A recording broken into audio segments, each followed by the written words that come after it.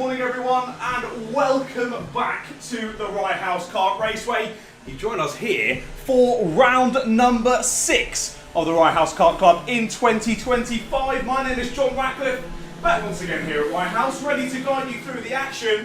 And there's sure to be plenty of it out there on circuit. Of course, the qualifying sessions have just begun. Sorry I missed the first couple of minutes. I just had to run a quick personal errand, but we're back in the commentary box, ready to go for the Bambino qualifying. Already out on circuit, already a couple of minutes into it. Then we've got just over 2.5 minutes left to go in the session. And currently, Mr. Hendrix Verlat is topping the timing sheets. Great to see Hendrix back at Rye House once again. I do believe, if I'm not mistaken, last time we saw him here was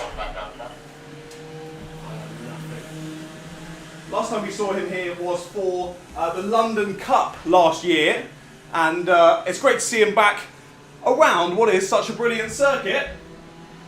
And let's see if he can stay at the top of the timing sheet, or whether someone else can get him by the end of this session. Lovely, thank you very much. You've hopefully got the levels right now, so that you can hear me, but I'm not so loud that I'm annoying you throughout the entirety of the day. So let's try and keep it at about that level. Drivers scrapping over a bit of tarmac now through Regis Elba. We've got 4 drivers all in a bit of a pack. Of course, Theo Azzopardi's very striking Lando Norris helmet. I can pick that out from a mile away. Your championship leader down to number 41, now leading that train of 4. Now, who have we got in behind him? I think it's Matthew Pearson who is in behind him. And the 77 of Tommy Lovejoy. Welcome back, Tommy, as well.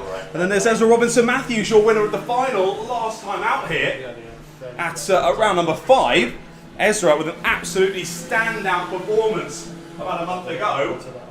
Let's see if he can replicate that here at round number 6. But he's looking like he's got some strong competition. Hendrix Verlat out there all by himself. Same as Aurelio Capalonga. Welcome, Aurelio. First time we've seen Aurelio out on the circuit here for the Rye House Kart Club as well. So lovely to see a few faces returning to RHKC, and a few new faces as well already. Well, 30 seconds left to go on the clock then. That gap for Hendrix Verlat, just over 3.5 tenths of a second, which around a circuit like this, in karts like these, is a pretty sizable gap, to be fair. It's a good effort so far from him. Only driver to dip down into the 50s at the moment, a 50.801 currently that fastest lap from Hendrix. I think he'll just about sneak in another one as he crosses the line to start a new lap. Timer is ticking down to 0 though.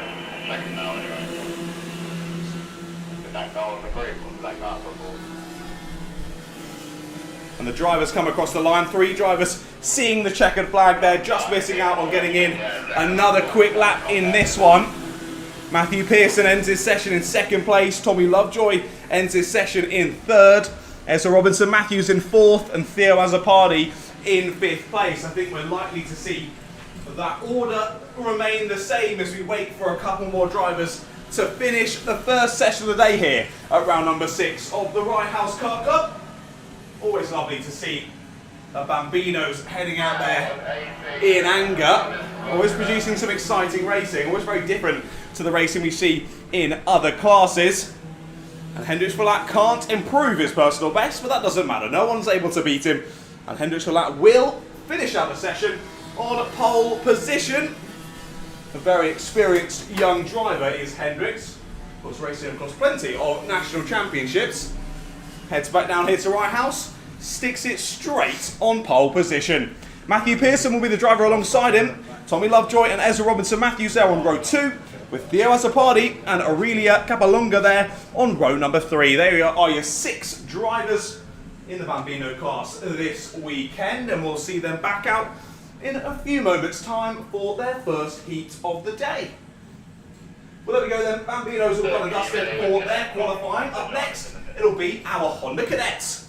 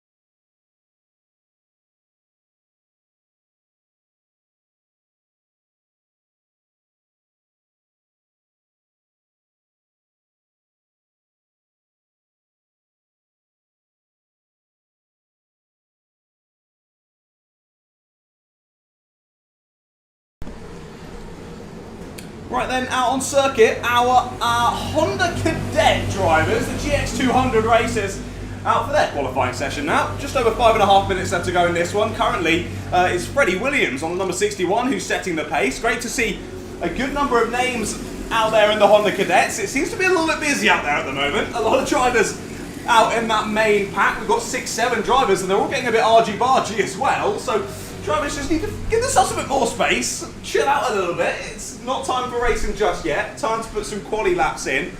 The driver's just getting settled in to the action at the moment. Eric Grisbeck now steals that fastest time, a 44.714. First driver down into the 44s, and that's a good 8.5 tenths. He's gapped Freddie Williams there. I think that's courtesy of Eric being out there all on his own. He's been able to get straight into the rhythm of things, whereas other drivers battling over the same piece of tarmac. Just means their lap times haven't quite got to where we imagine they'll be just yet. Harry Grant closes that gap to just over 1.5 tenths of a second. He's following the 61 of Freddie Williams at the moment, so those are your top three I just mentioned. Well, I said he was just behind him. He's gone for the overtake. They're going to try and go side by side there into the new section. Harry's able to muscle his way through.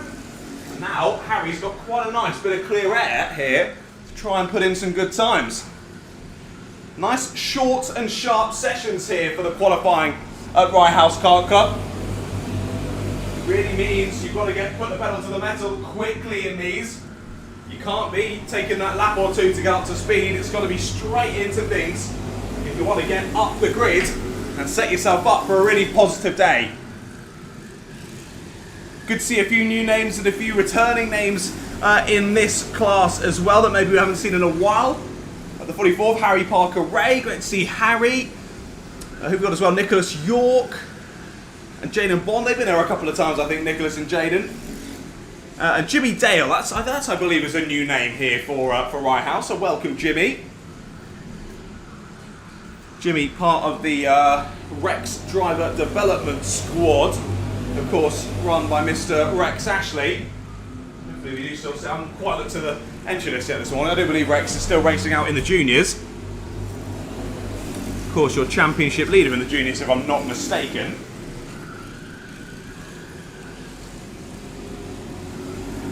And well, I can see him down in the pit lane with his overalls on, so he's definitely here.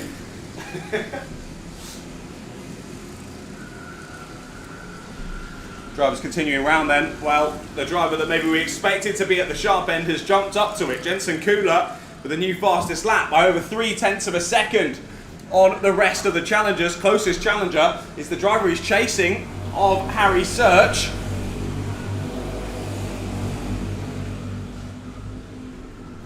Personal best on that last lap from Harry and from Eric as well, both chasing. Neither able to beat Jensen's time at the moment though, and Jensen has closed up all the way to the rear bumper of Harry. Goes to the up and under move. A lovely exit for Jensen as well. Sees him overtake Harry on circuit. And again, optimising the rest of the 2 minutes with a bit of fresh air.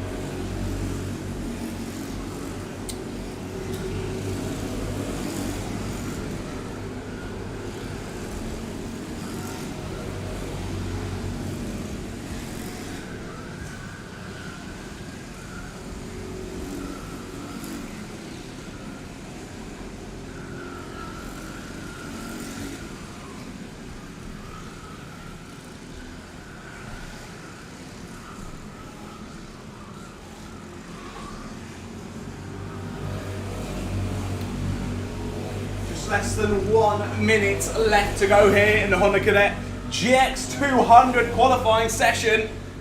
And I was just about to say, still Jensen Kula the driver to beat, but no, last lap Harry Search has pipped him to pole position, just over 0.5 tenth of a second. And Harry Search fires his way through.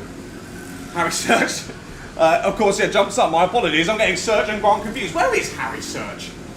Usually I can spot him from a mile away. Ah, there he is. Has Harry changed his helmet, or am I going crazy? Maybe. I'll have to go and chat with him in the lunch break. But Harry, great lap from Harry then. That's why I was getting confused. I thought Harry Grant had popped in a cheeky extra lap there, but no. It was Harry Serge that stole it, but Jensen Kula has stolen it right back on the last lap. Another just over half a tenth of a second. And look at that, new personal best of Harry Serge puts him within 5 thousandths of a second of the pole lap. Kula and Serge trading blows out there, and the checkered flag is out. So this is going to be their last time around the circuit. 5 thousandths of a second separating those two fastest drivers out there, but who can get it at the checkered flag? Now Kula has some fresh air, but Serge is chasing down a couple of drivers. Could this scupper at the end of his session? Hopefully he has just enough of a gap. We'll wait and see. Can Kula extend that gap at all on his final lap? No, he can't. Gap stays at half a hundredth of a second. Across the line goes Harry Serge, and he gets it! Harry Serge gets pole position at the final time of asking. 43.385, 1.5 tenths clear. Great final lap from Harry Serge. And he takes pole position in the dying moments of the session, and he is very happy about that one. Well done, Harry. Was improving throughout the session. Kula couldn't go fast on the last lap, but Serge could, and that's Harry Serge who takes pole with Jensen Kula alongside him on the front row. We've seen those two squabbling before. I think this is going to be an exciting day in the Honda Cadets, to say the least. Mason O'Connor and Harry Grant will be there on the second row of the grid, with Eric Grisbeck and Harry Parker-Ray on row 3. Jaden Bond and Freddie Williams on row 4, with Nicholas York, Oakley Schultz and Jimmy Dale rounding out the 11 drivers on the grid there for Honda Cadets. Super, super close across the field though. It was only a second separating the top 7 in that one, or top 8 really in that one. Impressive stuff. Well, no waiting around here at Rye House. We're straight out for another qualifying session. This time it's the Micro Maxes who head out for 7 minutes of qualifying.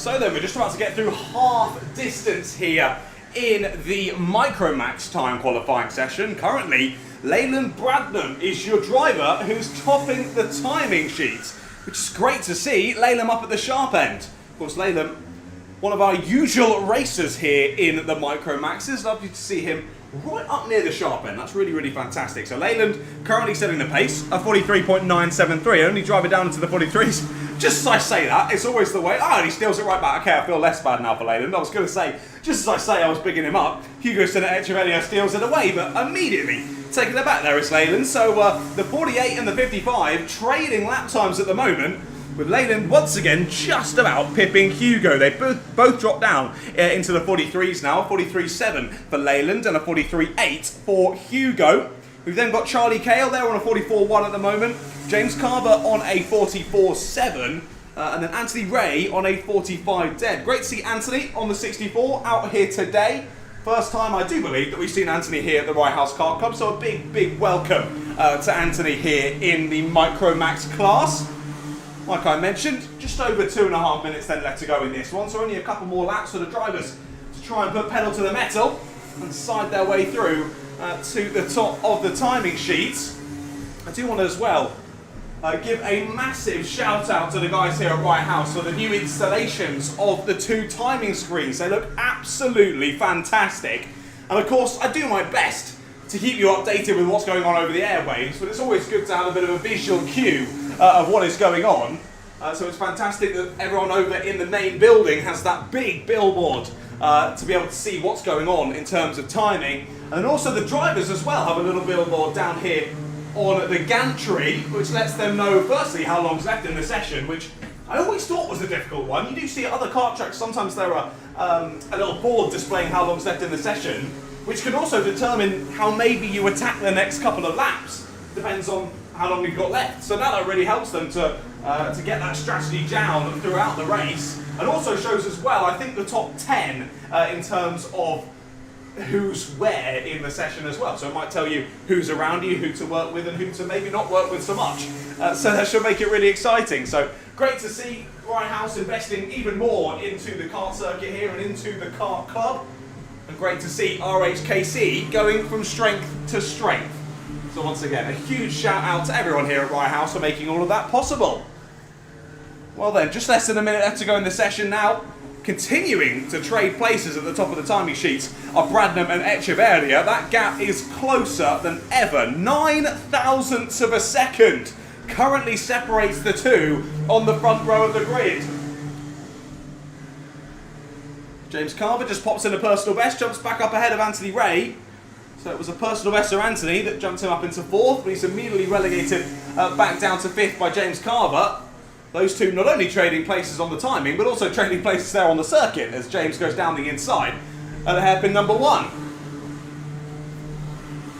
But across the line go a couple of drivers. They'll sneak in another lap time in this one. Going to be a bit more touch and go as to whether James and Anthony are able to get another one in. And just like that, once again, the two at the top of the sheets switch around once more. New fastest lap of the session from Hugo Echeverria. A 43.509 sees him jump ahead of Leyland Bradnam, but they're heading around their final laps now. Can one of them pull something out of the bag here and steal pole away from the other driver? Well, James and Anthony have finished their session. They stay in 4th and 5th respectively. Here comes Hugo. Hugo Echeverria across the line. Can he go any faster than he already has? No, he can't. What can Leyland Bradnam do? He gets it. Leyland Bradnam gets it on the final lap. That's 2 sessions back to back where a driver has stolen pole on the final lap, and Leyland Bradnam takes his first pole position here at the Rye House Kart Club. Well done to the 48 of Leyland Bradnam by just less than 0.08 of a second there. Yet again, the gap's so close here today at round number 6 of the Rye House Kart Club. Fantastic to see, and again should set up some quality racing when we head into the heats in only a few moments' time. Well, there you go then, your grid for Micromax. It's Leyland Bradnam and Hugo Echeverria on the front row, and they will be followed by Charlie Cale, James Carver and Anthony Ray. Less than a second separating all 5 of those drivers out there like I say, good racing action to come, clearly.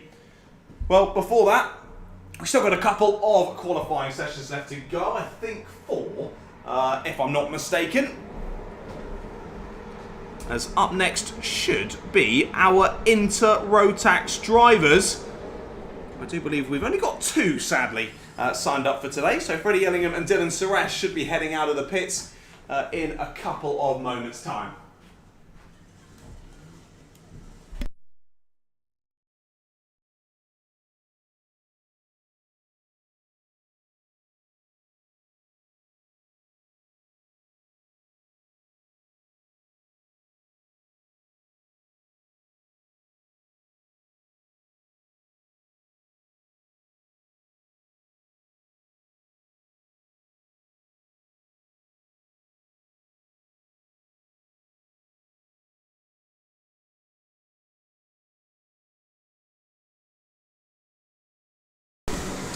Well, I was clearly mistaken. Just Junior Rotax is out on circuit now, so apologies about that. Just to clear things up, definitely not our Inter-Rotax drivers. The juniors are out on circuit then for their qualifying session.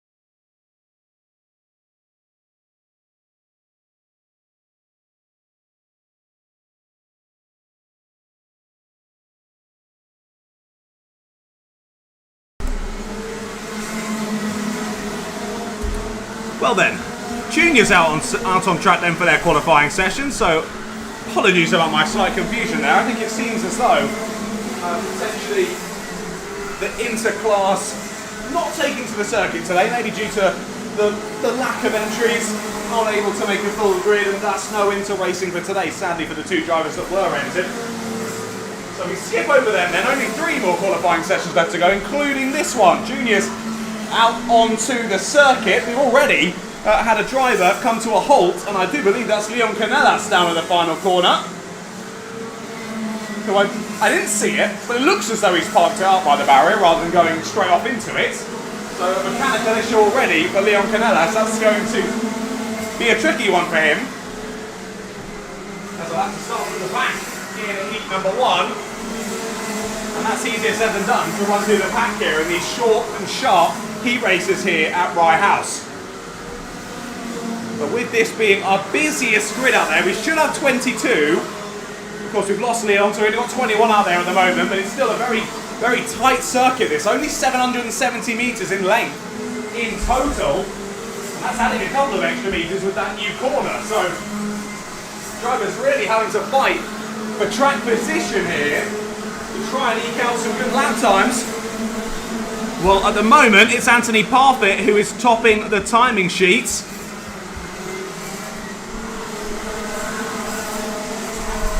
So So going into this round, Rex Ashley leading the championship ahead of Tyler Mason-Gray, Mikael Islam, Adam Turasek and Mario Smith. Those are your top 5 in the championship. Adam Turasek has 2 final wins, Rex Ashley has 2 final wins, and Anthony Parfit has 1. He won the final back at round number 2. Well, he's looking to start this one off with a bang with a pole position. Looks as though we've had an off there down at the new corner.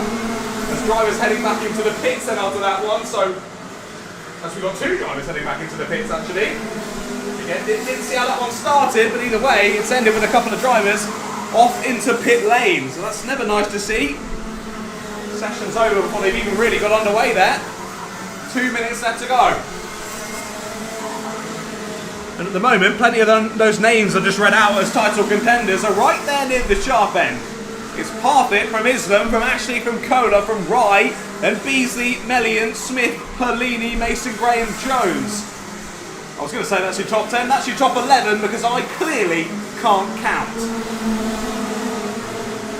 A few drivers really using each other's toe there, pushing each other down that front straight.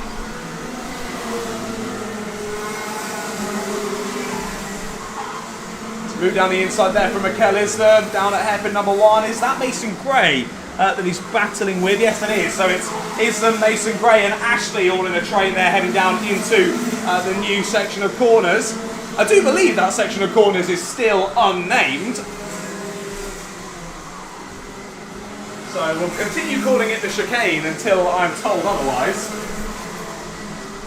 But I still back my choice of Hamilton for that one, but hey ho, we'll see what I'm told the official name is in due course.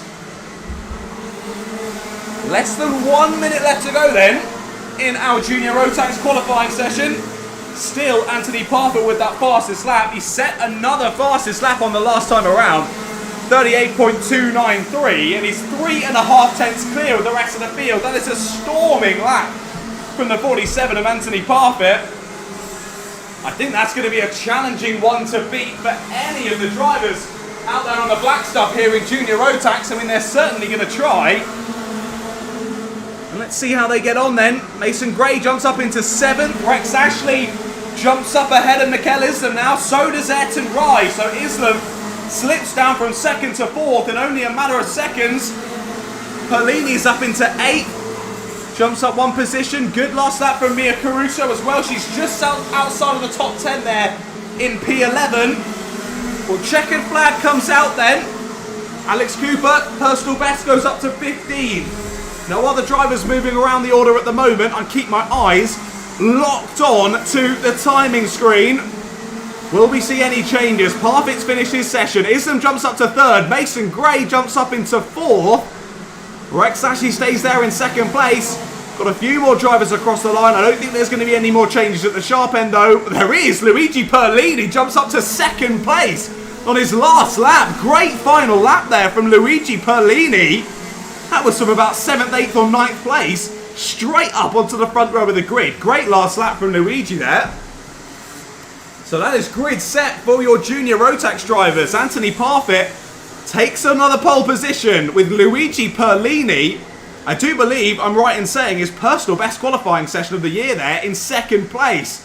Rex Ashley and Mikael Islam will be alongside each other on the 2nd row with Tyler Mason-Gray and Ayrton Rye on row number 3. Sam Kohler and Mario Smith on row 4 with Jack Beasley and Radu Melian there on row 5. They round out the top 10. They'll be followed by Mia Caruso and Timmy Shahini on row 6. Edward Jones and Ashton Baker on row 7 with Christian Keryov and Alex Cooper on row 8. Then Franklin Massama and Lewis Joyner on row 9. George Dale and Ronnie Chapman on row 10. Then Zuzana Mikulovsky there with Jasper North and Leon Canellas rounding out the 23 kart grid. So we did get 23 drivers out there in total. Sadly, Leon not completing even his lap out of the pits there, sadly for Leon, as he gets his kart back onto the kart stand and will head back to safety, back into the paddock. Sadly, it's going to be a tough race one for him from the back of the grid. Well, there we go then. Again, good to see a couple of new names out there. Ronnie Chapman and Zuzana Mikulovsky. They're 2 names I don't recognise, so welcome. Jasper North, I believe, as well. A new name here to the Rye House Kart Club, so a big welcome to all of the new drivers heading down here for round number 6. Well, now that we've missed out a qualifying session, I do believe we've only got 2 more to go then. senior Rotax and 177s. It'll be the seniors heading out on circuit in a couple of moments' time.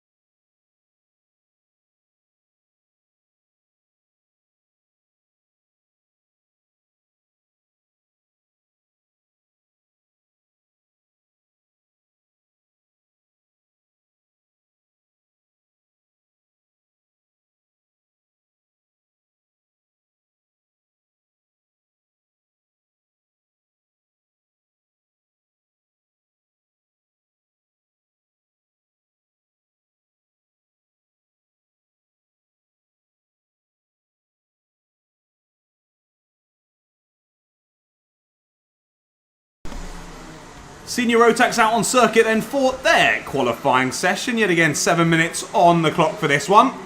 5 drivers out on circuit at the moment. Bailey Waters, Jacob Barron, Jerome Phillip, Kobe Kunduzik and Daniel Kehayov out there. Great to see the 2 Kehayovs heading out on circuit. Of course, one we've just seen in the juniors, now one in the seniors. Now, whether that's 2 brothers or whether that's father and son, I'm not 100% sure. Either way, great to see both of them out on circuit in anger throughout today's proceedings. Did want to give a little shout out as well to Mr. Santiago Simeone. Hello, Santiago, in the live chat. Of course, if you don't know, if you're new here to Rye House, of course, no official proper live stream. There's no cameras, sadly. But there is a live stream over on the Rye House Kart Club, the Rye House YouTube channel. So if you literally just type in Rye House into YouTube, hopefully it should come up. At least the YouTube channel will. And you can find it on there. And that's got the live timing and my commentary. So if there's anyone who's back at home wanting to keep up to date with the action, hopefully I can give a little bit more insight than the live timing can. So make sure to send that over to anyone watching from home. Oh dear, we've got a driver pulling over down at hairpin number 2. Is that the 27? That's Daniel Kehayov, who is out already in this one. Daniel pulls over to the side at hairpin 2. And that is session done for the 27, sadly for him. And like I was saying, hello Santiago in the live chat. Santiago, good to see you. Yes, Santiago, you do always come up to the commentary box. Sadly, I don't think you're here today, are you, Santiago? I guess that's why you're in the live chat so much. And Santiago usually racing in the Inters, so that would make sense why you are not here. Hopefully enjoying whatever you're doing, but shame that you're not here. Out on the black stuff. Plenty of drivers out here today, though. How many do we have in the end? 68 entries in total here for round number 6 of the Rye House Kart Club in 2025. Like we said a moment ago, biggest entry list, as usual, is our juniors. 23 in total for that one. The track does get pretty busy when you get up to that sort of number. So seniors continuing to battle on around the circuit. Bailey Waters currently with the fastest time, as that's a big bit of noise outside my commentary box window, and that's the 17. Oh no, that's not, can't be the 17 because there is no 17. Who was that spinning out of my commentary box? Well, they've gone for a big spin out of Regis' elbow. They managed to lock those brakes and keep out of the barriers.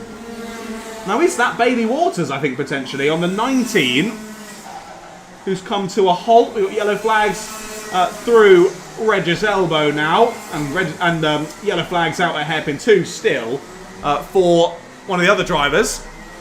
Hello.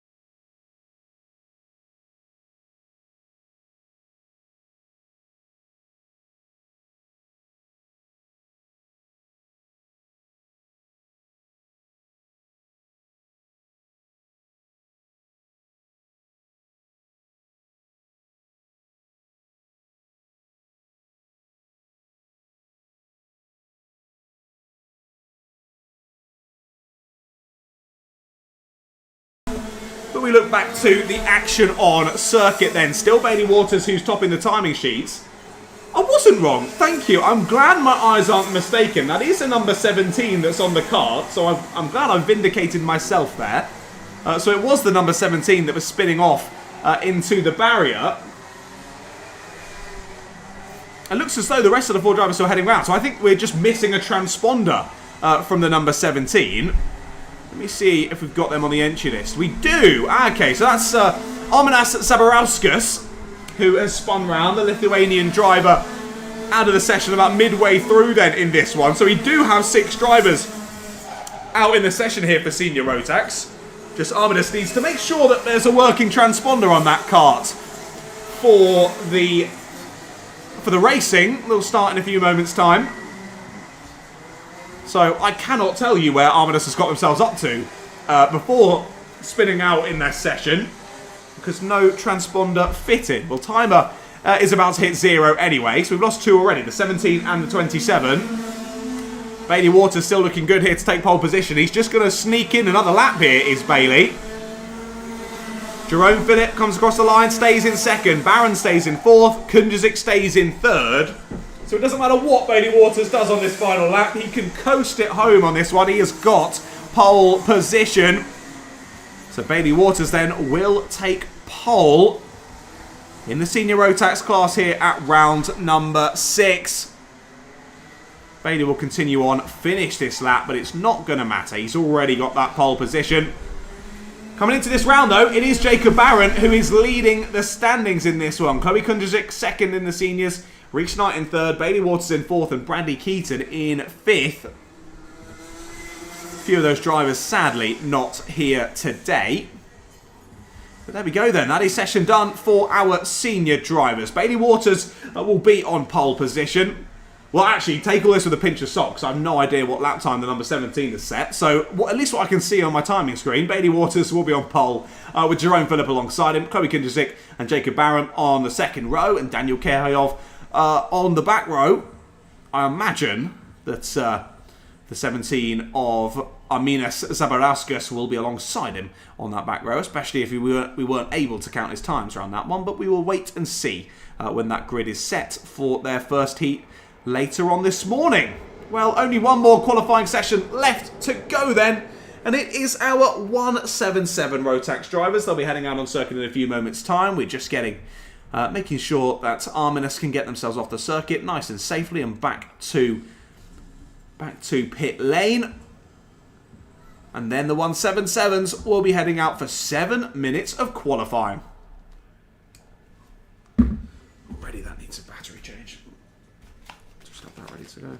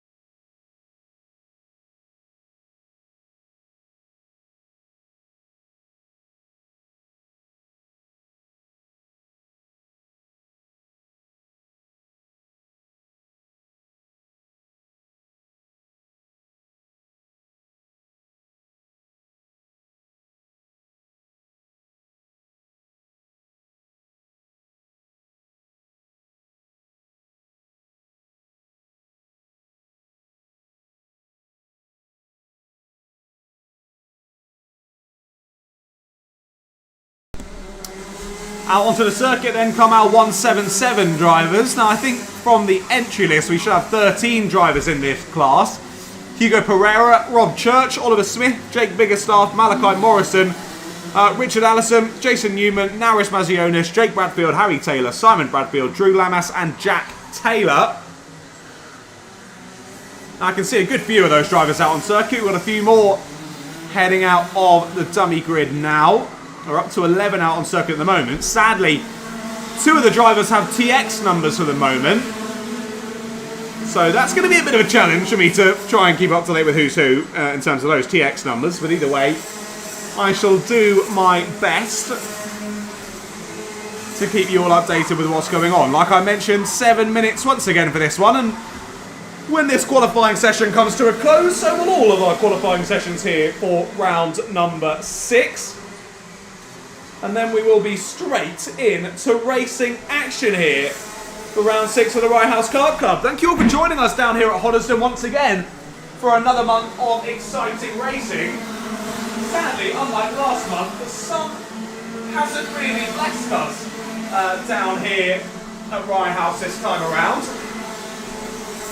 It's been lovely the past couple of days, really, really warm and sunny, but it's all clouded over. It is still pretty warm outside. Maybe a jacket needed for a few less rotund individuals than myself, but I'm very relaxed in just a t-shirt for today, especially when I'm running back and forward from each side of the kart track. But very cloudy, very overcast, and had a few rain showers on my way down here from Milton Keynes. So let's see if any of those rain showers decide to join us later on in the day, and that would make it very exciting if we have drivers out on slick tyres and suddenly the rain starts to pour in. Will really separate the men from the boys and the women from the girls when that happens. Let's not get ahead of ourselves. We'll wait for that to come and deal with it when it does happen. We'll cross that bridge when we come to it.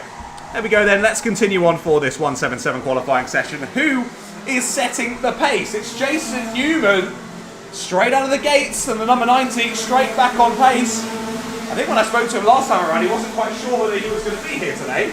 But good to see that Jason is indeed back once again.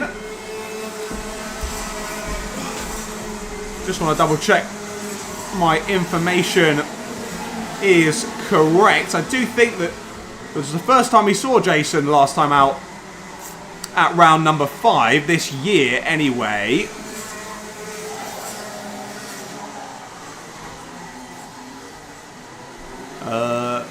Maybe I'm going crazy. He's not even on my standings. What in the world? Well, he was definitely there, but yeah, he's not on the round 5 results. Was it? Oh, it was round 4. That's where I'm going crazy. Yeah, Jason was here for round 4. That was it. He didn't join us around 5, but is back again for round 6. So welcome back once again, Jason. No idea why he's not on the standings, but anyway, he's back here again. We've got 12 out on circuit at the moment, so we're missing 1 off of the entry list here for today. Hopefully we do see them out later on in the races, but we shall wait and see. Still good to see 12 drivers out there on the 177s. 177s always produces some very exciting racing. And like I said, it was Jason who was topping the timing sheets. That's now stolen by Malachi Morrison. Malachi Morrison now your fastest driver out there on 38 dead. The time set by the 59.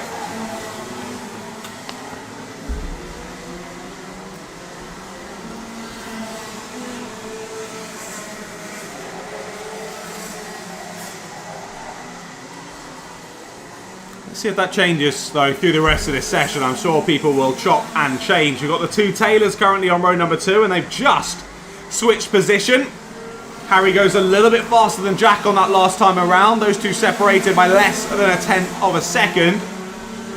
And immediately, Jack says, hold on, Harry. You can go back behind me, thank you very much. He jumps back up to 3rd place by 1/1000th of a second. That's crazy. The two brothers separated by 1,000.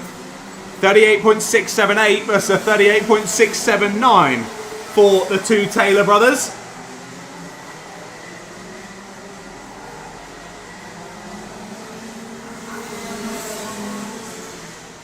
As again, drivers scrapping for track position, trying to set themselves up for another hot lap here around Rye House.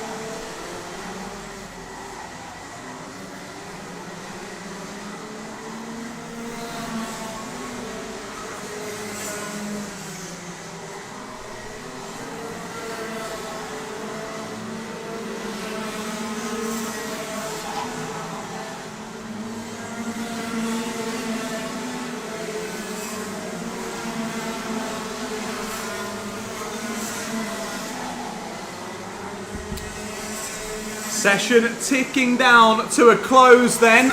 Timer hit 0. Checkered flag is out. It is still Malachi at the top of the timing sheets by over 3.5 tenths of a second. That's going to be a tough lap time to beat. That he set a number of laps ago in this one. No one's been improving through the second half of this one. It does feel as though temperatures have dropped out there. And maybe we're starting to get a smattering of rain as well. I can see some on my commentary box window. A couple of drivers are finding a bit of pace though. A couple of personal best laps out there. Jake Bradfield jumps up to 3rd place at the last time of asking. Drops the 2 Taylors down a position. And that'll be it for your 177 qualifying then. Malachi Morrison takes pole position in the 177s. With Jason Newman on the number 90 back again and on to the front row. So well done to Jason.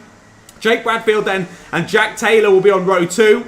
With Harry Taylor and Jake Biggerstaff on row 3. Drew Lamas and Richard Allison on row 4.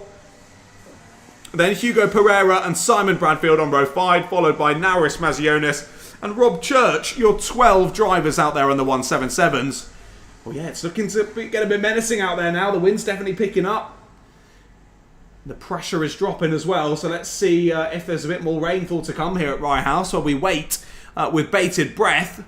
I think very much do the Bambino drivers as well. They'll be heading out in a couple of moments' time for the first race of the weekend here at the Rye House Kart Club. So let's see how that goes then. Bambino's heading out on circuit in a couple of moments' time.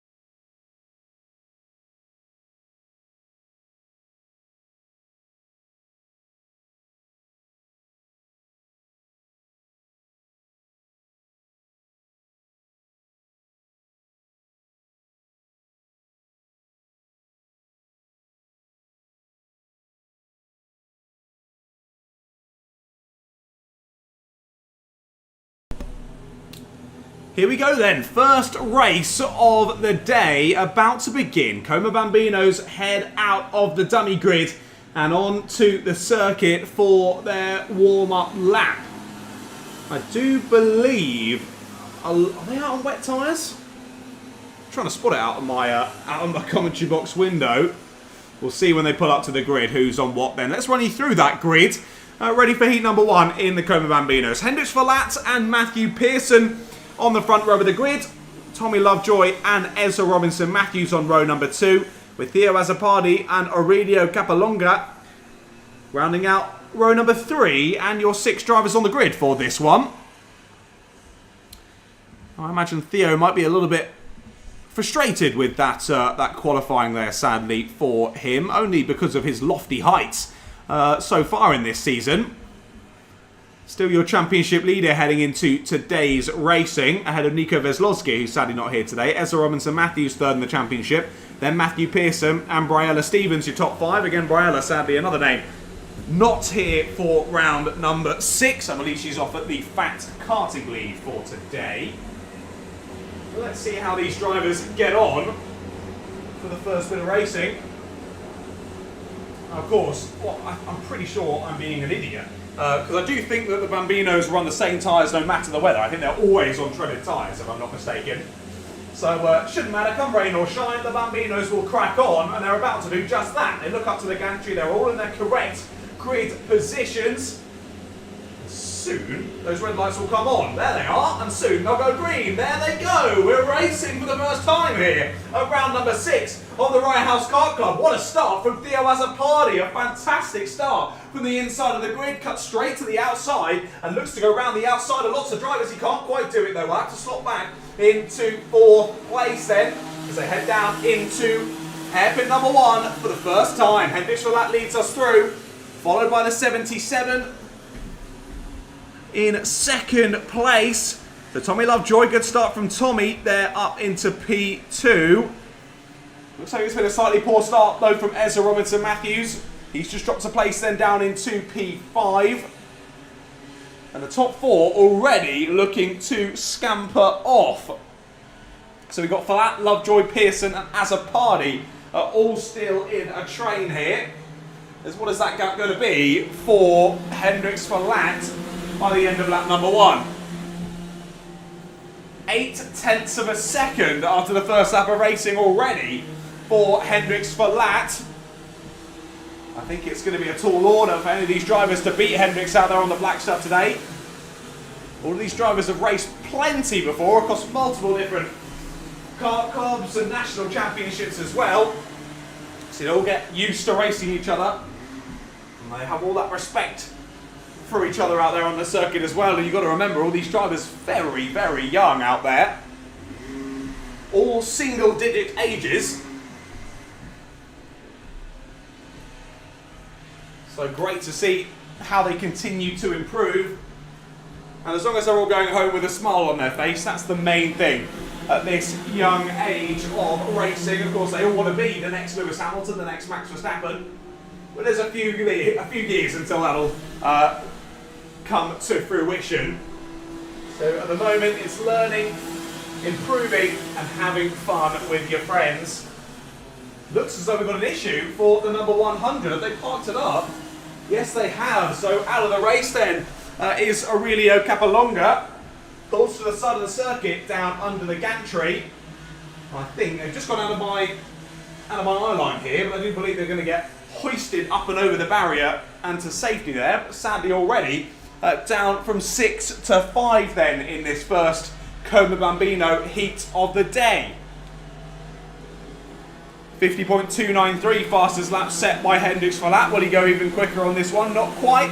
A tenth or so off of his personal best, but still faster than any of the other drivers out there. Extends that gap to over 1.3 seconds now ahead of Tommy Lovejoy. Good race so far from Tommy.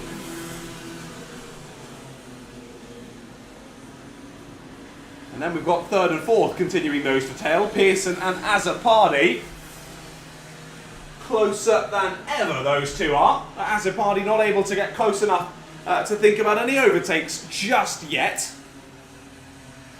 So we'll see if that changes throughout the rest of this race.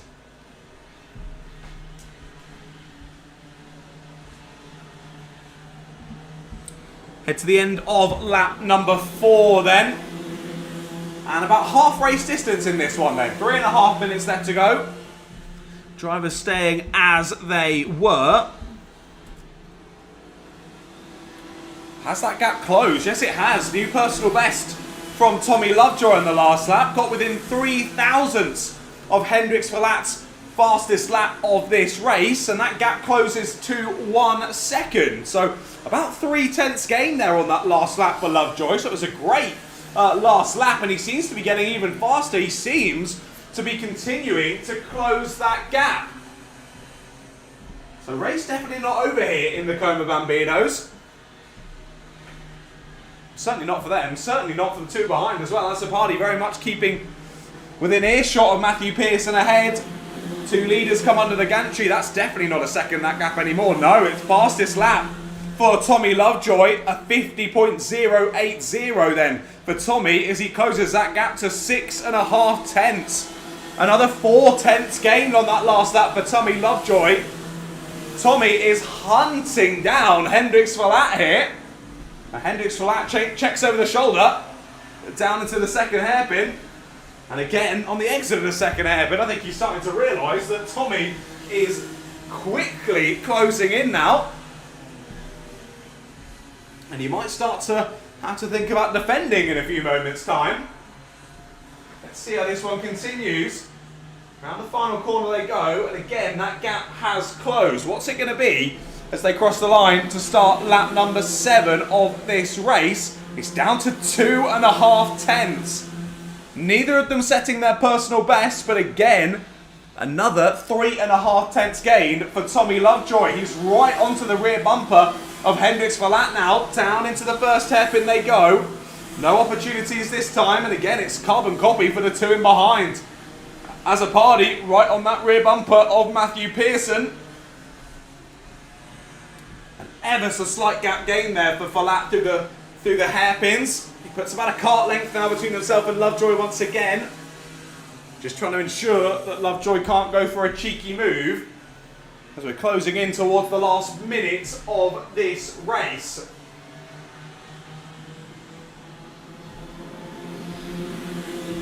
The lap time's looking like on that one, I don't think any of them went faster. No, it was Lovejoy's worst lap in the last 4 or 5. Still a little bit quicker than Verlatte on the last one. All within a couple of tenths of the fastest laps in this race so far. As Lovejoy gives Verlatte a little bump there down into hairpin number 1. They've changed him behind though, so that's been a move down at Stadium Bend as a party is through on Pearson. It was Pearson giving the bump to Azzopardi down into the first hairpin, and now that Theo has cleared Matthew, looking like he's trying to put a bit of a gap between himself and the driver now in 4th place. A shame to see Ezra Robinson Matthews a little bit lonely in this one, sadly, as he heads through the second hairpin now from the lofty heights of round number 5, taking his first ever final win. Sadly at the moment anyway, just not coming together for Ezra. See if he can get back on the pace for the next couple of heats, because we know he can be there. He's proven it already this season. So let's watch how that one continues then. Timer has indeed hit 0. So next time round they'll be starting the final lap of this race. And like we say, Lovejoy, over only a couple of laps, managed to chop down on that 1.5 second gap that Verlatte had made, but after chasing him down, he's not been able to make an overtake. Just hasn't been close enough. Hendricks has been keeping him at arm's length and just ensuring that Tommy doesn't think about a move. Final lap is shown then. Final lap board on the gantry. And this time Verlatte just moves over to cover up any moves into Stadium Bend. Through Regis Elbow they go, and again Verlatte holding that inside line. He does open it back up though into, I was going to call it the braking zone, but it's not really a braking zone in these karts. A slight brake, maybe a bit more of a lift, and then carry as much speed through those hairpins as possible. Again, they continue on through hairpin 2, and opportunities are dwindling for Tommy Lovejoy. He has a lot of positives to take through into heat number 2, but it doesn't look like it's going to be a win this time though. Round the last couple of corners, and Verlatte is holding him off, keeping him at bay. They head down to the gantry, and Hendricks Verlatte will take the win in the first heat of the day here in Coma Bambinos. Tommy Lovejoy less than 1/10 of a second behind him then at the checkered flag. Azzopardi holds on to 3rd after getting past Matthew Pearson there in the last couple of laps. Pearson settles for 4th place, and Ezra Robinson Matthews a couple of seconds off the pace sadly in that one. He'll finish the race in P5, will Ezra. And the final corner comes to number 18 to finish the race then, and that'll be it. Of course, we lost Aurelia Capalonga earlier on in that race, so sadly not all 6 making it to the checkered flag in that one. The 100 having to pack it up on lap number 3. Well, there we go then. First heat of the day is done and dusted. Hendricks Verlatte takes the win in Coma Bambinos ahead of Tommy Lovejoy, Theo Azzopardi, Matthew Pearson, Ezra Robinson Matthews, and Aurelia Capalonga. Well then, not too long to wait. Honda Cadet GX200s will head out on circuit in a couple of moments' time.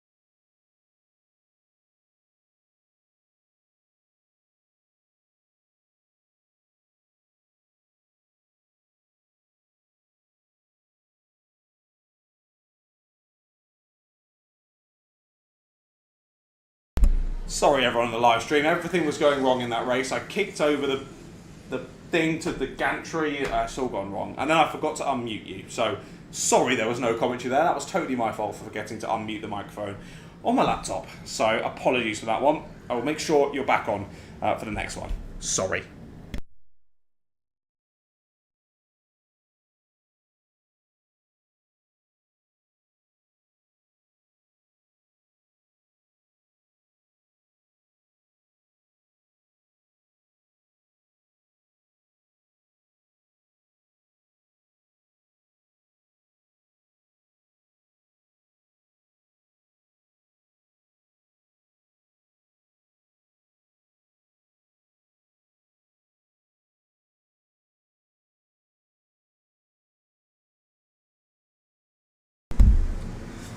Straight out onto the circuit then come our Micromax drivers. Let's run you through the grid for our third of today's first round of heats. It'll be Leyland Bradnam for his first ever pole position here at the Rye House Kart Club, alongside Hugo Senna Echeverria, then Charlie Cale and James Carver. They'll be followed by Anthony Ray and Theodore Nurse-Moore. Yes, Theodore is out there. I don't think we saw Theodore out for qualifying. But he's onto the back of the grid, ready for racing to begin, and thankfully, someone has fixed the gantry. Yeah, with chevron flag, so we'll go around again. Someone's fixed the gantry, so thank you to the guys here at Rye House. Again, apologies, I'll make sure to try and look down where I'm stepping next time. But gantry's back on then, so really my apologies goes out to the Honda Cadet drivers who had no idea how long was left in that session. But it's back on, and technology working perfectly again here at Rye House. So round for another warming up lap here in our Micromax category. Adam Galudi leading the championship in this one. Of course, he is not here today. James Carver is second in the standings. Now, he is out there today. We've been stopped under red flag here. I think that's just to tell the drivers to slow down. They were very, very speedy around the final corner on that first attempt there. So drivers just getting told, keep it nice and slow. I think that's also understandably so for Leyland Bradnam. It's his first ever time leading the drivers round. So he just needs to make sure that he knows to keep it at a nice, safe walking pace until those lights go green. Then you can go flat out. And then as soon as you go over the start-finish, or under the start-finish gantry, if you're going over it, something's gone really wrong. If you go under the start-finish gantry, then you can start racing. Like we said, then James Carver second in the championship. He's out there today. Charlie Cale's out there today. He's in fifth in the championship. Hugo Senna Echeverria sixth. Leyland Bradnam seventh. Theodore Nurse-Moore in 10th. And then, as we mentioned earlier, Anthony Ray, a new name here at the Rye House Kart Club. So let's see how we go then. 6 drivers looking to go to the race start. Theodore Nurse-Moore getting rather excited on that start, but all seems to be okay as we go under the gantry, and the lights do in fact go green. So we are racing here in Micromax. A slightly odd race start in that one, I won't lie, but we're good to go. And we carry on down to the first hairpin. No moves made just yet. Still Bradnam from Echeverria. Cale in third place, Carver in fourth, Ray in fifth, and Nurse-Moore looking to launch an attack. Couldn't get a good enough exit though out of hairpin number 2 and sits back there in 6th place. It was a run off the final corner for Nurse-Moore that really confused me, but he did drop back in behind before we got to the gantry, so all was fine. Now I will say as well, the gantry, the screen on the gantry is fixed, but the big screen down at the final corner is still stuck on the 177, so that was not me. That was not me. So I'm not going to take any flack for that one. Hopefully we can get that sorted so that everyone on the over in the main building knows exactly who's who and exactly where everyone is out on the circuit, but we will wait for that one to all come back online. Of course, any new technology has a few teething problems. I'm sure the lads and lasses down here at Rye House will be straight on the case with that one. End of lap number 2 then, still Leyland Bradnam in the lead of this race. He's led really well from the start in this one. I've got a warning out for the 44 for Theodore Nurse-Moore, and yeah, that is for the start procedure, so not really a surprising one, that one. But just a warning, Just a warning for that one. Make sure you don't do it again in heat number 2. Luckily, all's well that ends well, and then everything did end well in that one, so all fine. Top 4 still as they were from the race start then. No moves able to be made just yet. All pretty close on pace, to be fair. 43.7 for Brandon, 43.8 for Echeverria, and a 43.9 for both Kale and Carver. There's Kale a little bit wide there off of the final corner. Just getting a bit bumpy off of that exit curb. Manages to reattach his fittings though and presses on onto a new lap of the race. James Carver still right on his rear bumper. 4.5 minutes still left to go in this one. And as I say, no changes just yet out there on circuit.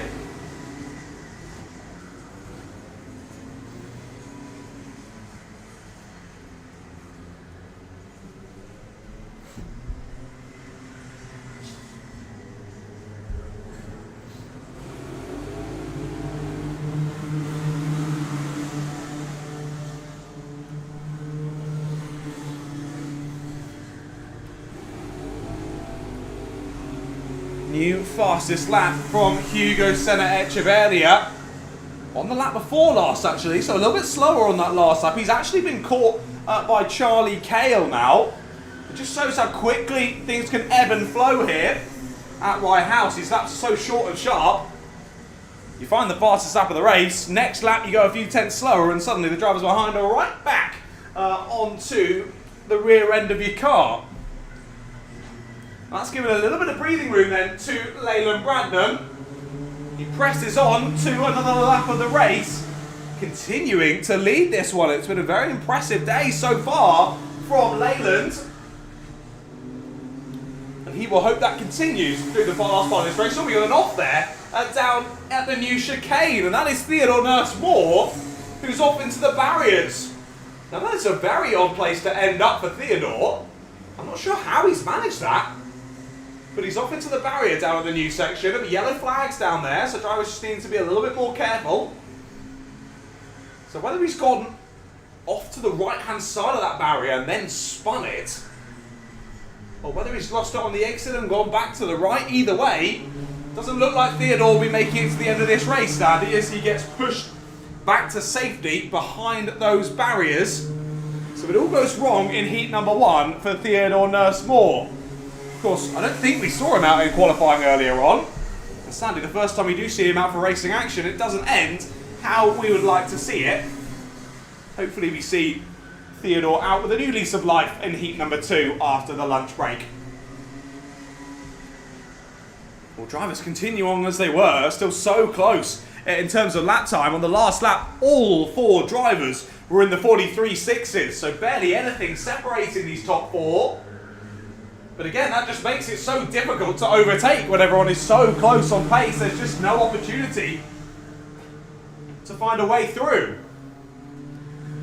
We've just ticked below 2 minutes left to go in this first heat of the day for our Micro Max drivers. And Leyland Bradnam continuing to be locked in as he leads the field around. I'm really happy to see that he hasn't checked over his shoulder once, at least not from what I've seen. We always say in racing, if you look backwards, that's where you're going to go. Keeping it locked forward, hitting his markers, staying on some good pace, and effectively, that meaning that he's keeping the rest of the drivers in behind him. Pops the head down, activates that human DRS down the front straight to get any bit of lap time he can out of that Mini Max kart. And he sets his own personal best lap time. Down the 43.4s yet again. Same with James Carver at the back of the train as well. He's thinking about a move and he goes for it. Down the inside at hairpin 1 goes James Carver. And we do get a change of position here in the first heat of the day in Micro Maxes. Change for 3rd place. Carver through on Kale then. And that little bit of overspeed from the last lap clearly gave the 25 that bit of extra momentum that he needed to force the overtake, and he gets it done. Good move there from James Carver. Now, does he have enough time? Does he have enough pace to also find a way through on Hugo Senna Echeverria? Let's wait and see. Still on that last lap, he was in the 43.4s, but it's a new fastest lap of the race from Hugo Senna Echeverria. 15 seconds set to go. This will be the penultimate lap of this race.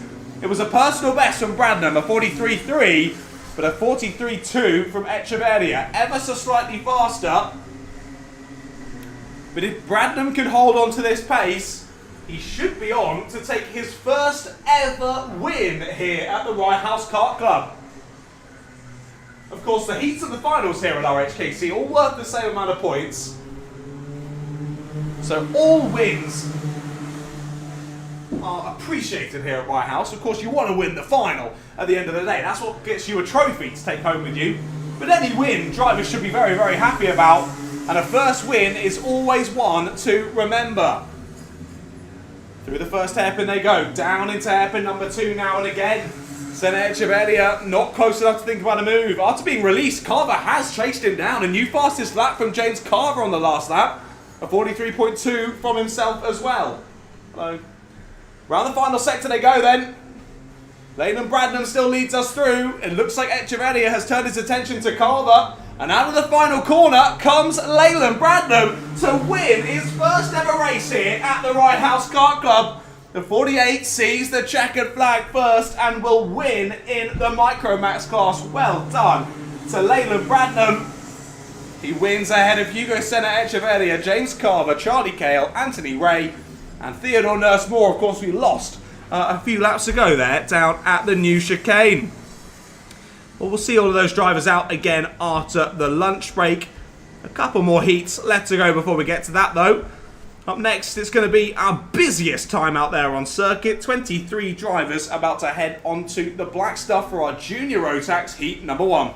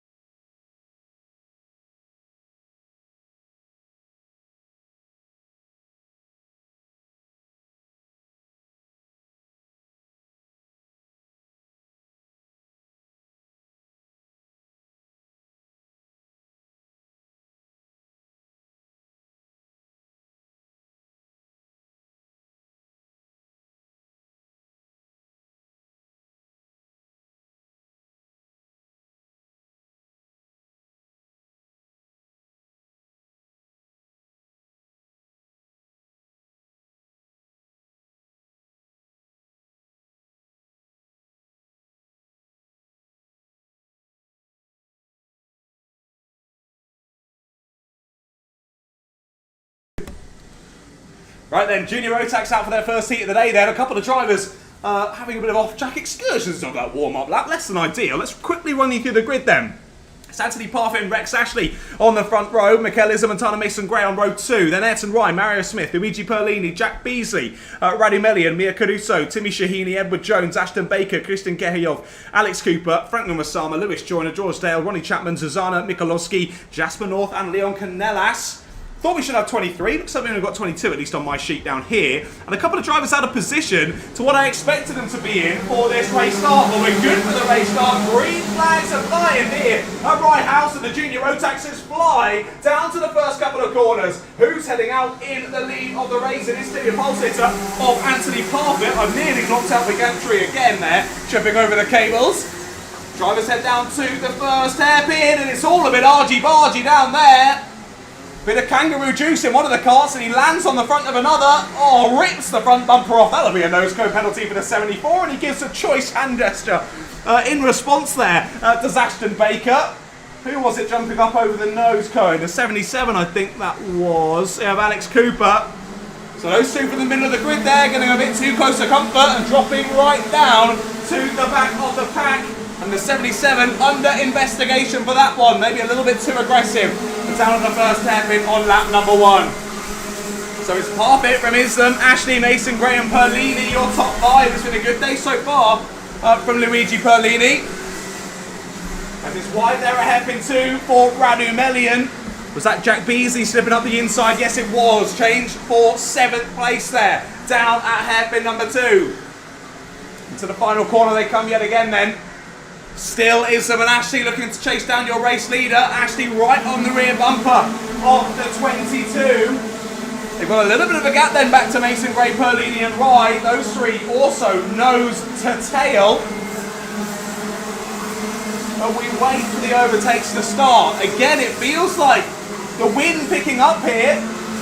Maybe we're in for another bit of a pitter-patter of rainfall. We'll wait and watch for that one. Move being made, attempt there from Rex Ashley. We've seen that one end badly into the new chicane.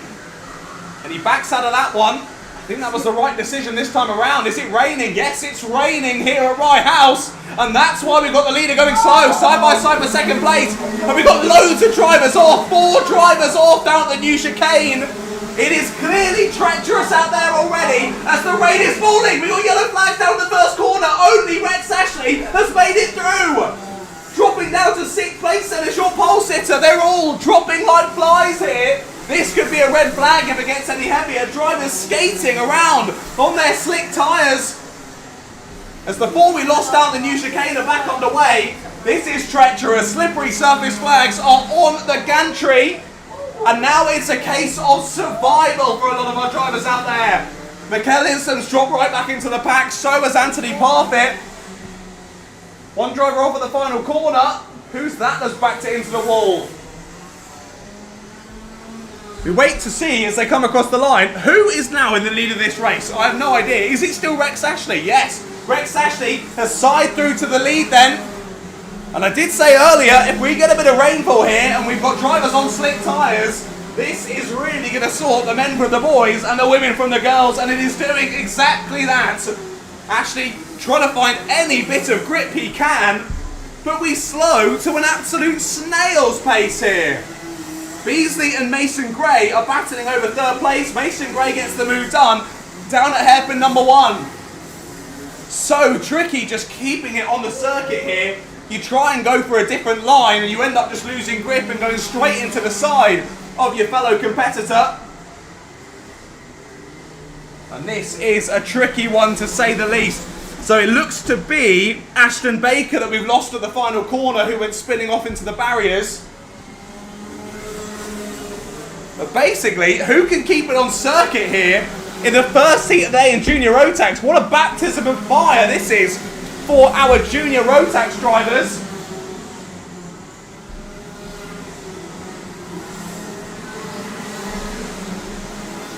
So with rain falling, drivers on slick tyres are always a scary place to be, particularly when you've got this much power underneath those rear tyres. It's just like an ice rink out there for our drivers, and still a number of them flirting with the edges of the circuit, wrestling the car around, trying to chuck their weight onto the tyres which need to find the grip. And this is really, really a difficult one to get right. We've lost Mikkel Islam from this one, then mechanical flag. I thought I saw the bumper on the side of his car was a bit bashed in from where they've gone off down at Stadium Bend a few laps ago. So Mikkel Islam from a 2nd row start in this one, out of the race. Rex Ashley, I think he's coming up to lap a couple of drivers, is he? Yes, he is. And this is not very simple for Rex. Not only keep it on track, but trying to pass some of our slightly slower drivers in these very difficult conditions. If you've not raced out before on slicks in the wet, it is a very difficult challenge to master. So a huge respect to all of the drivers for simply keeping it on the black stuff. I will say though, Anthony Parfit is sidling back through the order. He's got Ayrton Rye on the last lap. I've just watched him overtake Jack Beasley down there at the second hairpin. So after falling out of the lead down at Stadium Bend a few minutes ago. Oh, we've got a spinner at the final corner. That'll be a difficult one to get past. He gets out of the way as quickly as he can. So after falling out the lead then, Parfit is back up into third place. And now looking to chase down Tyler Mason-Gray. Fastest out there on circuit at the moment is Mikel Islam, but he has been given a mechanical flag and now he's been given a black flag for ignoring instructions. So a black flag for Mikel Islam, despite being the fastest out there on circuit. He's driving very well, but he got told to come in the pits ages ago, and you can see there, the left-hand side of his car is destroyed from that earlier impact. Good to see that he seems to be okay. He's still driving fantastically well. More spinners then down at the first hairpin. We've got a driver facing in the wrong direction. That's the 81 there of Jasper North, just struggling with these conditions. How long have we got to go in this one? 30 seconds still on the clock. Mikel finally comes into the pits, then has to relinquish the 6th place that he got back up to. So on to the penultimate lap of this race we go then. I can tell you, at the start of this race, drivers were down in the 39s. They're now in the 55s. So they're losing 16 seconds a lap here, simply due to these changing conditions. And I think it's safe to say, all of the seniors will be up there on the kart stands, getting those wet tyres on, ready for their first heat in a few moments' time. Wow, what an exciting start to the day here in Junior Rotax. Not even a race to get bedded in. And they are chucked in at the deep end, quite literally here, as rain continues to fall here in Hoddesdon. But where is Rex Ashley then? Is he coming across the line? Start the last lap of the race? No, that's only 16 coming across the line. Where is Rex? Ah, here he is. Across the line he goes then. He's down to the 54s now. He starts the last lap of this race. And Tyler Mason-Gray and Anthony Parfit are nose to tail. Anthony's going to look to try and steal back second place here on this final lap, which will be easier said than done. Both down in the 54s on the last lap. Will he be quite close enough to take it back? Your pole sitter looking to press on. Well, Rex Ashley leads us through then onto this last lap of proceedings. What a way to kick off the show here in Junior Rotax. Exciting stuff. So Rex Ashley leads the standings coming into today. He didn't start on pole, but the cream of the crop shines in difficult conditions like this, and it will be Rex Ashley who wins the first heat of the day here in Junior Rotax. A serious race of survival, and he's managed to get to the checkered flag first. Well done to your championship leader, and he should be very, very happy with that win. As the rain continues to fall here at Rye House, it is bucketing it down now out here. Drivers just trying to make it to the checkered flag. A lot of them managing to do so, and sadly, some of them falling by the wayside.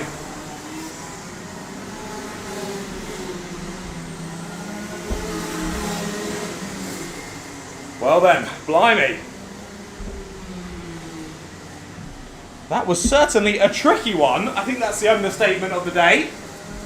Well done to all of the drivers for keeping it on the black stuff there. Of course, we had a number off on that first initial lap of rainfall. It's so difficult when the rain starts falling, because you get to a corner and you go to the usual braking point and suddenly that is no longer the braking point. It's even more impressive to side through to the 4 in such conditions, and Rex Ashley did just that. Won by just over 4 seconds in that one, ahead of Tyler Mason-Gray and Anthony Parfit. Those were your top 3.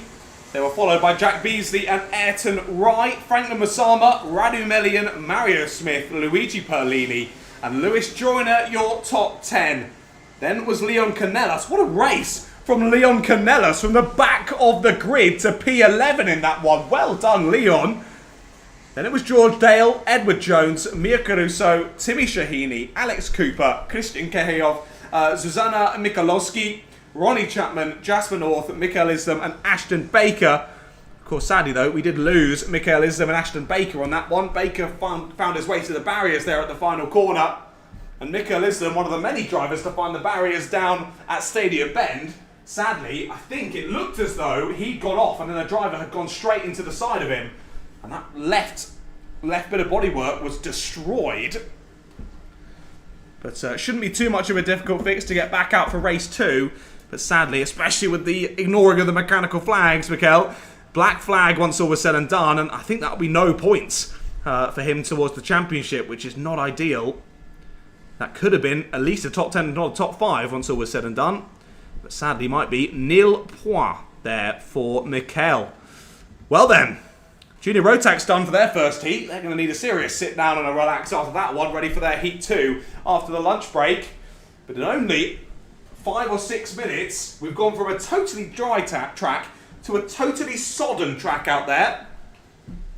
And I did see all of the seniors and all the mechanics and friends and family and whatnot rushing down to assist in getting them ready. Wetsuits on, wet tyres on, and we look forward to Heat 1 for Senior Rotax.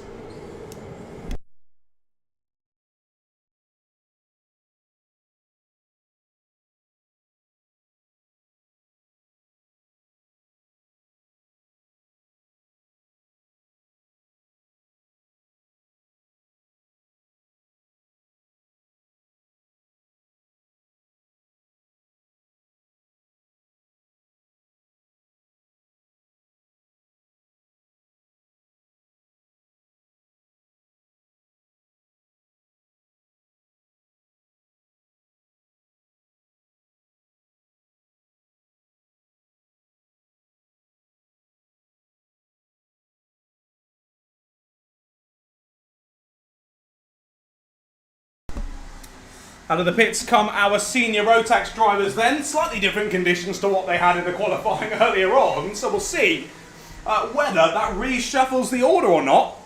Well, this is the order they're going to start in, at least anyway. Bailey Waters and Jerome Phillip on the front row. Chloe Kundrazik and Jacob Barron on row 2. And Daniel Kehayov and Arminas Zabrauskas on row number 3. Of course, Arminas sadly didn't make it to the end of the qualifying session and also didn't have a transponder fitted. So he didn't set a time anyway. Did I just see the sign for go round again? Well, I haven't got a chevron flag on the gantry, so I'm going to assume we're going to green flags this time. Let's wait and see. Yep, driver's getting told to keep it nice and slow towards the gantry. Are we ready for racing here in seniors? Yes, we are. Green flag is flying, and we get racing a lot speedier than we saw in the juniors. These wet tyres providing a heck of a lot more grip out there for our Senior Rotax drivers. As big slide there for second place. Tokyo drifting there for the 52 of Jacob Barron. He's had a good start already up into second place. But where's Bailey Waters? Oh no, he is still there in the lead. My apologies. Again, need to go to Specsavers. We've only got 5 out there though. Is it Jerome Phillip that we're missing on the 75? I think it might just be. So Bailey Waters leads us through then. Jacob Barron in second place with Chloe Kundrazik in third. And is it the 27 or the 17?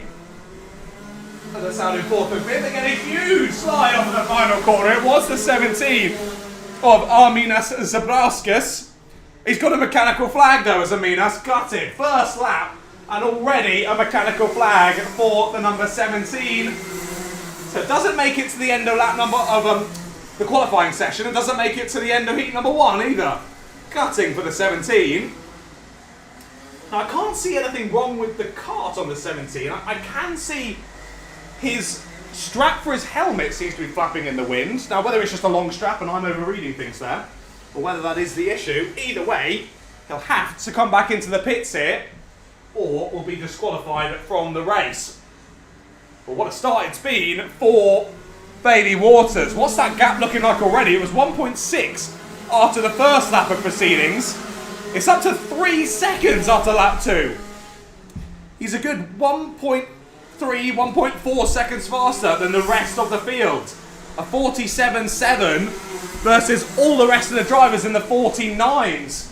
As oh dear, we got a yellow flag down at Stadium Bend. One driver is off, and it is the 27 of Daniel Kehayov.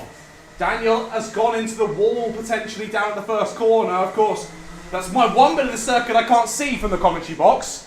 But Daniel's not made it round on lap number 3. So hopefully Daniel all okay, hopefully nothing too major down there. A fantastic staff here at Rye House sprinting straight over to offer assistance. The yellow flags out down at Stadium Bend here in the Senior Rotax first heat of the day. Again, what domination this is so far from Bailey Waters, untouchable compared to the rest of the drivers out there. The championship leader Jacob Barron continuing to slide through Reg's elbow there. Hold on to second ahead of Chloe Kundrazik though. Of course, we've lost Daniel Kehayov down in the barriers at the first corner, and we are going to lose Armanas Zabrauskas as well. Armanas is not hindered to the mechanical flag just yet. I saw the gesticulation from the track staff trying to get him in the pits. He doesn't come in again this time. He needs to be watching that gantry. He's going to get a black flag soon enough. Still a mechanical on the gantry this time for the 17. He needs to be watching out. Of course, it's difficult in these conditions. You've got so much to worry about just keeping the car on the circuit in these sort of conditions. But you have to be watching that gantry. We need to be able to communicate with you out there on circuit. Not only for your safety, but it's for the safety of everyone else. Now, hopefully, the 17 has seen it this time and does come into the pits. Looks as though Chloe is in touching distance now of Jacob Barron. She's got a little bit faster on the last lap. New personal best. And that was a good 4/10 faster than Jacob's personal best. But of course, overtaking in these sort of conditions is really difficult. You've got that perfect line on these rain tyres. You come off of that, suddenly it all gets rather slidey. And difficult to make an overtake stick. Well, the 17 of Zabrauskas has pulled over on the pit entry. So whether the car's given up the ghost there, or he's just pulled over, either way, he's going to get pushed into pit lane. And he'll be out of this race. He gets it restarted and now heads back into the pit lane. So we have now indeed lost the 17 and the 27 from this first heat in Senior Rotax. Which is, of course, gutting for those two drivers and pretty gutting for the neutral as well. We're down from 5 to 3 drivers total here in Seniors.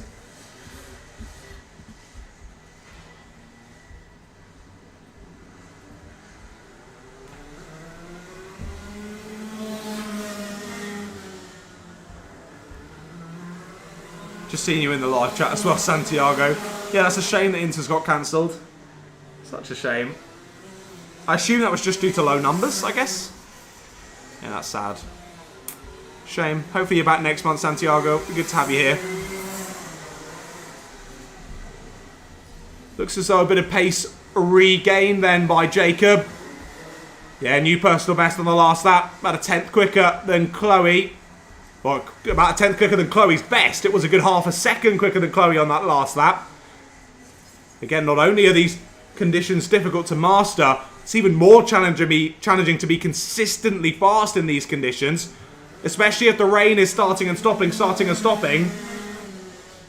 The amount of grip at each corner continuing to change lap on lap, and that does make it a pretty difficult event to get sorted.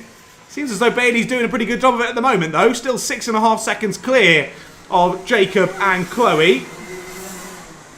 But Bailey Waters looking to take another race win here in the Seniors. Let's have a quick look at that now where we've got that bit of time.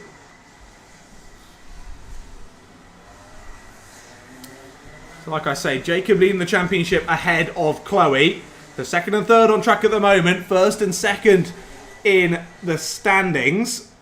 Bailey currently 4th in the standings, and that's because we haven't seen him at round 4 and round 5. So good to see he's back here for round number 6.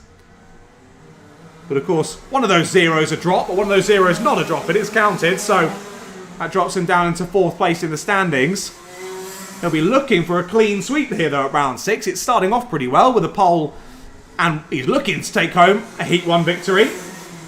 Providing there are no big mistakes and no mechanical issues, he'll should be pretty set for that one. Oh, big wobble there on the braking there for Jacob Barron. Tried to turn it in and the cart went, not a chance, mate. There's not enough grip. Sent him wide. But he collected it really nicely and carried on well. So who have we had then round winners in the Seniors so far this year? Bailey Waters has got 2, Liam Phillips has got 1, William Smith has got 1, and Bradley Keaton has got 1. But consistency from Jacob Barron has really helped him to get to the top of the standings. There's a 7th at round 1, an 8th at round 2. These are all in the finals, by the way. A 5th at round 3, a 3rd at round 4, and then a 2nd at round 5. So consistently improving has Jacob. So really well done to the number 52. Well, a momentum would show that maybe he's on for a win in the final today, but we'll wait and see. That's going to happen a little bit later on. Like I say, he's been 3rd at round 4, 2nd at round 5, so 1st at round 6, maybe. We'll wait and see. That's what he'll be hoping anyway. Well, checkered flag is out then here in our senior Rotax heat number 1. Bailey Waters does hang on to it and will win the first heat of the day by over 8.5 seconds.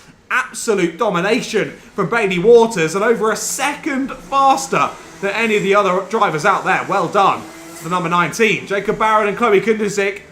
Your 3 finishes in that one. Sadly, we lost Arminas Zabrauskas to that mechanical flag, and Daniel Kehayov down at Stadium Bend a few laps ago. Well, that is it then for our seniors. We'll see them back out for Heat 2 after the lunch break.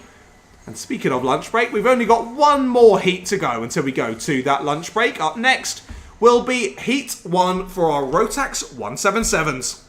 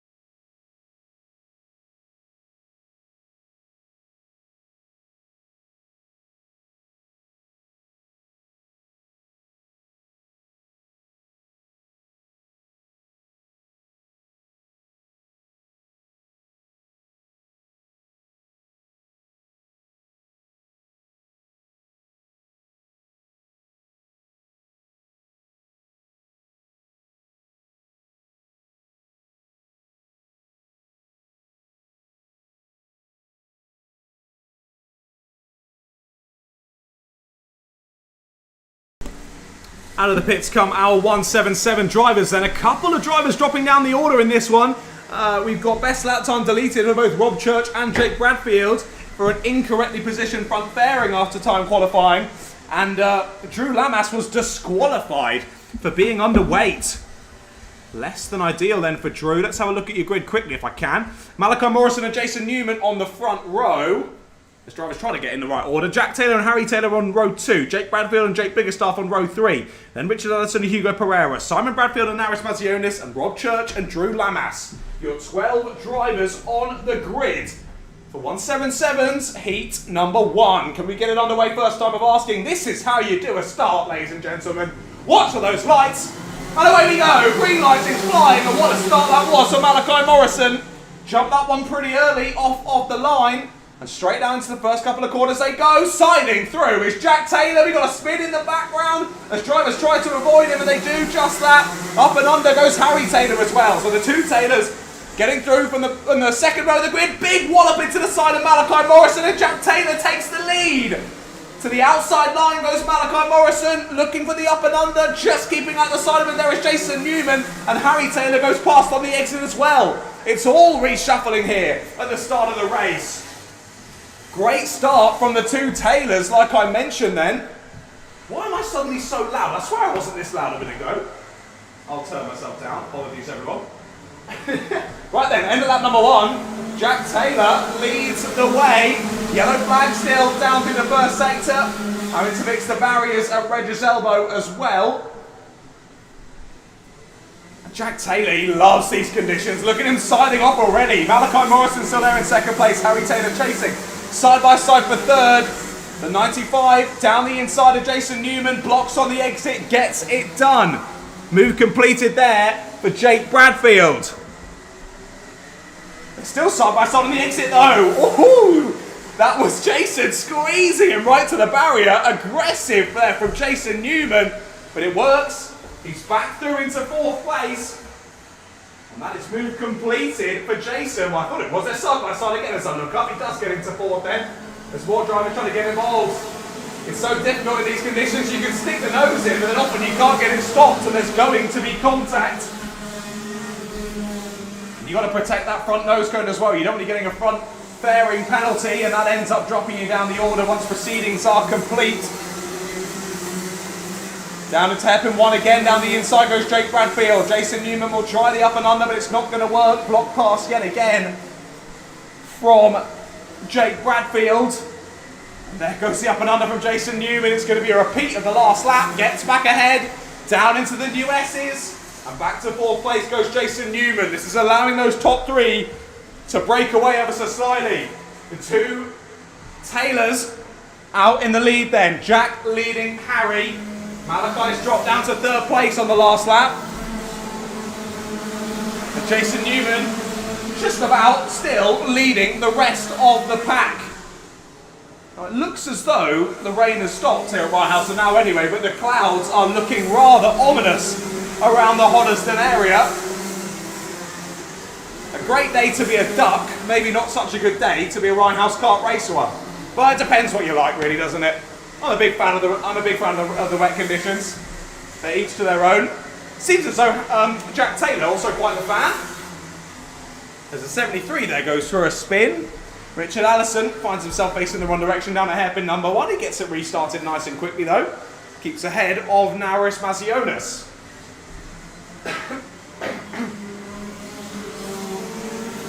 Jason Newman's lost out. Jason Newman's down into 5th place. Jake Bradfield's got past, and now it's Drew Lamas from the back of the grid. Drew Lamas trying to find a way past.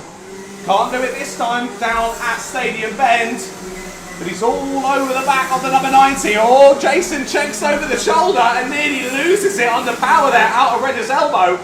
That was a close one. Round the outside goes the 5-4-3 of Drew Lamas. It'll be the up and under attempt. He gets the power down and he gets the place. Great move there from Drew Lamas. And up into the top 5 he goes. Lovely bit of racing out there. Drivers contending with these treacherous conditions still here at Rye House. And I will say, that gap that was made early on by Jack Taylor is quickly being diminished by Harry Taylor. Harry was nearly a second quicker on that last lap. What a last lap, and he's done it. He's already got through. Amazing stuff from Harry Taylor. Round the outside there on the exit of Stadium Bend, and he's up into the lead. Change to third as well. Down the inside of hairpin 1 goes Jake Bradfield. Malachi trying to fight back. He goes down the inside of hairpin 2. That gap was always going to close, and there's contact at the apex.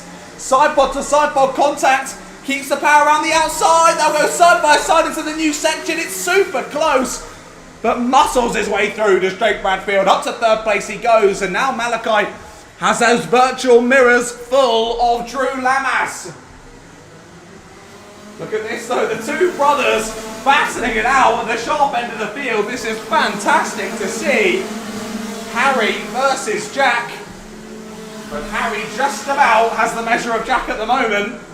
But we know how aggressive both of these drivers are. And even more when you're battling your own brother. Drew Lamas trying to find any bit of grip he can there. Goes to the inside at hairpin 1. It's not going to work this time. Oh, big sentence straight into the side of Malachi Morrison. That was maybe a little bit too aggressive. I'm not even sure if Drew was trying to do that. But it all sideways. And luckily Malachi was there to act as a bit of a break for him at their hairpin number 2. Either way, the move works. He's up into 4th place. It just shows how aggressive you need to be to find pace out there around this Rye House Kart Raceway when it's slippery and slidey like it is at the moment. Pace has resettled again at the front, very similar between the two Taylors. You can see that big snap on the steering as they chuck the anchors on down into hairpin number 1, try to get it stopped.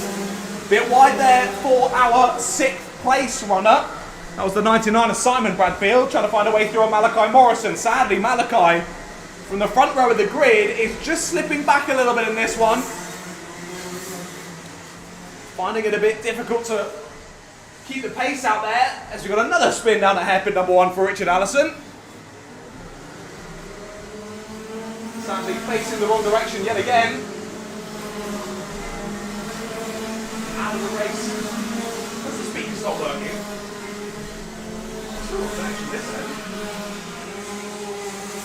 I'll keep going for now. The speaker definitely isn't working, is it? I don't think so. Oh well, I'll keep going for everyone. Oh, it's back. Hello. Thought the speaker was gone for a second there. Maybe a few technical difficulties just with how wet everything is around the circuit at the moment. But I'll keep annoying you as best I can. Drivers staying as they were then. Still Harry ahead of Jack. As, oh dear, the day goes from bad to worse on Malachi Morrison. He's got a mechanical flag, has Malachi. And that'll be back into the pit, sadly, for your championship leader. They'll see that on the gantry as they head on to the final lap of this race. Actually, you probably won't see it now, heading on to the final lap. That's going to be it then for Malachi Morrison. So, last 770 metres of this race left to go then. And Harry Taylor still keeping it ahead of Jack Taylor. What a storming job he's done in this one. Both drivers from the second row of the grid. But Harry just able to find that little bit more grip than Jack. We saw after Harry made the overtake, Jack was itching to find a way back through, but just hasn't quite been able to do it. Through the final sector they go then, still absolutely nose to tail. The two teammates, the two brothers, will come home line astern, but it'll be Harry ahead of Jack to take the win in the first heat of the day here in Rotax 177s. Jake Bradfield with a good race to third as well. Brilliant race for Drew Lamas. Up from the back of the grid to 4th place. Now Malachi Morrison will finish in 5th place on the circuit. It's great to see the fist bump with the two brothers there down at hairpin 1. Like I say, 5th place for Malachi on circuit. But with that mechanical flag, I think that'll drop into the back of the order once all is said and done. Simon Bradfield finishes in 6th, with Rob Church in 7th, Jason Newman in 8th, Jake Biggerstaff in 9th, Hugo Pereira in 10th, Naris Mazionis in 11th, and Richard Allison rounding out the order there in 12th place. Well, there we go. What an interesting start to proceedings here for round 6 of the Rye House Kart Club. We've done a duster for the qualifying sessions. It seems as though if I stand in one particular spot here in the commentary box, the microphone works, but if I move away, it stops. So That's going to make my job interesting this afternoon. Hey, we'll wait and see. Like I say, quali done, heat one's all done and dusted. We will go to around an hour's lunch break now before we head back for the heat twos, and then for the all-important finals later on this afternoon. I think the words on everyone's lips: what is that weather going to do for the rest of the proceedings today? It does seem as though this microphone is getting a little bit tetchy. I'll see if the guys can have a look at that over the lunch break. But what a morning of action it's been so far here today for round 6 of the Rye House Kart Club. Thank you all for joining us here on the live stream. I would thank people trackside, but I don't think they can hear me through the microphone. So we will see you in about an hour's time for more races still to come here from Rye House.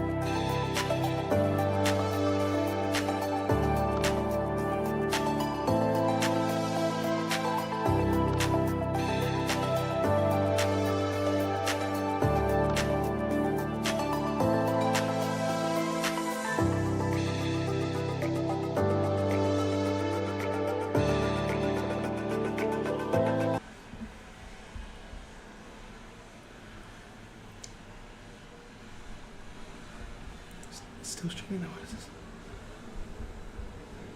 Yeah. Still says it's streaming. I don't know if you can hear me right now. There we go. Right, I think we're back. My goodness.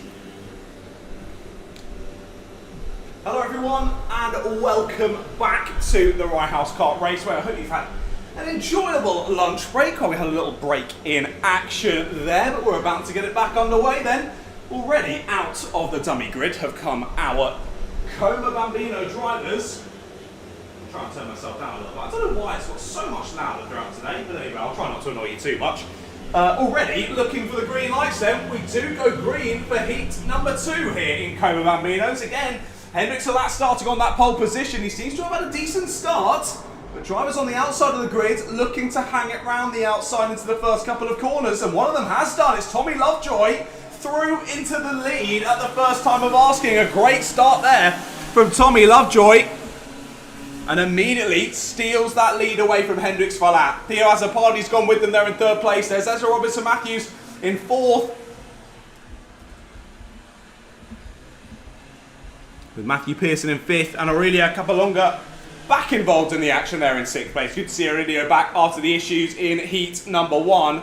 Already though, Hendrik Salat hounding that rear bumper of Tommy Lovejoy. And let's see if he can find a way through. Of course, Tommy, he's gone wide. Tommy Lovejoy's gone wide at the final corner. A little bit of a slide there on the wet patch out of the final corner. And a relatively simple re-overtake that was for Hendrik Salat. Didn't have to fight for that one too much. And easily got his way back through. Got a little bit lucky there, finding his way back through.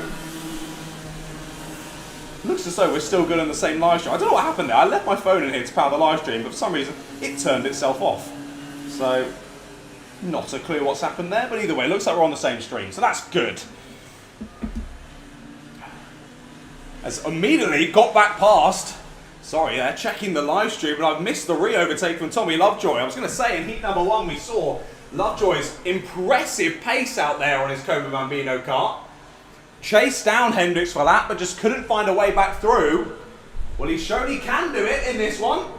Gets the lead back from Hendrik Salat, and our 2 leaders will go line astern down into Stadium Bend once more. Again, 7 minutes plus 1 lap for this second round of heats for all of our classes. A little bit wide again there, off onto Roger's elbow for Tommy Lovejoy. Salat with a good exit. But hairpin 1, not quite as much of an overtaking opportunity in these Como Bambinos as it is in some of the other classes.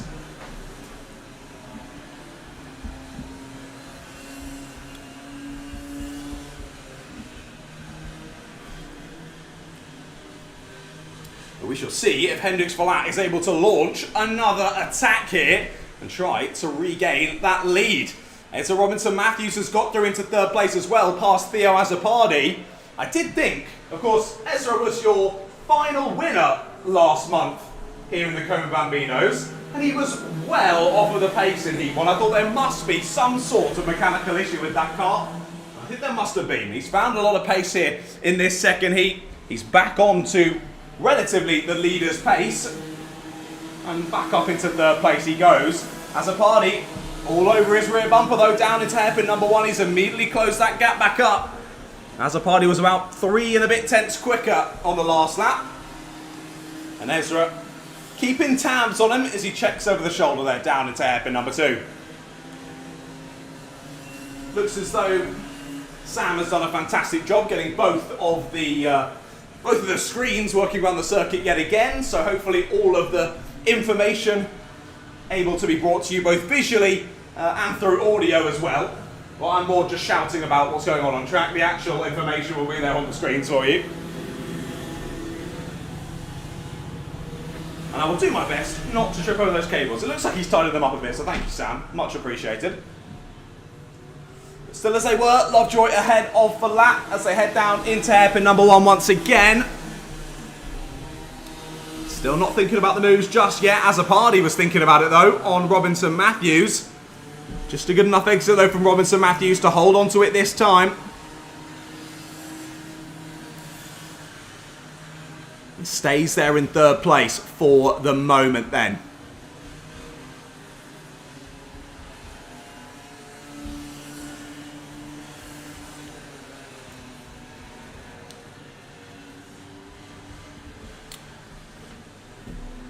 through on to lap number 6 of this race. 2.5 minutes still left to go on the timing. And Hendricks Verlaat puts in a new fastest lap of the race. New personal best from Lovejoy as well, but it was about 1/10 of a second quicker on that last lap from Hendricks Verlaat. Again, Lovejoy just seems to go a little bit wide off of Stadium Bend. I think that Hendricks will be harvesting that data, ready to use and apply later on to maybe think about an overtake. We have had a change to third place on the last lap though. Theo Azzopardi has got through on Ezra Robinson-Matthews. Able to find that little bit more pace out there, and he's made the overtake work. So through to the top 3 goes Azzopardi, and he seems to be making a bit of a gap ahead of the 18 now.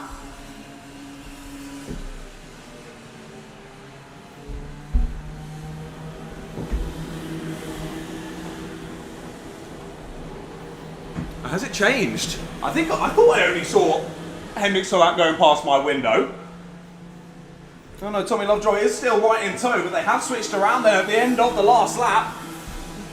Verlaat back through on Lovejoy, so we've seen a load more overtakes here in Heat 2 than we saw in Heat number 1 earlier on, which is great to see. And now that Hendricks has got himself ahead, he's put a couple of kart lengths now between himself and Tommy. But we've seen how quickly they can chop and change back and forward between these two in this race, so battle definitely still not over between these two. Less than a minute left to go on the clock here in heat number 2. But this is the biggest bit of breathing room we've seen for the leaders so far in this race.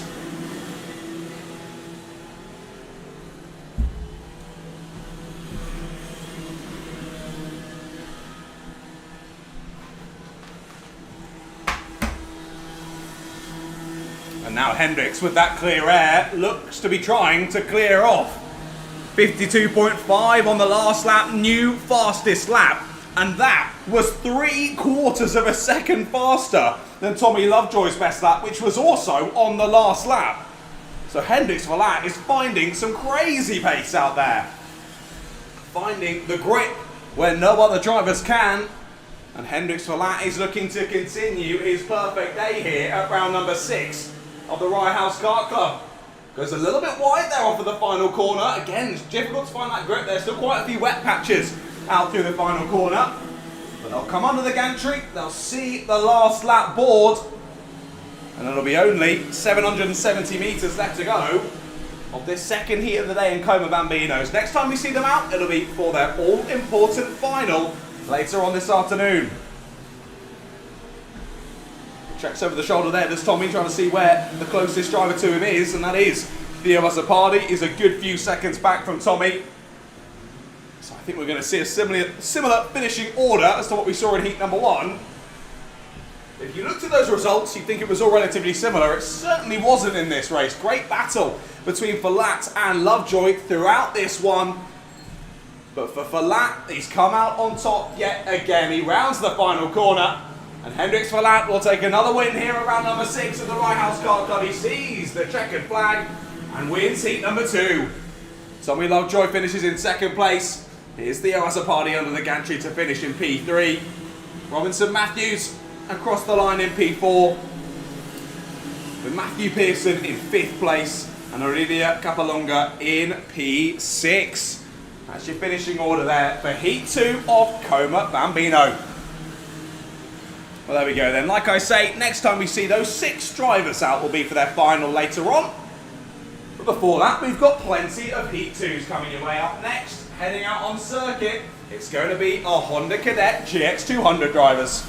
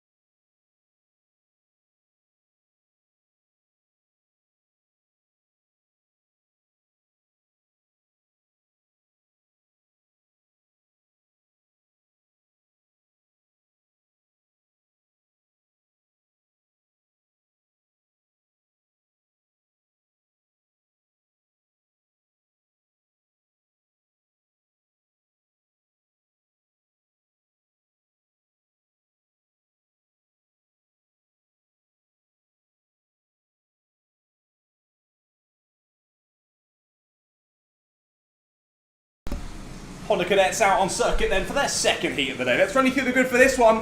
Tied on points at the sharp end of the order are Harry Search and Jensen Kula, separated by fastest lap, and that was set by Harry Search, so he takes pole position. Harry Grant and Mason O'Connor will be on row 2, with Eric Guzebek and Harry Parker-Ray on row 3. Then Freddie Williams and Jaden Bond on row 4. Oakley Schultz, Nicholas York and Jimmy Dale round out the 11 karts on the grid for this one.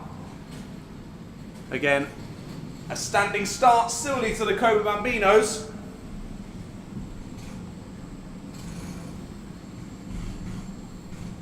All the drivers finding their grid order this time. Good to see. All getting ready to go. Have we lost someone off of the grid? 89. Yeah, we're missing Nicholas York, it seems, on the 55. No Nicholas York on the grid. So the 66 is gaining a grid position here. He's getting pushed over to P10. But no Nicholas York, sadly, on the grid for this one. Hopefully we see Nicholas back out for the final later on. But it looks as though heat number 2 over before it started for Nicholas. Well, it's about to get underway. Green flags are waved and we're racing here. Good start from Harry Grant. If he can get right behind Harry Search there, they might be able to shuffle Jensen Kula out wide. No, Kula cuts back in. Into second place he goes, but it's Harry Search who leads us down to the first hairpin. Harry Grant there in 3rd place. He's had a good start as well. Aggressive to the inside there from Mason O'Connor. Tries to get to the outside of Harry Grant as they headed into hairpin number 2. But Grant able to hold on to the position there in 3rd place. And there's Eric Grisbeck in P5 at the moment. Closely followed, I believe it's Harry Parker-Ray there, who's right behind him. Or might actually be Freddie Williams on the 61. We'll check that when they come through to end of that. Oh dear, a bit wobbly there from Harry Grant. As a spin in the final corner and collected by Harry Grant. Oh, and another driver spinning off into him as well. Those little bits of those little damp patches out there catching a few of the drivers out. It is still slippery offline. It's dried up a lot over the lunch break. Drivers heading back out there on slick tyres, which is absolutely fine if you're running on that dry line. It has properly dried up, but as soon as you go off of it, you hit a little bit of water, particularly at that final corner, and it could easily catch you out. That's exactly what's happened there for Harry Grant, and he's dropped back into 7th place after all of that. It was Mason O'Connor who collected him in all of that as well. So they dropped down to 7th and 8th respectively after all of that. Jensen Kula off wide of the curb and another spin. Who's that going for a half rotation there? Was that Jaden Bond out of the final corner? It is indeed Jaden Bond, the 48, who had that little half spin out of the final turn. And that drops him now down into 7th place. Now Harry Grant's regained 2 then, up into 5th he goes. And he has his sights set on the rear bumper of Freddie Williams. Freddie Williams though looking to get the overtake done for 3rd, and he's got it. Great up and under from Freddie Williams. Fires his way through into 3rd place and relegates Eric Grisbeck down into P4. Well, some good racing on show here in the Honda Cadets. But Harry Search is in a world of his own out there, not getting caught out by any of the wet patches, and he is flying. New fastest lap of the race, a 44.799, a 45.9 for Jensen Kula. Oh yeah, I've got caught out. I was like, hold on a second, they're only a few tenths off. No. Harry Search is 1.2 seconds faster than anyone else out on circuit. What incredible pace from Harry Search out there on the number 40. That is some ridiculous pace. Out there for your race leader. He is absolutely flying, is Harry Search. Now has Harry got... surely he can't have wet tyres on. It's definitely not wet. No, he has. Harry Search has got wet tyres on. Now is that what's making the difference? Yes, slicks for Kula. Wets for 3rd place. Slicks for 4th. Wets. Okay, so we have got a bit of a mixed field here in terms of the tyres that drivers have decided to go on. And that was why maybe we saw a few of our slick tyre runners just getting caught out. Well, that's just even more impressive that Jensen Kula is hanging it in there in 2nd place on those dry tyres. But Search consistently in the 44s, even the rest of the other drivers on those wet tyres, not able to get close to those lap times set by your race leader. On the last lap, he was 3.8 seconds clear. Now, the track's continuing to dry up. Will we see a shift here at all in terms of pace? Yeah, there you go, just as I say that. Jensen Kula, new fastest lap of the race. It's only by 1/10 of a second at the moment, but that could increase here. We've still got 3 minutes plus 1 lap left to go. 3.8 second gap still between those top two. Will that start to quickly diminish? Well, we'll keep our eyes firmly locked on those two. 44.6 for Kula, 44.7 for Search. And still the rest of the drivers down the 45s, or except Harry Grant. He's just popped in a 44.8 as well. So those three within about a 0.2 of a second of each other. Search getting caught up a little bit behind the back marker there around the final corner. And that gap has dropped massively. Look at that. 44.3 versus a 46.3 on the last lap. 2 seconds gain for Jensen Kula. As he now gets stuck behind the 66. At least maybe that's all ended up fair between those two. Shake of the head from Jensen Kula. Not best pleased there with Jimmy Dale. Jimmy was trotting his lines there. Jensen just got a bit caught out as to which direction Jimmy was going to go in. I think that's exactly what happened to Harry Search at the end of the previous lap. So I think a little bit of time would have been gained back there by Harry Search on this lap.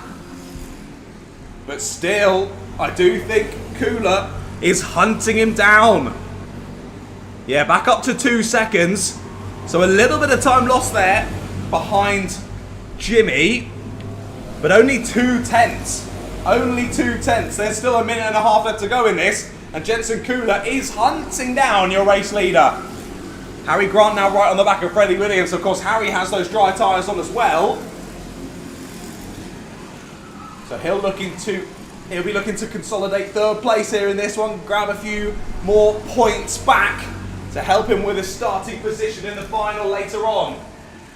Of course, you gain points through the weekend from quali and the heat, and that then sets the grid for the final later on this afternoon. What's that gap now? Just less than a minute to go. It was 2 seconds. It's now 1.4 seconds. 6/10 gain on the last lap. I'm not sure if that's quite quick enough for Jensen Kula. He needs to find a little bit more here, because of course he's only got that time, 1, to catch him, and 2, to try and make the overtake work.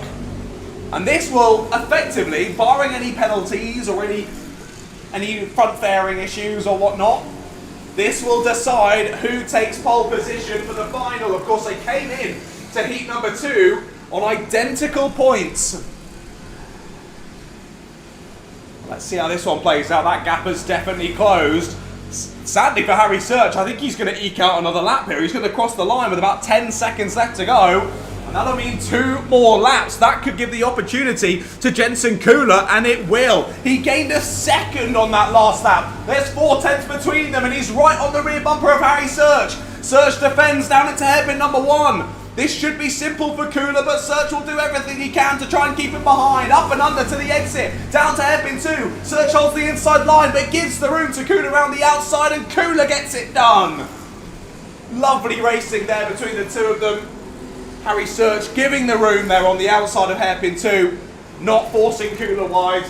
Kula keeps his foot in and grabs the lead of the race. Round the final corner they go, onto the last 770 metres of this race. And like I say, with Kula winning this one, he will take pole position for the final later on this afternoon. Grant's made it work on the last couple of laps as well. He's passed Freddie Williams for 3rd place. Eric Grizzlebeck and Harry Parker Ray were having a good battle last time I saw them as well. Yeah, they're coming out the final corner, still nose to tail those two in their squabble for 7th place. Now, good to see battles galore in this one, but the first time in a while, if ever, here at Rye House, I've seen loads of differing strategies, and that all coming into play. So another exciting element to add into the fray here for round 6 of the Rye House Kart Club. But here we go then. Round the final corner comes Jensen Kula. He will win heat number 2 in Honda Cadet GX200. He had to work hard for that one, but his strategy paid off in the end. The dry tyres were tough to deal with early on, but he made it work when they came good nearer the end of the race, and it worked out in the end. Harry Search with a good run back to 3rd place then. 2nd place. I meant Harry Grant. Harry Grant was a good run back to third place because he had that spin on the first lap on the wet patches down at the final corner. With Harry Search in between them there in second place. Freddie Williams and Jaden Bond rounded out your top 5 there with Mason O'Connor, Eric Grisbeck, then Harry Parker Ray, Oakley Schultz and Jimmy Dale. Your 10 drivers out there for the Honda Cadet GX200 Heat 2.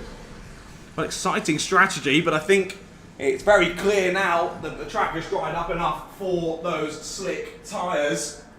So I can only imagine all the drivers out for Micromax will be on the slicks. Well, not too long to wait and find out. They're heading out of the pit lane now.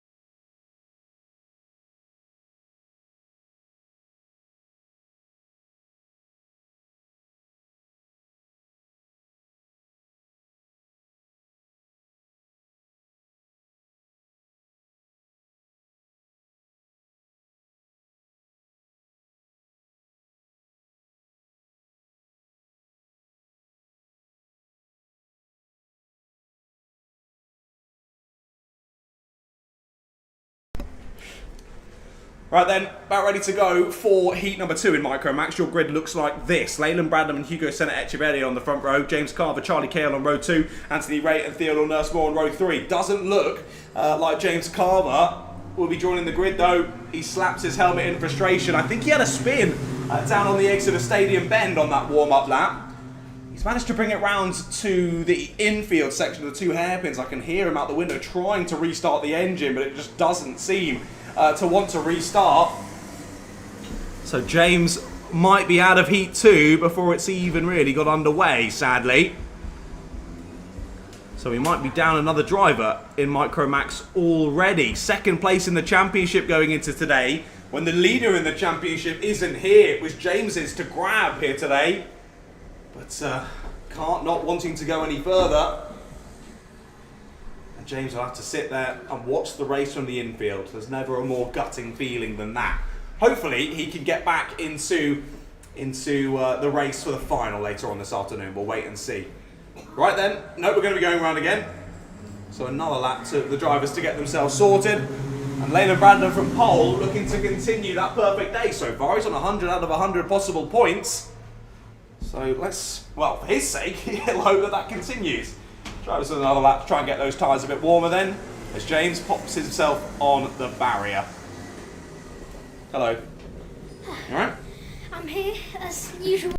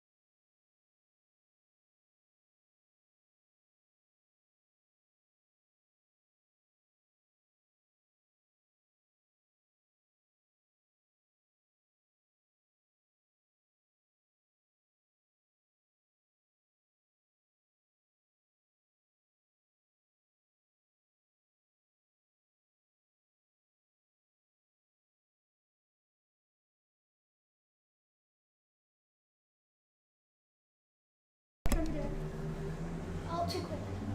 Red lights are on. Will we be green this time or will it be chevron? Yes, we are. Green flag then for Micro Max. We do get it underway and Leyland Brandon will lead us down into the first couple of corners. Oh, no. But he won't lead us out of it. It's Hugo Echeverria who's taken the lead away from Leyland down at Stadium Bend on the first time of asking. Thinking about the move to the inside there. That was a little bit late from Anthony Ray. He popped the nose in there on Charlie Cale. Straight into the side of him, but looks like they both continued on, so that's good to see. And like we mentioned, sadly already down from 6 runners to 5 in this one, as we already lost one of our key drivers, of course, Mr. James Carver. I saw Charlie Cale, number 12, do something interesting. He was putting on wet. I thought you were about to say he's cheating. I was like, the microphone's on. No, I didn't say he was cheating. Okay. Drivers continuing on then. Looks as though the top 2 already starting to gap the rest of the field, but this time it's Echeverria ahead of Bradnam. So Leyland didn't have to do any overtaking in heat number 1. He was able to lead that one from lights to flag. He had lots of pressure from Hugo, but was able to manage the gap really nicely. Well, this time he's going to have to work on his overtaking skills if he wants to find a way back through into P1. The rest of the 3 still squabbling over 3rd place though. It is Cale ahead of Ray, ahead of Nurse Moore. So I think in all of that, Nurse Moore got ahead on the last lap. But Ray has found a way back through. Nurse Moore there chopping back over to the right line. Tries the up and under, but again that won't work. You can see all of them in a battle though in this one. Echeverria trying his best to clear off. Leyland Brandon was a little bit faster on the last lap, but I mean it was about 1/4 of a tenth of a second, so really nothing in it between these two, which will make overtaking even harder. There is one though, down into the first hairpin. So Nurse Moore had got back through on Ray, but Ray immediately back down the inside there at hairpin number 1. Retakes 4th place away. It seems as though Echeverria and Brandon really close in terms of overall lap pace, but each of them seems to be a little bit faster than one another at different corners. So at one corner Brandon's catching Echeverria, then the next one Echeverria's putting a little gap, and we seem to just be seesawing back and forward. New fastest lap though from Hugo Senna Echeverria this time. About 1/10.5 quicker on that last time around the circuit. It seems as though that 4/10 has closed once more. Just thinking about the move once again. He loves that move down at hairpin 1, does Anthony Ray. Definitely not scared to go for any moves, which is great to see from the novice driver. He's got a good exit. He'll look to the inside line here, down into the new complex. Thinks better of it though as Charlie Cale chops back across. Anthony Ray looking fast, very feisty in this one though. Anthony looking to pick up his first podium. He goes round the outside there into the final corner. Great move from Anthony Ray. Well placed there from Anthony. He nicks it back and into the top 3 he goes. Charlie Cale dropping back behind then. Still ahead of Theodore Nurse Moore, just about.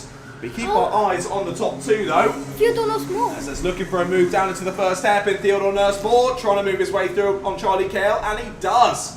Committed down the inside from Theodore.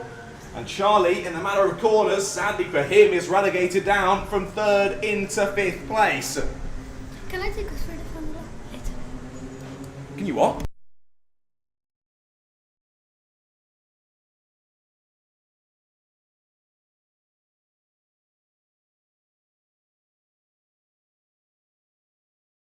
Okay, maybe Junior. Junior's gonna be so fun. That one I would say no. Why? Only because it is going to be one of the better races.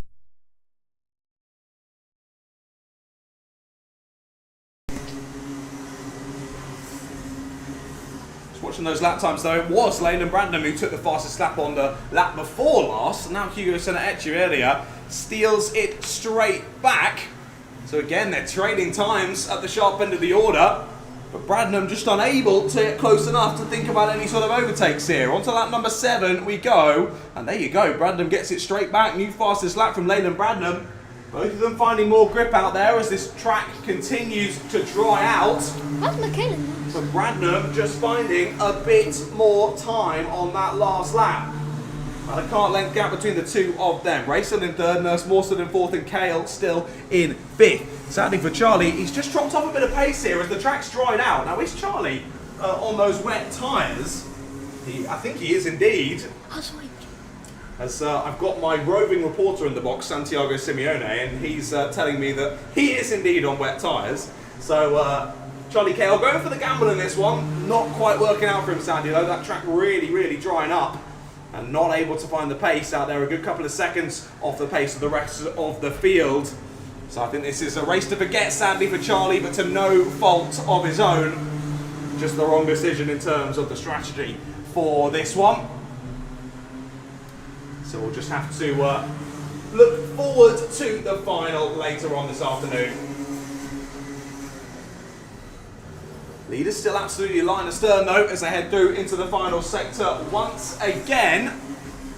But again, after that first lap overtake from Echeverria, Brandon's been there and thereabouts, but just not quite in striking distance. Just over a minute left to go in this one. Doesn't look like it's going to change between the top two. Well, we'll keep an eye on it as they continue to trade times. Third and fourth still pretty close though. Nurse Moore on the heels of Anthony Ray. Of course, we've seen Theodore Nurse Moore around this track more than a few times. Hello. Anthony Ray, one of the first times here though at Rye House. So great to see him fast out of the blocks here on the number 64. The 44 continues to look to chase him down though. See if he's able to do it here over the last few seconds of this race. Leaders around the final corner, closer than ever is Theodore Nursmore. Will this be the opportunity for him though? On to the penultimate lap of this race. I just noticed you caught me on that one. It isn't Theodore Nursmore, is it? It's Leyland Brandon who's in second place. Thank you, Santiago. Leyland Brandon closer than ever for that battle for the lead. And he's looking forward a bit, sliding there through hairpin number 1 for Hugo Senna Echeverria. And we're closing in towards the last lap. And I think Santiago Simeone would like to call us through this last lap of racing. Why don't you take the mic, Santiago? Yep. Let them pass the line really quickly. You're on. This one's on. Here comes Hugo Senna Echeverria and Leyland Brandon through the final corner for the last time. Here they go through turn 1, Stadium Bend. Good overtaking spot, let's see. No, it's still as they were. Good exit, I think, for Leyland Brandon. He could go for an overtake somewhere. He is very close. He is very close for an overtake. They're very equal in pace. Like in terms of lap time, I'm looking here. Echeverria, 43.49, and Brandon, 43.474. Here they come through the final corner now, and Hugo Senna Echeverria will win the second heat for Micromax. Well done, Hugo Senna Echeverria. What a race for him. There we go, a great race, wasn't it, from Hugo? Just managed the pace really nicely, kept Leyland Brandon in tow, kept him in check. Like you mentioned there, Santiago, they were so close on pace, that just made it difficult for Leyland to ever launch the attack, and has to settle for second place in that one. I do think that Leyland will still hold on to the pole for the final later on today, but all super close between those two. We'll see how that battle continues into that one. So Hugo Senna Echeverria wins Heat 2 in the Micromax ahead of Leyland Brandon, Anthony Ray, Theodore Nursmore and Charlie Cale. Like we say, just the wrong decision there for the wets for Charlie. I'm sure he'll be back swinging in their final later on this afternoon. Right then, up next, we saw a rather chaotic Heat 1 for Junior Rotax. It's a little bit drier this time, so hopefully a little bit less crazy. They'll be out on circuit in a few moments' time.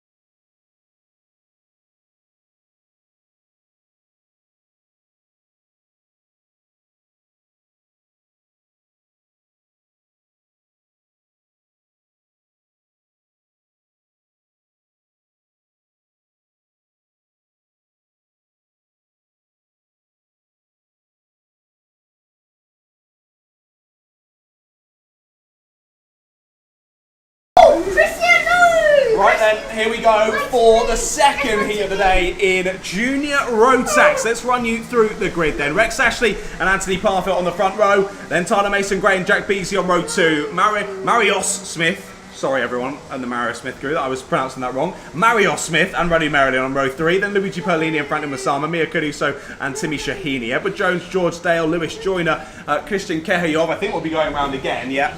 I won't rush through it then. Alex Cooper, Leon Canellas, Susanna Mikolowski, Ronnie Chapman, Jasper North and Mikel Islam, your 20 drivers out there. Sadly, it looks as though we lost the 222 of Christian Kehayov. It's not been the most ideal day for the Kehayovs in terms of mechanical issues. You've seen both of them having to park it up at different points throughout today. And sadly, here in Heat 2, it looks like it's the turn of Christian for everything to go a little bit wrong as he joins the list of drivers who have parked it up in the infield before the race has even got underway. Drivers getting it nice and slow then as they will get back into grid order, ready for this one to kick off. What a race it was in heat number 1 for Rex Ashley. It was a real tough one out there as the rain, the heavens opened, the rain bucketed it down here. And it was just a case of keeping it on the black stuff. If you kept it on the black stuff, you'd be in for a pretty positive result. And Rex really showed why he's the championship leader in Junior Rotax. Keeping it nice and relaxed and taking it through to the checkered flag. Right then, getting into 2x2 formation. Sadly, Christian, well, he has the best seat in the house for this one, but I know he won't want to be there. He wants to be in the race. Either way, it looks as though we will have 19 of our, I think originally 22 drivers out there on circuit for this one. Our biggest one really is the fact that Mikel Islam will be starting from the back in this one. Of course, after getting the 2 mechanicals and then a black flag, he'll be racing through the pack. Drivers go to the lights, so will we get it underway? No, we won't. Chevron flag on the gantry once more.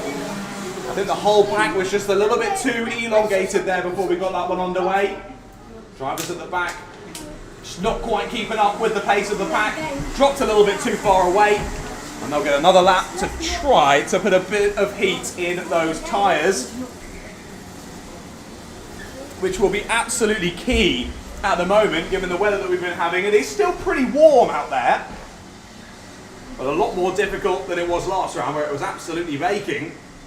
Still very much got both windows open up here in the commentary box, though, for a bit of airflow. And I think the drivers might be doing the same out there. I can still see, well, Mikel Islam definitely still has a wetsuit on, so if there's a lack of rain, he's going to be rather toasty once he comes into the pits after this one. Right then, second time of asking. Again, the whole pack just seems to be a bit elongated. I don't think we're going to go this time. No, we're not. We're going to go to a chevron flag again. And now I can see the red flag down at the back of the circuit. So I think there's going to be a bit of re-education for our Junior Rotax drivers in trying to get this race start done correctly.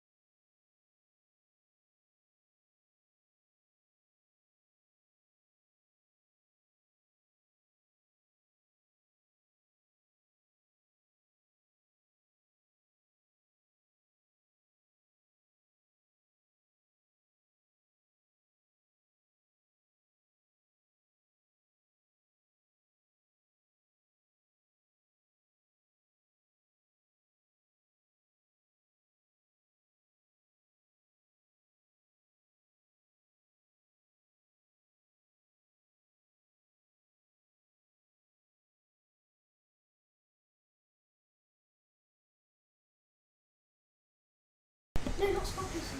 Right then, after a little bit of re-education, drivers I think about ready to go here for the second heat in Junior Road Tax. I think we're going to try and go for it first time of asking. Drivers being told to keep it nice and slow down to the gantry. Will we get it underway this time of asking? Yes, we will. Green flag out for Junior Road Tax, and the drivers fly down towards Stadium Bend. Who's leading on the exit? It is Rex Ashley. Heads on through with Anthony Parfit in tow then. Good start from Rex. He holds that inside line. Holds onto the lead. Actually tried that outside line, but that wasn't going to work. Radu Melian slips up and around the outside of the 46 of Luigi Perlini. Good move from Radu Melian. He's into the top 5. A great race so far from Radu Melian. He'll be hoping he can hold on to that one. I'll continue on to the first part of this first lap. Much more relaxed than the first heat so far in this one, but of course you don't want to call it too early in a Junior Road Tax. Right, after lap 1 then, what are they looking like? We have got Ashley from Parfit, from Beasley, from Mason Gray, Melian, Bellini, Jones, Caruso, Wasama and Shahini. Your top 10 after lap number 1. Parfit's looking for it though. Looks to the outside, looks to the inside, down into hairpin number 1. Rex Ashley has that one covered off. Look at the speed off of hairpin number 1 though for Anthony Parfit. Gets a nice exit but can't make it work. We've got a spinner though. Bit of contact with the barriers there off of hairpin number 1 and a 33. Finds himself facing in the wrong direction. That's Ronnie Chapman dropping down to the back of the order. Closing back up though is Jack Beasley. So Beasley's joined the fray then in the battle for the lead. And Mason Gray's not far off them either at the moment.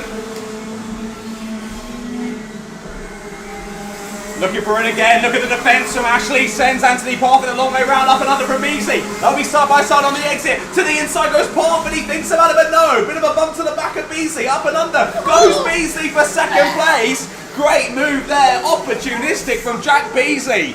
We often see that from Jack, and he's done it yet again here at round 6. And now he's the one hounding the back of Rex Ashley's kart for the lead in this race. Look who that's brought back into the fray as well. Tyler Mason Gray says, yeah, I'll have a bit of that, please. Thank you very much. I will join this leading battle. And they head on to lap number 4. 4-way squabble for the lead, but Ashley still defends. Sends Beasley the long way round, and now we're looking for a carbon copy here from Parfit. It's not going to work. Gets a little bash there from Beasley down into the second hairpin. Up and under attempt. He's got the bumper alongside. Will he try and hang it? No, he doesn't. Sits back in behind. And Rex Ashley holds on to the lead once more. Ashley shining under pressure here. They say pressure makes diamonds, and Ashley is doing a fantastic job out there at the front of the order. It looks as though Beasley and Parfit might just have a little bit more pace in him, but that doesn't matter at the moment. Who does have the pace though? It's Mikkel Islam with the fastest lap of the race. Mikkel is sliding through the order. He's already up into 9th place. Off hairpin 1 though, again, Beasley trying to find that inside line. Will go for the up and under. Much better this time from Beasley, but no, good exit from Rex Ashley, and he holds onto it once more. Fantastic from Rex Ashley. Really, really perfect defending so far from Ashley. He hasn't put a foot wrong, and that's why he's still leading this race. Radu Melian finding himself under a bit more pressure now as 4 drivers close in. He's still got Luigi Perlini and Edward Jones on his tail, but Mikkel Islam's now the driver joining him, and he's brought Mia Caruso and Leon Canellas for company as well.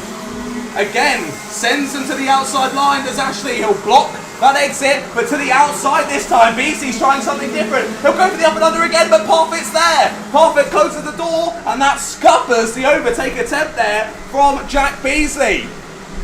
We were a bit slow off of Reg's elbow there for the 182 of George Taylor. It looks like he's got it back going. Just a brief issue there for George.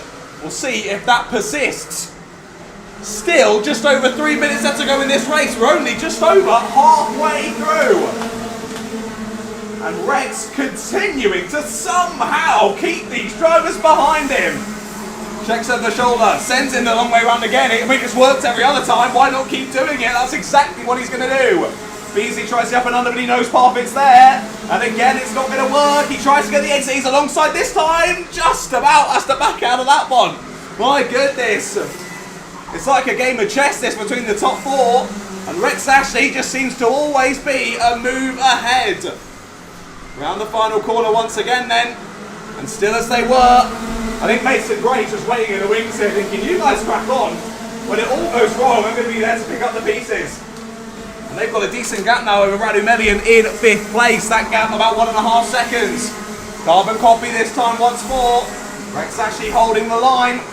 Rex Ashley holding the place for now. Will this be the up and under? It is. He's alongside. This time is Beasley. They'll be side by side into the new section, and Beasley's got it done. That's what he was trying to do the last 4 or 5 laps. And finally, it works for Jack Beasley. A nice up and under, not hampered by Anthony Parfit, and he takes the lead. Now, is this Jack Beasley's opportunity to start to scamper off with this one? Across the line they go then. 3.5 tenths of a second. Now that gap for Jack Beasley. Rex Ashley under a bit of pressure here from Anthony Parfit down into hairpin number 1. And look at that defence. Parfit all the way around the outside. What a move from Anthony Parfit. They run to the exit. Rex Ashley just about keeps on the road and just about keeps Tyler Mason-Gray behind. What a beautiful overtake from Anthony Parfit. Late on the brakes, right round the outside. Into 2nd place he goes. Great movement there from Anthony Parfit. I think he was thinking, I can't let Beasley get away with this one. The more time I spend behind Rex, the more time that Beasley's going to gain. And immediately Anthony Parfit right back onto the rear bumper of Jack Beasley. This battle for the lead is not over yet, ladies and gentlemen. Down to hairpin 1 we go. Thinks better of it. Does Parfit, he checks over the shoulder, he's seeing whether he needs to worry about Rex, and he doesn't. Goes up and under, we're side by side, line astern into the new complex, and another race leader. This time it's your pulse hitter of Anthony Parfit. Great moves from Anthony there.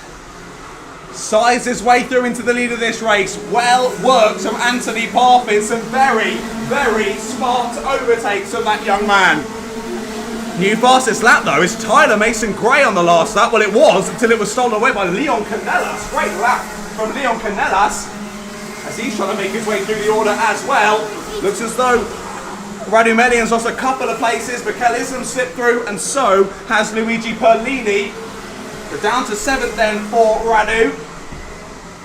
And Mikel Islam from the back of the grid is up into the top 5. Now the time has hit 0. They're going to go on to the last lap. I think it's going to be too little too late, sadly, for Mikel. But what a race back through to 5th place.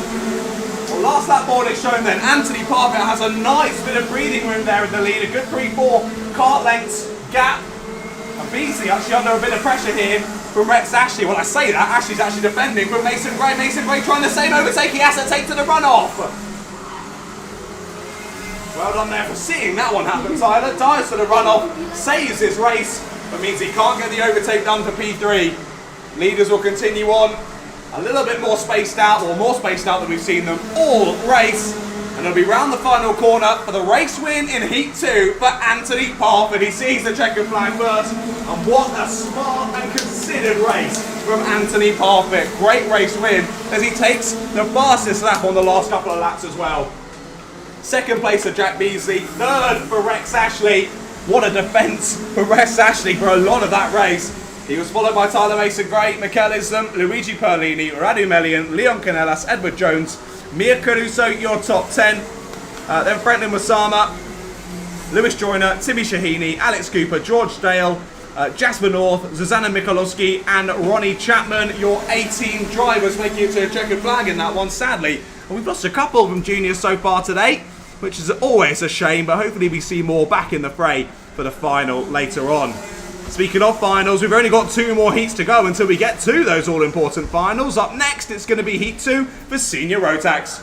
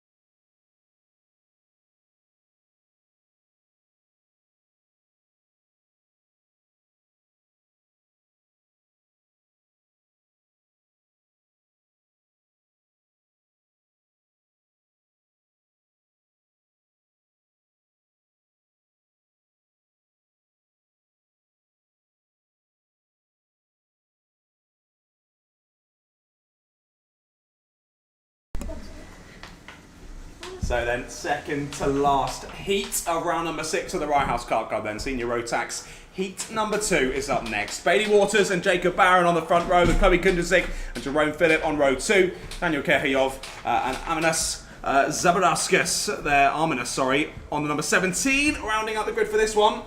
Sadly, Zabarauskas has had quite a few issues today. No points scored so far, not able to make it to the finish of either sessions. Let's hope for a finish in this one for the number 17. That'll be good for a start. Yes, we are. Green flag to go. And immediately Bailey Waters shots across to take that ideal line into Stadium Bend and holds on to the lead. Jacob Barron there in second place. We had to change to third though. The 75 slips on by. Good stop with Jerome Phillip. He's through to third. Kundusik there in fourth. And Aminas Zabarauskas there in 5th place. Send into second place of Jerome Phillip. Great move down the inside. Aggressive stuff on lap number 1. And he gets past Jacob Barron. Good move through then from Jerome Phillip. So he's already getting 2 places on this first lap of the race. But will we see again Bailey Waters start to press on ahead with this one and create a sizable gap? He won by a good 7 or 8 seconds in the first heat of the day. Understandably though, that was in very difficult, very moist conditions. Let's see if he can do the same in the dry here. Or rather Jerome will have something to say about that. We'll see if he can bring championship leader Jacob Barron along with him for the ride as well. We're already splitting it off into 2 groups of 3 at the moment. Chloe Kundusik, the one heading up that second train. As we continue on round towards lap number 3. What's that gap looking like then? It was a second after lap number 1 between Waters and Phillip. And it's actually gone down a little bit. New fastest lap from Jerome Phillip. So I did say, would Jerome have something to say about that? Well, he certainly has. It was only a little bit of time gained, just over 1/10 of a second on that last lap. But as they say at Tesco, every little helps, and Jerome will be hoping that that can power him through and to challenge to the race lead in only a few moments' time. But he's got just over 5 minutes to do something about it, so Jerome looking to settle in and keep his eyes locked onto your current race leader. Through the final corner once more. Just starting to drop Jacob as well. He's in a bit of no man's land now.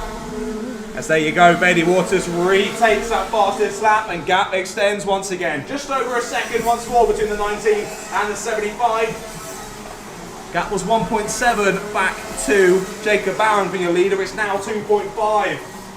Jacob just falling back ever so slightly. I think he's keeping similar pace though to Chloe Kundusik in behind. Yeah, was a good couple of tenths faster on that last lap.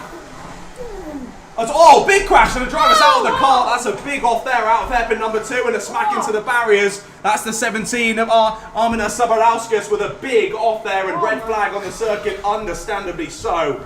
I hope Aminas is okay after that one. That was a big wallop and thrown straight from the kart.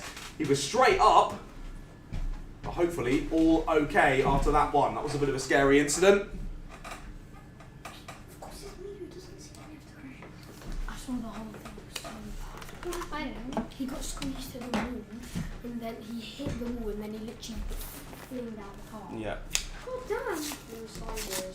Whoa! He got 4th at British Champs. Nice. Big man. Rapid. I wanted to race. I don't know why I can't win here. I think the people here like me.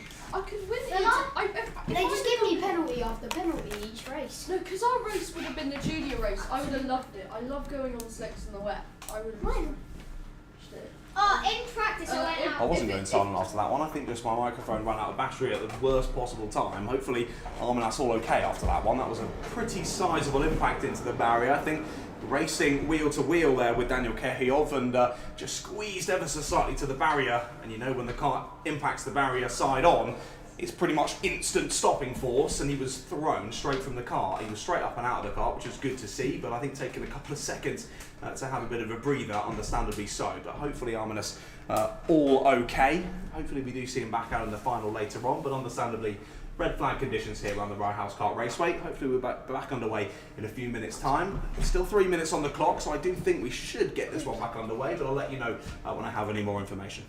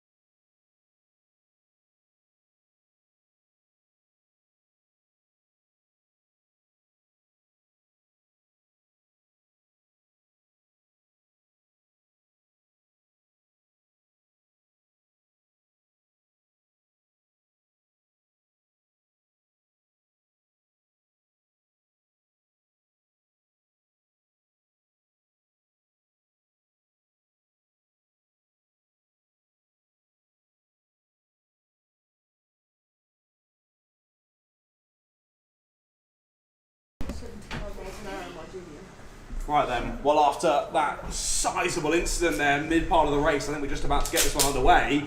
Well, gaps all lost then, drivers all close up into single file formations. We get the race restarted once more. Green flag is on the gantry.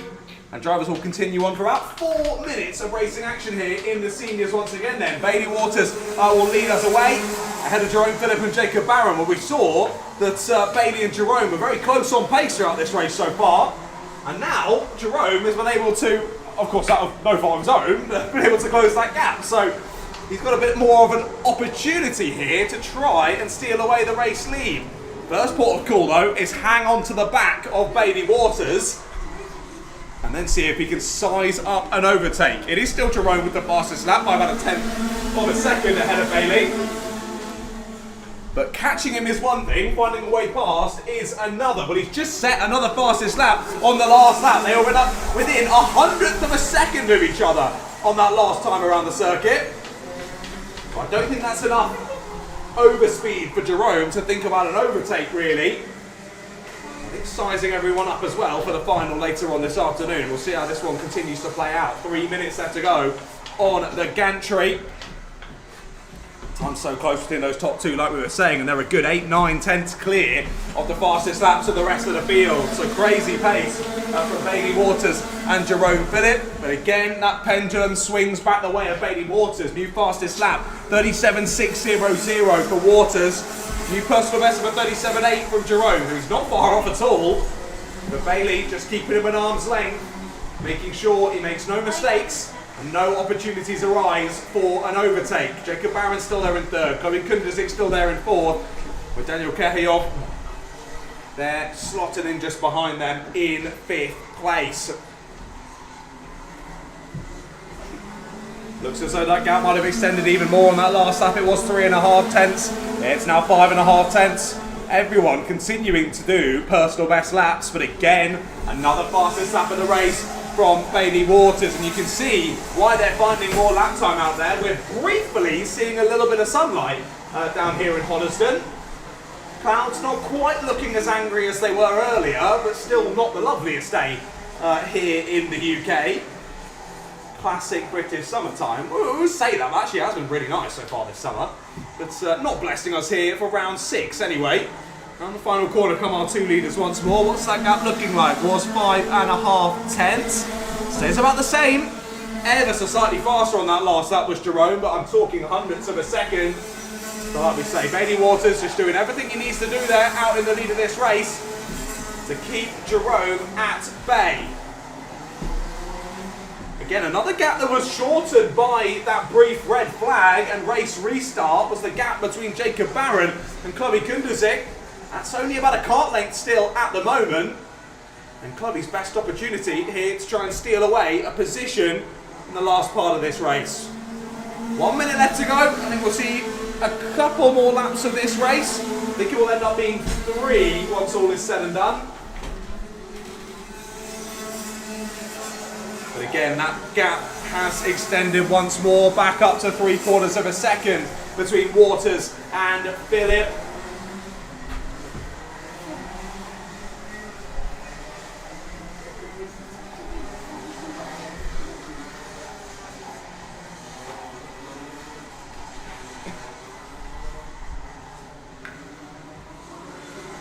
Bailey just doing a fantastic job on his return to the championship after missing a couple of rounds. And yet again, another fastest lap of the race. That gap over a second now between Waters and Phillip. 38.3, new fastest lap set by the number 19. And just looks like he's cruising this one home. I say cruising, he's taking fastest lap after fastest lap, but you know what I mean.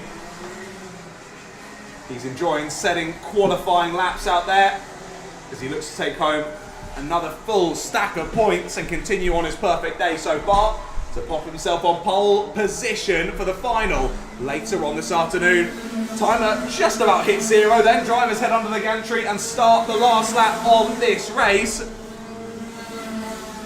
Still, Bailey Waters' last lap would have been the fastest lap if it wasn't for the lap he set the previous time around. So continuing to find more pace on dry tyres. I mean, I said when we were getting this one underway, he won the last one by a good 7 or 8 seconds. He was flying in those wet conditions. out in the senior Rotax class. Could he repeat that in the dry? Well, he's very much proven that to be correct. Around the final corner he will come across the gantry to win the senior Rotax heat number 2. Great race from Bailey Waters there ahead of Jerome Phillip. Jacob Barron in 3rd place with Kobe Kundrazik in 4th, Daniel Kehayov in 5th, and Arminas Zabarauskas in 6th place. I do have to apologise as well. I'm having some microphone issues today. It just keeps dropping out ever so slightly.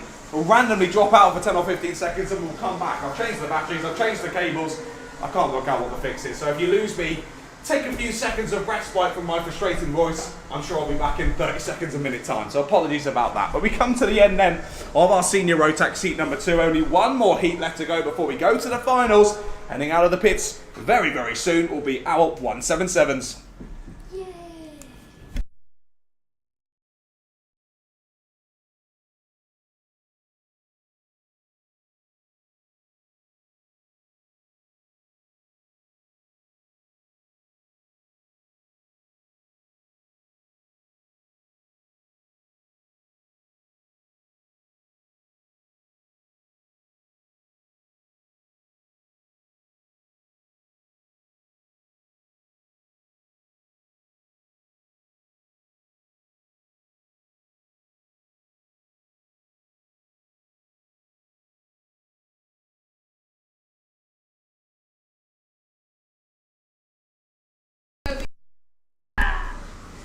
Last heat of the round then, 177s out onto the circuit nice and speedily as we come to the end of the second round of heats. Harry Taylor and Jason Newman are on the front row for this one, ahead of Jake Bradfield and Simon Bradfield. Jake Biggerstaff, Rob Church, Richard Allison and Hugo Pereira, then Naris Mazionis, Malachi Morrison, Drew Lamas and Jack Taylor. Now I'll have to have a look at the finishing results from heat 1 as to why Jack Taylor has been dropped to the back of the grid for this one. Clearly some sort of non-compliance from Jack. But we'll double check that as we go to green flag racing conditions. Well, not this time. Chevron flag on the gantry will mean the drivers will go round again. Let's have a look then back at heat number 1. Jack Taylor was underweight at the end of heat number 1. That's the causation of the 0 points and thus the dropping to the back row of the grid. And Malachi Morrison was disqualified for a scrutineer non-compliance. So 2 heavy hitters. And your leader in the championship of Malachi Morrison getting dropped to the back of the starting grid for this one. That's going to make their job a little bit more challenging. Had a couple of incorrectly positioned front fairing penalties as well. One for Naris Mazionis, one for Jake Bradfield as well. So a couple of drivers coming a cropper in the first heat earlier on. Well, they'll be hoping for a little bit more fortune here in heat number 2. And hopefully, Jack has had a sizable lunch to get himself over the weight limit here at the end of heat number 2. Honestly, why are you doing this? Never done this before. Right then, round the final corner we go. Across the tram lines, ready to get this one started, and the 177s do get it started here, heading down into Stadium Bend. And it is still Harry Taylor who leads us out of it. Jason Newman's lost 2nd place though. Through slits the 95 of Jake Bradfield. Inside line held. Whoa, so many drivers diving to the inside of one spinner in the mid-pack. Not happy with that one there. Was the 94 of Naris Mazionis. It all got a bit closer comfort between a lot of drivers there. But Jack Taylor has side through as he puts a bowl move there to the inside. To get his way back into 6th place already. A great first lap so far from Jack Taylor as they continue on with this race then. Still Harry Taylor leading the way. Now it's a good battle for 2nd place.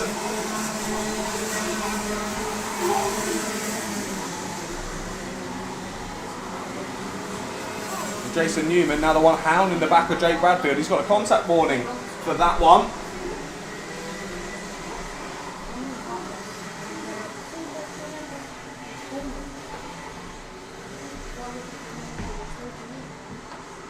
Yeah, because there's the entrance opening.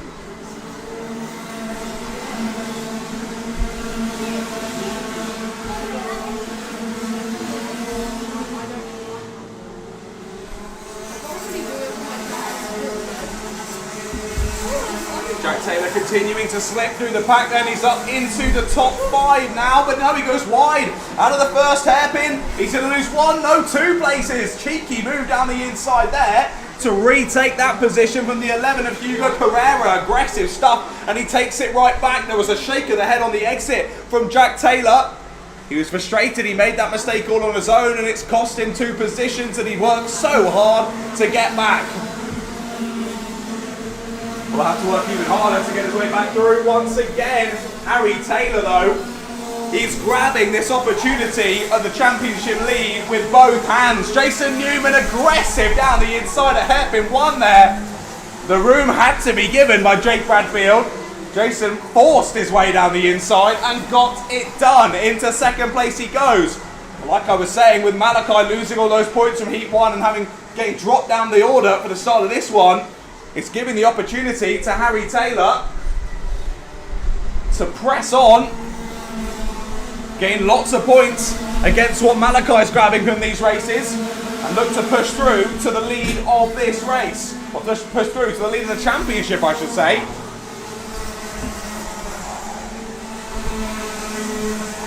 It's all a bit aggressive down ahead, but number 1, big send down the inside from Hugo Pereira. 3 drivers go up and under, 4 nearly. Malachi nearly chucked into the barrier there on the left-hand side of the circuit. That got a bit closer comfort, but Malachi just about able to back out of that one. As well, that's a bit wide there on the new section of corners. I think that was just hitting maybe a bit of a wet patch there for one of the drivers. Was it Hugo Pereira? I think it was. Just got shuffled wide there, and he would have lost a couple of places because of that one.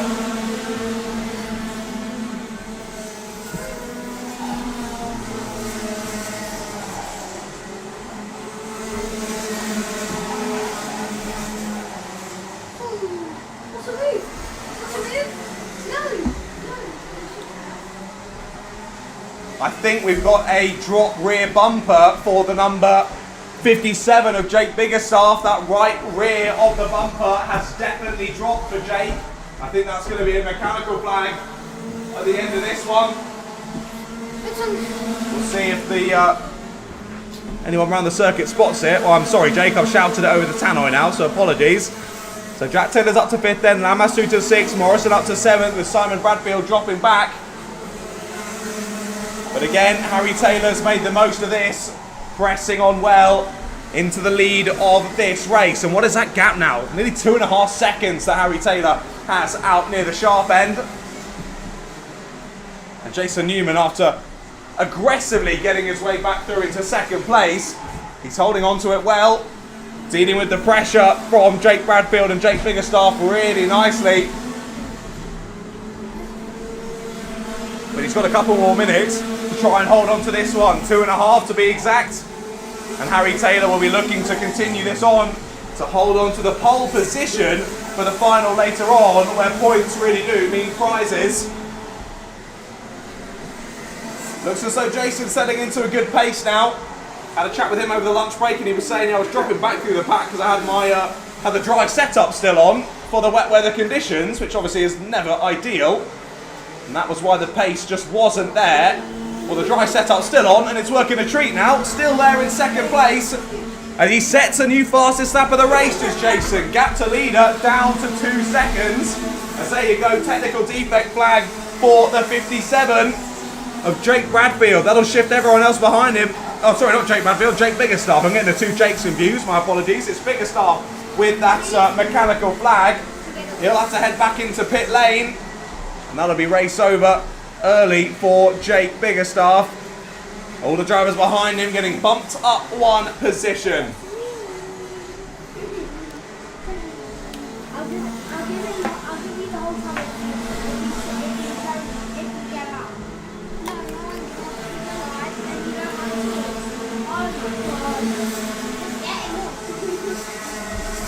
to. Just less than a minute left to go then in this race. Harry Taylor still commanding this one, but gap down to 1.8 seconds. I think he's done enough in the early part of this one for it to not matter. Big move down the inside there of the first hairpin from Malachi Morrison as he again tries to gain a few more championship points back from the 5.43 of Drew Lamas. Drew gets the up and under on the exit and dives back into 5th position. You call Blue. Element, yeah. I text him as well. This thing just keeps dropping out for no reason. I've changed the batteries 3 times. I played with that. Can't work out what the issue is. It will just randomly drop out for 15, 20, 30 seconds. Then we'll come back for 15, 20 seconds. Then we'll drop out again. Okay. If you change the batteries and stuff, I have no idea what that would be. Yeah, not a clue.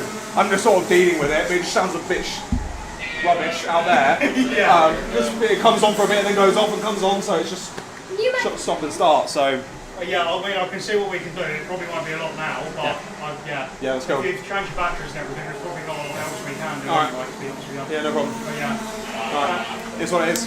Yeah. All good with these guys? It's fine. It's all good. All right, mate. I'll see you in a bit. No, see you in a bit, mate. Do you commentate in every track? Last lap. Not every track. Just lap. You have to go through the last lap. Come on. On to the last lap then has got Harry Taylor. Again, keeping that lead nice and simply out there. He checks over the shoulder at hairpin 2. He knows he's got a nice gap heading through here. Malachi Morrison, hound in the back of the 543 again, goes to the outside this time at hairpin 2, but that'll be a bit too wide. He'll get a good exit, but it's not going to amount to anything sadly for Malachi this time. Round the final corner, his championship rival will come through to win here again in heat number 2. Harry Taylor sees the checkered flag first and continues a fantastic day. Jason Newman with a much better result in this one, finishing off with a P2. He'll be happy with that one. And then third place for Jake Bradfield. A good race from him there in P3. And good to see the handshake between him and Jason as they head down into hairpin number 1. Good battle through for Jack Taylor there into P4 ahead of Drew Lamas and Malachi Morrison. Malachi unable to find a way through in the dying moments of that one, sadly for him. Behind him is Hugo Pereira, Simon Bradfield, Richard Allison, Rob Church, Naris Mazionis and Jake Biggerstaff. Your 12 drivers. Sadly, of course, we lost Jake from that one though with that mechanical issue. Well, that's it then for our heats here for round number 6 of the Rye House Kart Club in 2025. Up next will be the first of our finals. It'll be the Coma Bambinos heading out next.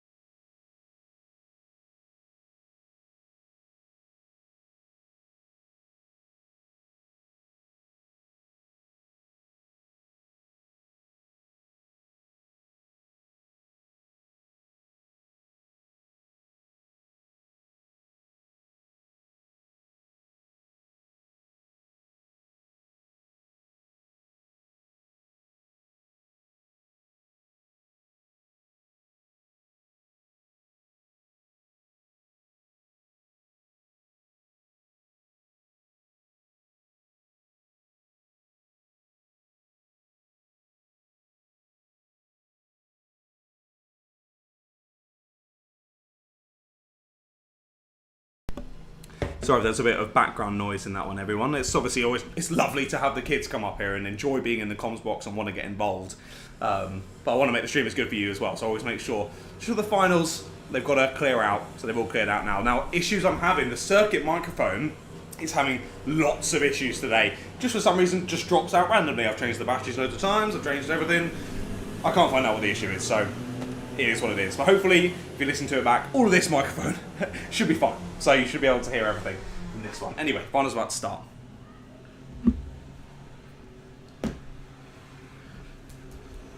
Right then, we're about ready to go for the finals.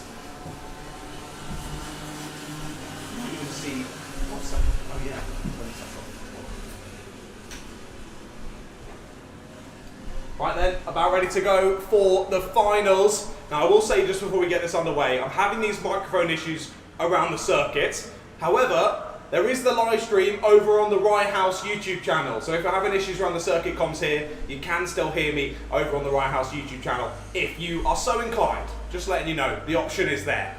I understand if you don't want to, that's absolutely fine. Right, let's crack on with the finals. Kermit Bambino's about to start. Let's run you through the grid for the first final of round number 6. Hendrix Verlat and Tommy Lovejoy will start on the front row for this one. Matthew Pearson and Theo Azzopardi on row 2, with Ezra Robinson Matthews and Aurelio Capalonga. Your 6 drivers ready to go for the race start in this one.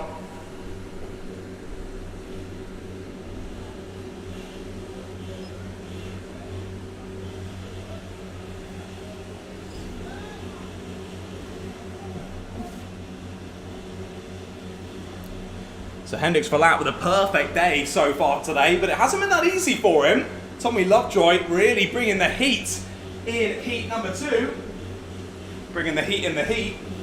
Kind of self-explanatory that one, wasn't it? And let's see if that continues on here in the final.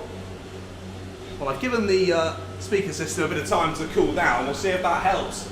Drivers aren't cooling down though, they are heating up as they get ready for this final. Lovely start for your pole sitter. Less than ideal though from Tommy Lovejoy. He's got sandwiched down in towards Stadium Bend, and where will he be on the exit? He's not second, he's not third, he's down to 4. He tries to keep that inside line into the barrier for Tommy Lovejoy. Big impact for the 77. Tried to hold the inside line there with Matthew Pearson. Pearson just didn't give him the room and he was straight into the inside barrier at Regis' elbow. I'm glad to see Tommy seems to be all okay. He continues on. But that was a big bit of impact there for the young racer. I hope he is all okay. Might just have a bit of a sore neck tomorrow, will Tommy, and that's dropped him all the way to the back of the pack. Tried to hold it around the outside there into Regis' elbow. I'm not sure if Matthew knew he was there. He took the racing line, and there was obviously no space on the inside there for Tommy Lovejoy. Well, a calamitous start there, sadly for Tommy. My heart goes out to him as he now tries to race back through the order. But amazing to see the grit and determination from such a young driver to get himself straight back in the race and press on.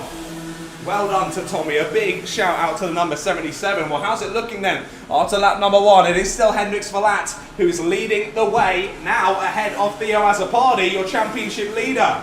Ezra Robinson Matthews, your winner of the final, last time out at round number 5, is there in 3rd place, with Matthew Pearson in behind in 4th. And it was Aurelia Capalonga in 5th. They've just been overtaken though by Tommy Lovejoy as he tries to regain some positions in this final after that less than ideal start.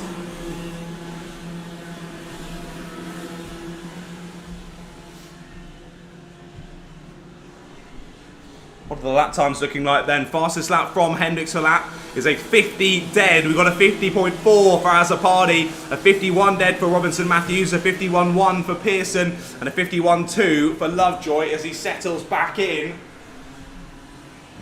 Never a nice way to start the final, particularly in these younger classes. Like we were saying earlier, it's all about improving. It's all about coming away with a smile on your face. Sadly, I don't think Tommy's going to be too smiley after that one, but what an absolute champion for continuing on in this final. Fantastic to see from the 77. But the closest challenger then for Hendrix Verlat throughout today, a good 15 seconds behind him. I think it's going to be tough for anyone else to really launch a charge here towards Hendrix Verlat. That gap now 2 seconds between Verlat and Azzopardi. Azzopardi's still going to walk away from this one with a good haul of points. And will still, of course, extend his championship gap because Hendrix Verlat not involved in the championship so far. So Azzopardi came into this one up 20 points clear of Veslovsky, who's not here today. Closest challenger is Robinson Matthews, 3rd in the championship, was 3rd on the road, but has just been overtaken by Matthew Pearson. Pearson is still under investigation from that lap 1 crash, but of course that'll all be sorted post-race. So I can only keep you updated on what's been going on circuit that I can see. And Pearson up there into third place now, with 3.5 minutes still left to go on the clock here in the Como Bambino final.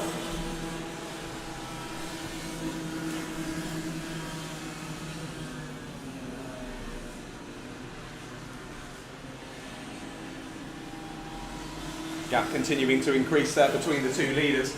Seems as though giving the speaker system a bit of time to cool down might have helped here, so it might just be a bit of overheating. It is still rather toasty up here in the commentary box. So glad to see that it's not only me that's expiring, it's the commentary system here at Rye House as well. Well, the driver's doing a lot better job out on the circuit there, continuing to fly around. And drivers continuing to improve as well, but still consistently quicker than the rest of the field is Hendrix Verlat. Looking to close out a perfect day so far for Hendrix. A perfect 200 points from a possible 200. And what a way that'll be to launch himself onto the Rye House Kart Club scene. And immediately up to the sharp end. Of course, we saw him out at the London Cup last year. Good to see him back. Back better than ever is Hendrix.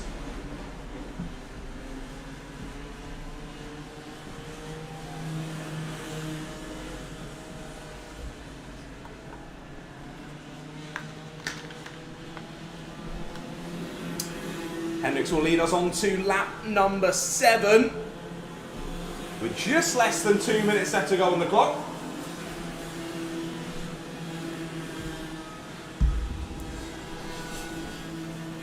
Now Tommy Lovejoy has found a bit more of his usual pace out there. He's matching pace with the leader of Hendrix Verlat now. A little bit slower on that last lap, just into the 51s again, but he's got the third fastest lap so far in this race as Tommy. He's got a nice bit of fresh air there. I think he's definitely going to have a drop nose cone after ramming that barrier at full racing speed. But I don't think that's going to matter when all is said and done, in all honesty. I think him getting to the checkered flag is an achievement in and of itself for Tommy. And look at that gap now between Hendrix Verlat and Theo Azzopardi. It just continues to grow. It was 5.2 seconds. What's it going to be now when they come across the line? It's 5.9 seconds, so nearly 6. Gaining so much time, lap on lap, is Hendrix Verlat. And no one able to stop him here in the Como Bambinos. Driving like prime Nigel Mansell out there. And looking just like it as well, is Hendrix. He's now put a lap on Aurelia Capalonga. Great to see Aurelio out on the circuit. Continuing to improve. He's just put in a new personal best time. So fantastic to see the number 100 enjoying themselves out there. And like I say, continuing to improve their lap time and better their skills. Across the gantry, or under the gantry I should say, across the start-finish line for Verlat, with just over 10 seconds left to go in the race. So this will be on to the penultimate lap of proceedings then here in the Como Bambinos. I think my strat at the end of this one will need to be running through the finishing results, turning the speaker system off until we get out for the green flag lap in the next heat, and just doing that lap after race after race. We'll see. I'll do my best to bring you some shouty man over the airwaves for the rest of today. But again, all of our field just spreading out ever so slightly over this Como Bambino final, which is understandable to see. Drivers all improving at different rates, all have been racing for different amount of times as they all continue on with their young motorsport career. Well, Hendrix Verlat starts the final lap of this race. It was 6.7 seconds clear. It's now going to be 7.5 seconds clear for Hendrix Verlat. He's going to win this race by over 8 seconds, is Hendrix Verlat. Brilliant stuff from the young racer. Hendrix has been impressive every time I've had the honour of commentating over his driving. Most recently out in the Super 1 series. But he's brought his skills back to the Rye House Kart Club and he's done a seriously impressive job. absolute domination from the number 10. Hendrix Verlat rounds the final corner and will win the Como Bambino final. Great race from Hendrix Verlat, cool, calm and committed. Theo Azzopardi comes across the line in second place. Still a good race and good pace from him. He'll extend his championship lead, but it will be 8.5 seconds the gap between Verlat and Azzopardi at the checkered flag. Matthew Pearson finishes in third place, with Edson Robinson Matthews in fourth. Tommy Lovejoy makes it to the checkered flag in fifth place. Well done, Tommy. With Aurelia Capalonga there in sixth place. Well done to all of our Como Bambino drivers. Did a smashing job out there. And continuing on with their young racing careers, as I say. Right then, like I mentioned, I'm going to try and give this speaker system a bit of a break before we crack on with the Honda Cadet GX200 final.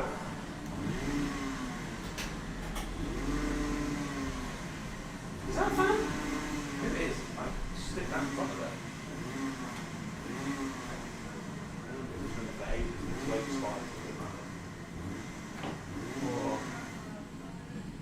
I don't want to move that. I'll give it a break. Oh, you can still hear me. Hello. Trying to look for a fan to cool down the speaker system, but I don't have one, so it is what it is. And the fan I usually bring along with me on hot days has broken, so that was good. Anyway.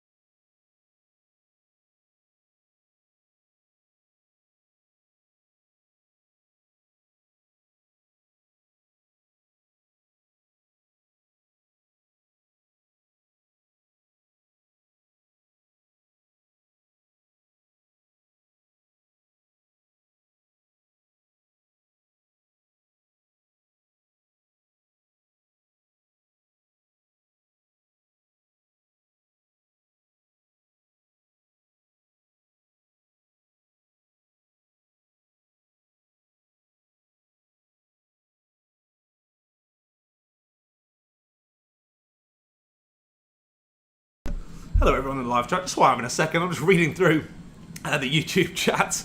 Yeah, karting passion. Hey, I'm a snitch. Deal with it, mate.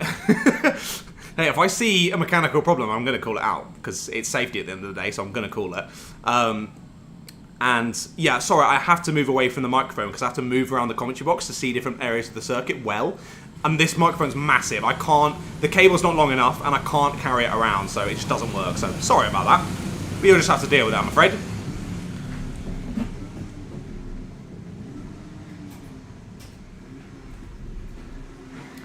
Well, I personally very much enjoyed that gap because it's given me my my contraptions in here a bit of time to cool down. We'll see if it works.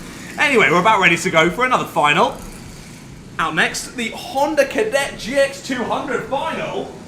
Well, this has been rather exciting throughout today, hasn't it, the Hondas? Let's see how this one goes. Well, Jensen Kula lines up on pole position for this one. Harry Search alongside him, only separated by 2 points so far today. Harry Grant and Mason O'Connor on row 2, with Eric Grizzlebeck and Freddie Williams on row 3. Jaden Bond and Harry Parker Ray on row 4, with Oakley Schultz, Nicholas York and Jimmy Dale. Your 11 drivers on the grid for this one, of course. Just like the Coma Bambinos, all drivers heading round to get ready for a standing start in this one. As they all head into their correct grid positions. At least I hope they head into their correct grid positions. Of course, the Rye House, the staff here at Rye House always doing a great job to make sure everything is as fair and as safe as possible here at the Rye House Kart Raceway. And I do think that everyone seems to be in their correct grid spots, and we should be about ready to go for another exciting race here in the finals at round number 6 of the Rye House Kart Club. 7 minutes plus 1 lap on the clock yet again. And let's see who can take the win in this one. It's been nip and tuck between Kula and Search so far today. Will it be one of those two? Will it be someone else that sighs through to the 4? Ah, well, this time the 66 is put back into 11th spot. And now it looks as though we, hopefully, are about ready to go. Thumbs up then for the back of the grid. We wait for those red lights to come on. You'll hear the engine notes rise. And as soon as those lights go green, we'll be racing for 7 minutes plus 1 lap. There they are, red lights are on, they go green, we're racing here in Honda Cadets once more. Good start from Kula, and it's a good start from Harry Grant as well. He tries to take the inside line away from Harry Search, and he will get shuffled to the exit though. Back through goes, that's Eric Grizzlebeck. Great start from Eric on the number 15. He's up to 2nd place already, fantastic start. And Grant and Search are both shuffled back to 3rd and 4th respectively. And this is Jensen Kula's opportunity to try and scamper off with this one. And he's doing just that already, is Jensen Kula. We know he's a speedy young racer in a Honda Cadet GX200 car. And he's putting pedal to the metal already. He's a good 5 or 6 kart lengths free of the rest of the pack as they get to the end of lap number 1. Grant's got the up and under through the final corner, and Search will look to follow him through. The two Harrys pushing each other through to the end of lap number 1 already. Under investigation though is Eric Grizzlebeck. He's under investigation. Was it a bit too of a good of a start there from Eric? Well, the stewards will deal with that one after the race. Either way, he's back down to 4th place as the two Harrys both get past. And Eric gets forced back into 4th place then. Move down the inside of hairpin number 2 with 3 wide on the exit here down into the new sector. That's going to be a tough one. And again, through the new chicane they go, and they slot back into single file. I think smartly so for those 3 drivers. Now, who have we got there in 6th place? That's Mason O'Connor, Freddie Williams and Harry Parker Ray, who are squabbling it out there. Good battling between those 3. Now, what's the gap to your leader? Almost 1.2 seconds then between Kula and Grant. And it was a new fastest lap from Kula on the last lap. The two Harrys will need to lock in this one if they want any shot at the victory. But it does seem as though Jensen Kula has one hand on that trophy already. We saw in the previous heats, in the second half of the race, in heat number 1 anyway I should say, Harry Search found some crazy pace in the second half and re-caught Kula. And it was a great squabble between those two. Of course, in the previous race, there was all a bit of chaos between who was on what different tyres, and it was a great run through from Kula on those dry tyres. He kept it on the circuit in the slippery bit of the race and drove past Harry Search when it all started to dry up. And Harry Search is pointing down to his engine. Now, does Harry feel like he has a bit of an issue? I'm not as good as reading the kart's hand gestures as maybe the parents and mechanics at the side of the circuit are. But either way, Harry Search not happy with something down on the left-hand side of his car. Still looks to be lapping really well. He's got some great pace underneath him. So does the driver ahead, though, of Harry Grant. 43.2 versus a 43.3 for both Search and Cooler. Both Cooler and Grant a little bit slower on that last lap though. Personal best from Harry Search, so clearly whatever issue he's having, not hampering him too much. As we've had a reshuffle further back, Freddie Williams gains 2 places on that last lap. What a great last lap then for Freddie as he gets past Jaden Bond and Mason O'Connor.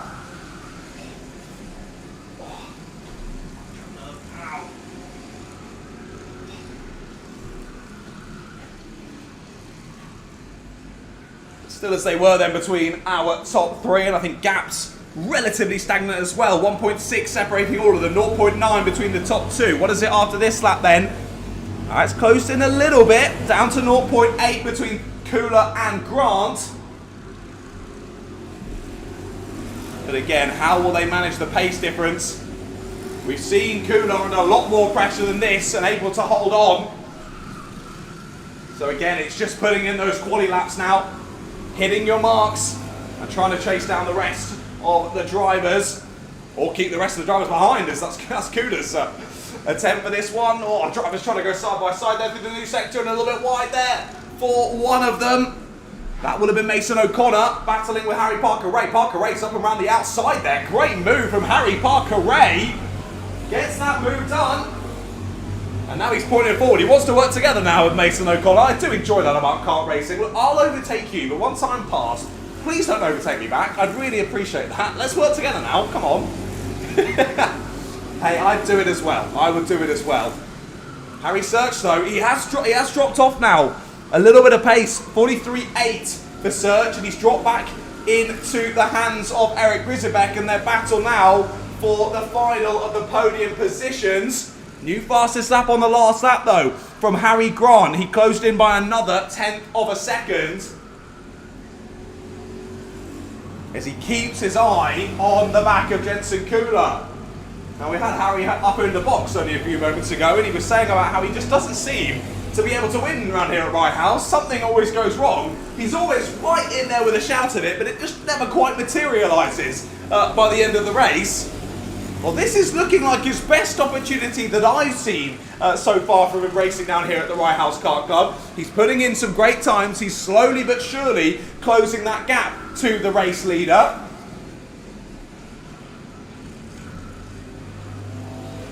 Will it be enough? Only 1 minute and 20 seconds left to go. As oh, we've got a driver pulling off to the side. That is Harry Search. So Harry Search is out of the race. We were saying he was frustrated with something, I think his engine, but it didn't seem to be affecting his pace at that point.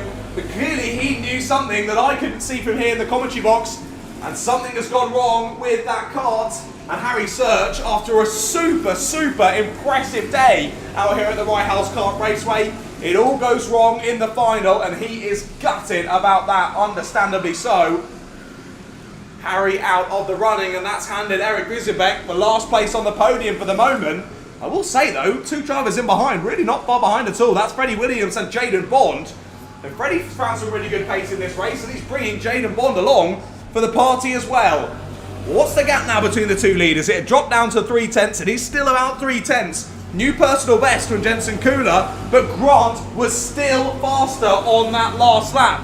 We're down to 20 seconds left to go. This will be the penultimate lap of the race, and they are catching Jimmy Dale as well. Now, Jimmy just needs to drive his lines, and the drivers have got to get past him. But could this be a spanner in the works in our battle for the lead? Cooler checks over the shoulder. He knows Harry Grant is right there. He needs to get this overtake done on Jimmy Dale really quickly, or Grant will be all over him. Through the final sector they go. Might get held up here into the final corner, and he will. They're nose to tail off the final corner. They both get a bit held up. They're going to be side by side off the corner. Trying to chop back across there is Cooler, and he does. Nose to tail onto the final lap, and they're still behind Jimmy Dale into the first corner. Ah, look at that though. Cooler gets through, and it takes Harry Grant only a moment longer, and that might be exactly what Jensen Cooler needed. They were nose to tail under the gantry, but now a kart length separates them once more. Only a few more corners left to go, and the opportunity for that first win here at the Rye House Kart Club for Harry Grant is slipping away as well. I mean, that's gutting for Harry Grant. But I don't think Jensen Kula will be too worried about that one. Round the final corner he comes to take another win here at the Rye House Kart Raceway. Jensen Kula is victorious in the Honda Cadet GX200 final. He had to fight for that one, and it all got a little bit spicy at the end, but he holds on to take the win ahead of Harry Grant. And Freddie Williams gets past Eric Grisbeck there on the last lap of the race. I'm sorry I missed that one. I was too focused on the leaders. What a race from Freddie Williams. Battled so well there to get himself through the order and onto the podium. Eric Grisbeck then in 4th place with Jaden Bonya top 5, followed by Mason O'Connor, Harry Parker Ray, Oakley Schultz, Jimmy Dale, and of course sadly Harry Search not making it to the checkered flag. That is gutting for Harry. My heart goes out to him there, stood down on the exit of hairpin number 2. But I hope he'll be back and fighting even harder at the next round. He's a fantastic young racer. He'll be gutted about how this one's ended, but that's how racing goes sometimes. Sometimes your car just doesn't want to play ball.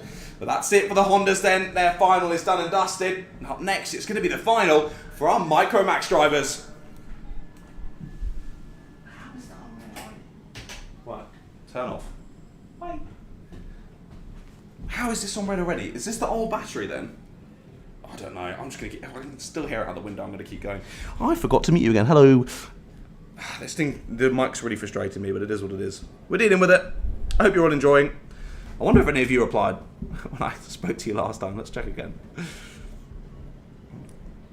Go Ezra Robinson Matthews. So proud. Yeah, Ezra's just smashing it. Round win last time. Not quite able to do it this time, but still doing really well. Ezra has been going from strength to strength. I've been very impressed. Very impressed. Alright then, Micromax is up next.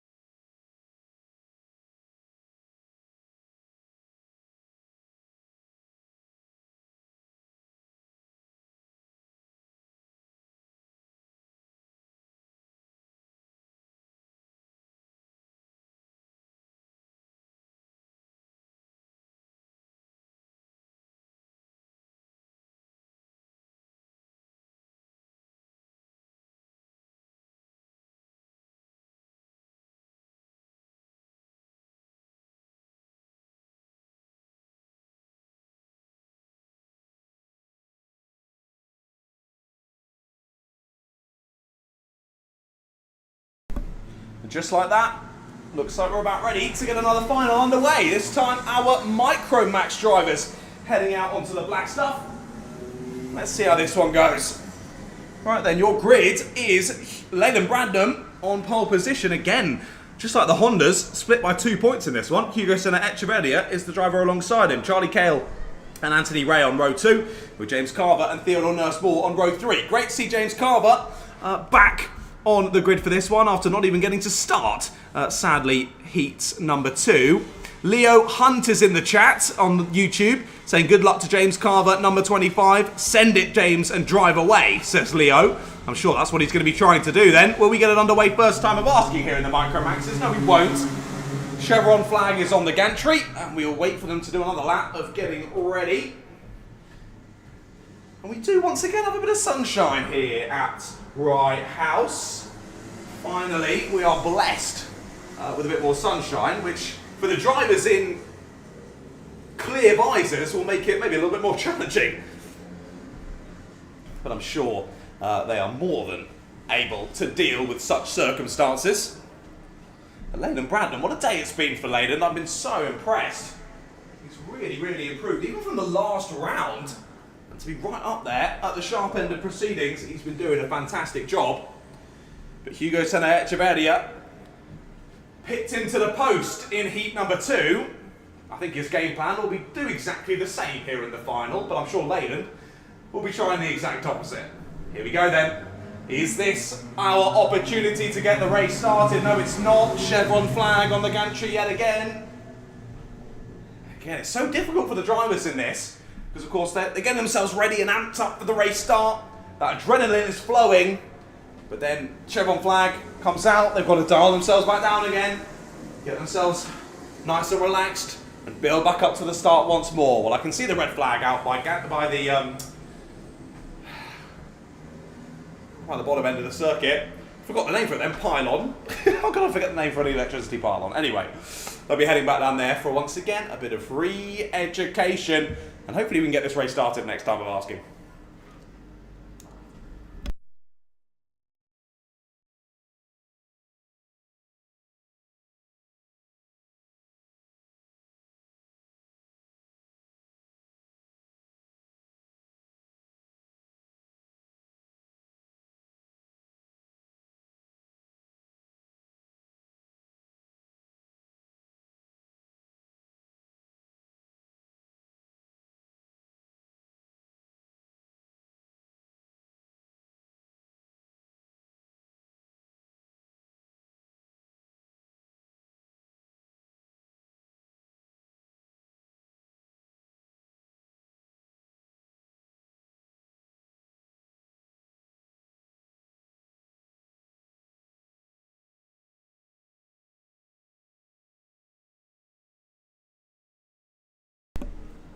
Well then, third time's the charm, as they say. Let's hope that's the same here in Micro Max. The drivers head on round the final corner yet again, 2 by 2. Watch those lights. Will they go green? No, they won't.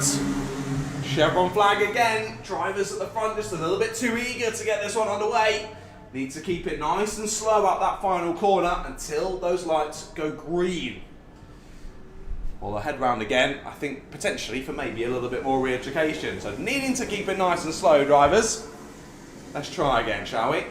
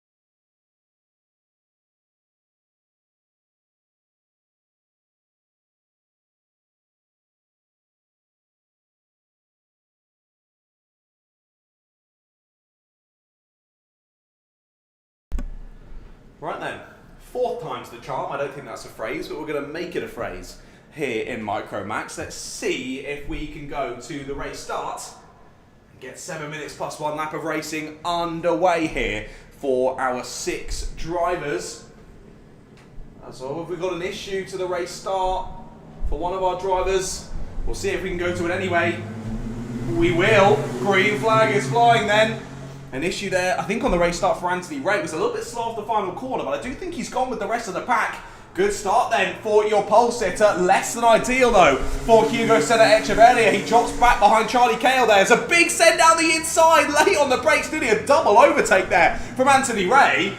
Well, his slowness off of the final corner hasn't continued into the first lap. He gets past Theodore Nursmore, nearly past James Carver in the same move.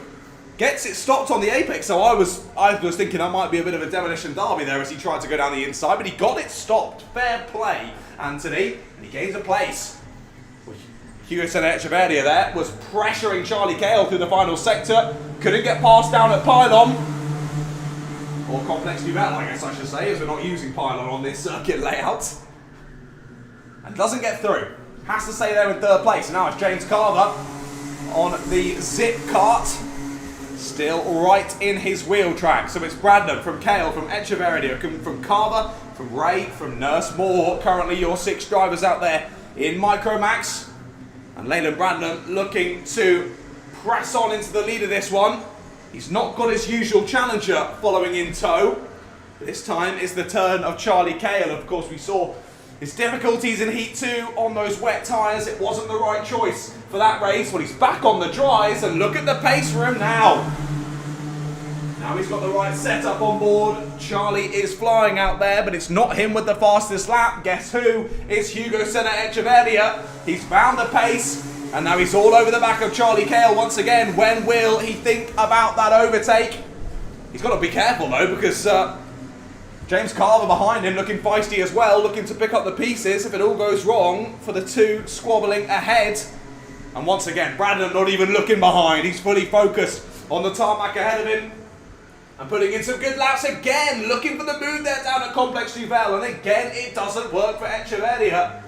He just sees Cale go a bit wide, he thinks, oh, I'll go for the inside line, but of course Cale takes that late apex, chops him off, and that then means Echeverria loses the exit speed and loses more time to your leader of Leyland Brandon. That gap now 7/10 between Brandon and Cale. It's not a huge gap, but it's enough to just let him be a little bit calmer in this race at the moment anyway.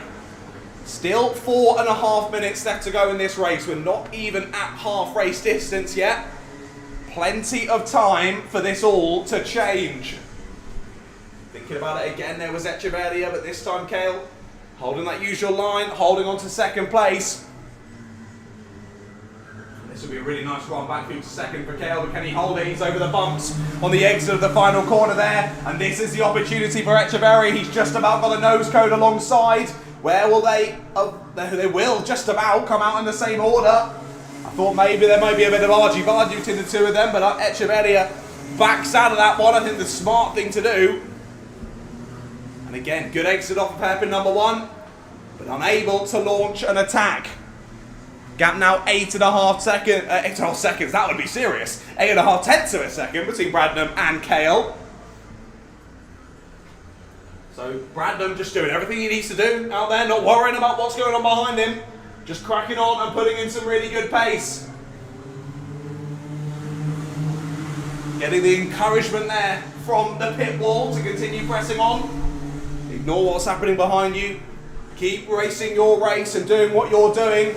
And Leyland Brandon could take his first ever final win here at the Rye House Kart Club in the Micromax class. Hopefully he can't hear me, I don't want to put too much pressure on him. But Cale doing a great job there in second place to keep Echeverria behind.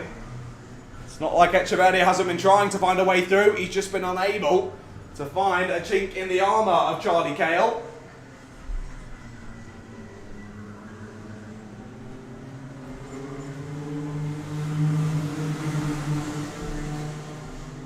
Head on through onto another lap. This one, lap number 7 of the race. 2.5 minutes left to go. I will say, gap has closed. Charlie Cale's just put in the new fastest lap of this race. And gap's down to 6.5 tenths once more. So without being hounded for second position, Charlie Cale could lead the charge here back to your race leader. Now, it wasn't a huge reduction in the gap to the race leader, but it's something. And that's what those following drivers behind need in the opportunity for the race leader to change in all of this. And you can visibly see how much that gap has closed. There's no way that's 6 tenths. It's less than 2 tenths now. New fastest lap again from Charlie Cale. He's pulling it out of the bag in the second part of this race. But like we said all too often here at Rye House. It's one thing catching a driver, it's a whole other thing getting past. And once again, we're line astern for the lead of this race. A bit of a front to rear contact there between your two leaders. Up and under attempt there from James Carver, which isn't going to come to fruition. And they stay as they were for now anyway. A little bit wide off of the new complex for Echeverria. But he holds it there in third place. This has all been bubbling along so far, hasn't it? And will we see it explode into pandemonium here over the last few laps of this race? Just over a minute left to go then. We've got a couple more laps to do here. I think it'll be 3 more laps, including this one to be exact. Still as they were. No new fastest laps on that time. But it was James Carver who was the fastest of the 4 of them on that last lap. Don't count him out in this one.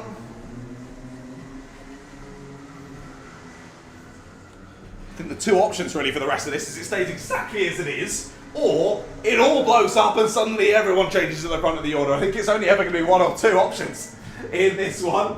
Let's see which one it will be. Starting to ever so slightly build that gap again. It was 1.5 tenths. Yeah, it's now nearly 3 tenths between Brandon and Cale. So pendulum swings back the way of your race leader. But for how long? Less than 20 seconds left to go. This will be the penultimate lap of the race here, ladies and gentlemen. And who's it going to be then? Still Brandon, from Cale, from Echeverria, from Carver. And back behind them, Ray and Nurse Moore still having their own race for 5th as well. They've been quality throughout this day. I'm really impressed by both of them and their racing abilities as well.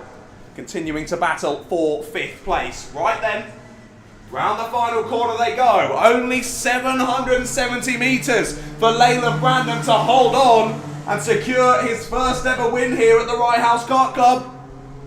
Out of Stadium Bend they go. Little bit wide there for Brandon. Cale's got a slightly better exit, but he's not going to be close enough to think about it. Down to hairpin 1 they go. All still line astern between your 4 leading drivers. Echeverria closer than ever to Cale this time, and Brandon's got a good exit off of the second hairpin. If he keeps it true through the rest of this lap, this could be it for Leyland Brandon. Through Complex Duvel they go. It doesn't look like anyone's going to change. The opportunities fall to 0. Round the final corner comes Leyland Brandon, and it will be Leyland Brandon who wins in the Micromax final. Great pace from Leyland Brandon all weekend, and he finalises it with a victory in the final. Well done to Leyland Brandon. He's going to be absolutely chuffed with that one, and lovely to see the sportsmanship between Leyland and Charlie. Charlie Cale comes home in 2nd place then, ahead of Hugo Senna Echeverria in 3rd, James Carver in 4th, Anthony Ray in 5th, and Theodore Nursmore in 6th place. Well, another good final then there in the Micro Maxes. Like I said, it was only 2 options. Either they stay as they were or it all goes crazy, and that time they stayed as they were. And I think Leyland will be pretty happy with that one there as he takes his first win. Well done to Leyland. But there we go then, Micro Maxes are done and dusted. Only 3 more finals left to come, ladies and gentlemen. And up next, it's probably going to be the most exciting one.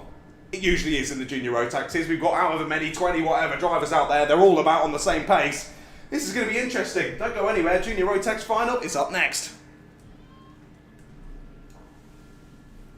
Breathe.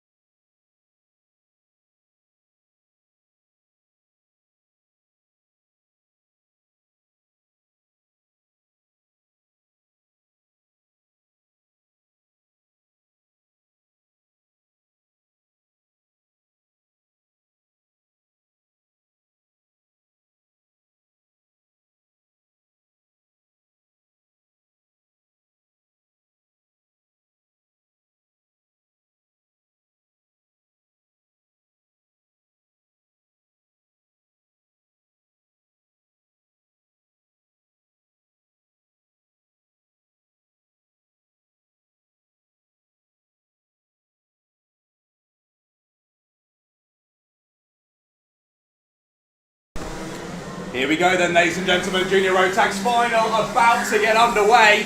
Let's run you through the grid. Anthony Parfitt and Rex Ashley separated by a point, with Parfitt taking pole and Ashley alongside him. Mason Gray and Beasley on the row 2, with Luigi Perlini and Manu Melian on row 3. Frank Namasama and Mia Caruso on row 4, with Edward Jones and Timmy Shahini on row number 5. Can I hear me?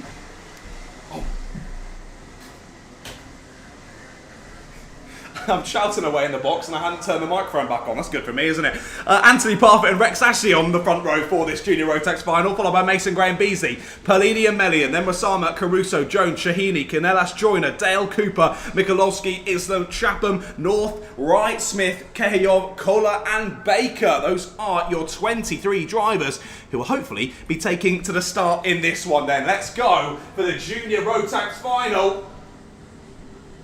Who can side through to the win in this one? 2 by 2 to the lights. We're racing in Junior Road Tax. We fly down to the first couple of corners. And who's going to be leading when they get to the exit? It is indeed Anthony Parfitt. Rex Ashley drops back to third as Jack Beasley gets through. To the outside line goes Mason Gray. He'll try and hang it round, but no. Rex Ashley will force him to the barriers. And he has to stay there in 4th place. That's all. We've got contact in the background. That's Ayrton Rye coming together with the 33 of Ronnie Chapman. Not an ideal start for Ayrton Rye, and he's dropped to the back of the pack. That's gutting for Ayrton. But to the end of lap number 1 then. Oh, we're just slowing down. A chevron flag. With chevron flag. I'm glad the driver spotted that before I did. Chevron flag on the gantry. We will go for another attempt at the race start. So clearly, a little bit too scrappy maybe on that first lap, and we're deciding to try again.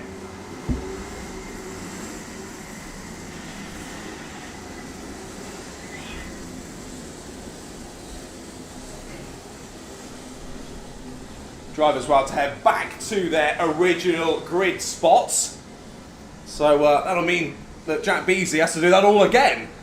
After a great start, Jack, always the opportunist, and did exactly that on that first attempt at the race start. And like I say, he's going to have to try and do it once more. We'll see if he can. So to remind you, Parfitt on that pole, Ashley alongside him, Beasley and Mason Gray on the row behind. And then a heap of Junior Road Tax drivers, all waiting in the wings, trying to pick up the pieces. We'll see how this one starts once more. But just like in previous attempts, that one specifically though, you've had the adrenaline dump for the start, and now you've got to build that adrenaline up yet again. That is very much easier said than done, but some experienced young racers out in this Junior Road Tax field, they dealt with much worse than this. Let's go for the second attempt then at the Junior Road Tax final start. The red lights don't go green, there's chevron flag again. Chevron flag again on the gantry. So we'll go around for another warm-up lap then to get this one sorted. What an absolute tease this is for our Junior Road Tax field. We think we're going racing, and sadly we've got to wait for another warm-up lap. We want to see how this one plays out.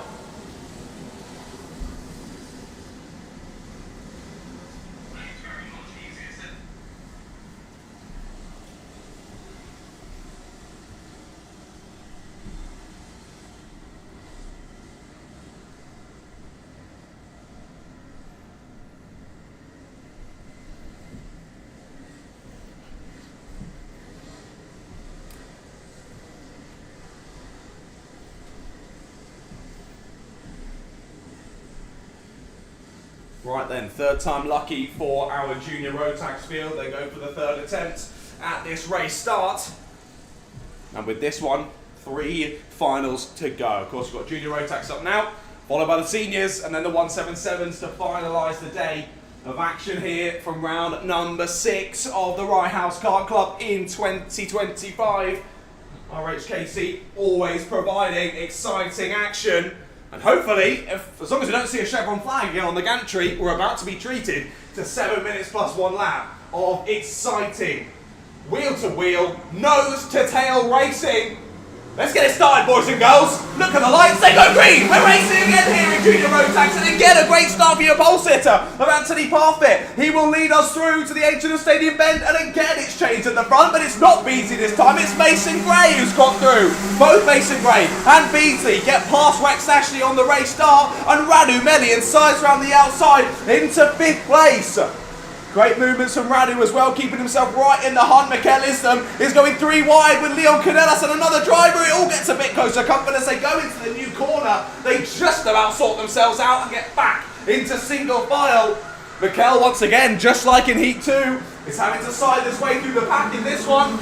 He's done a good job of it so far here on lap number 1 as they come to the end of lap number 1. It's Parfit from Mason Gray, from Beasley, Ashley, Melian, Pellini, Wasama, Jones, Caruso and Shahini, your top 10. But already, Anthony Parfit looking to drive away with this one.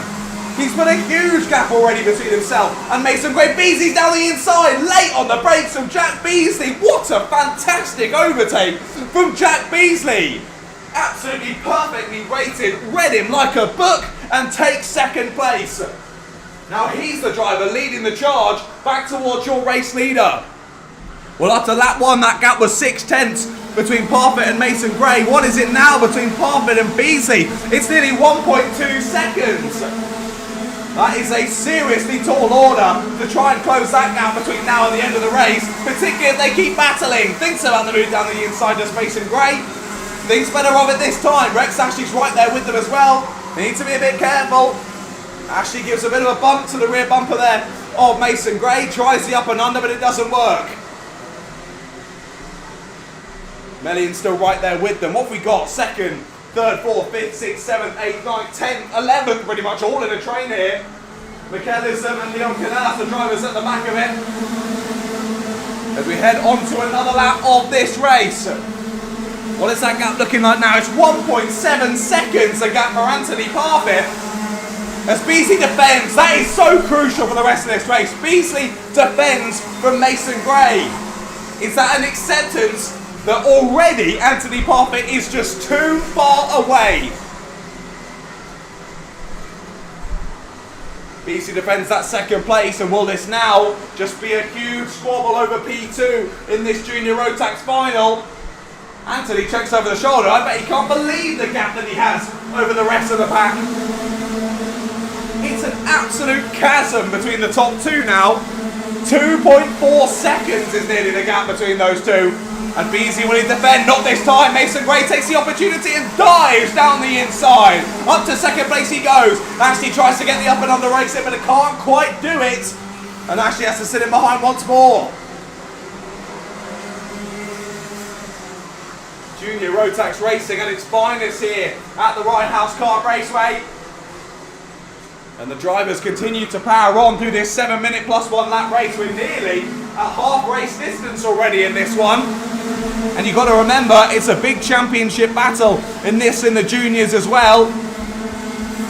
It's super close in and amongst the championship in this one. Down towards F1 they go again. No opportunities for overtakes this time around. It's actually in the lead of the championship, followed by Mason Gray, Islam, Turasek, Smith, Rye, Joyner, Melian, Wasama and Pellini are top 10. A lot of those drivers up there in that 2nd place back group. So any chopping and changing in that group changes the points around, changes the complexion of the championship as we're heading into the last few rounds of the championship. Here today for round 6, there's only 8 rounds in the season.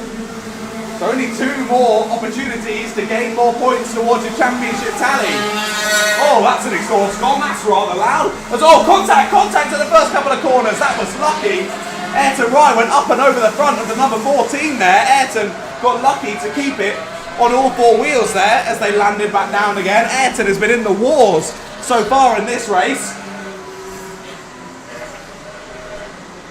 Now, who is it with the broken exhaust? Is it Radu Melian? Oh no, Radu Melian out of the race. That's gutting for him. After what has been his best day here at Rye House so far since I've been commentating, he looks to be out of the race. So that'll be Radu dropping down the order and down to a DNF, and other drivers gaining a place back. So we've changed to now a 3-way squabble for 2nd place, still the same 3. as Radu hits his steering wheel in frustration, understandably so. Still loads of positives to take from this weekend, but not how he wanted to end this one, I'm sure. We've got another driver off down at the first hairpin as well. Who's that that's dropped down the order? That is Alex Cooper on the 77, who is out of the race as well. So a couple of drivers dropping by the wayside here with only a couple of minutes to go. That gap now for Anthony Parfitt is over 4 seconds. That's ridiculous in junior road tax. You never see gaps like that. But he's doing it. It's Anthony Parfitt. Impressive stuff. Got to highlight as well Mikel Islam from not a great starting position in this one. It's up to 5th place now. He's cleared Luigi Perlini on the last lap, as Edward Jones got past Franklin Masama for 7th place in behind him as well.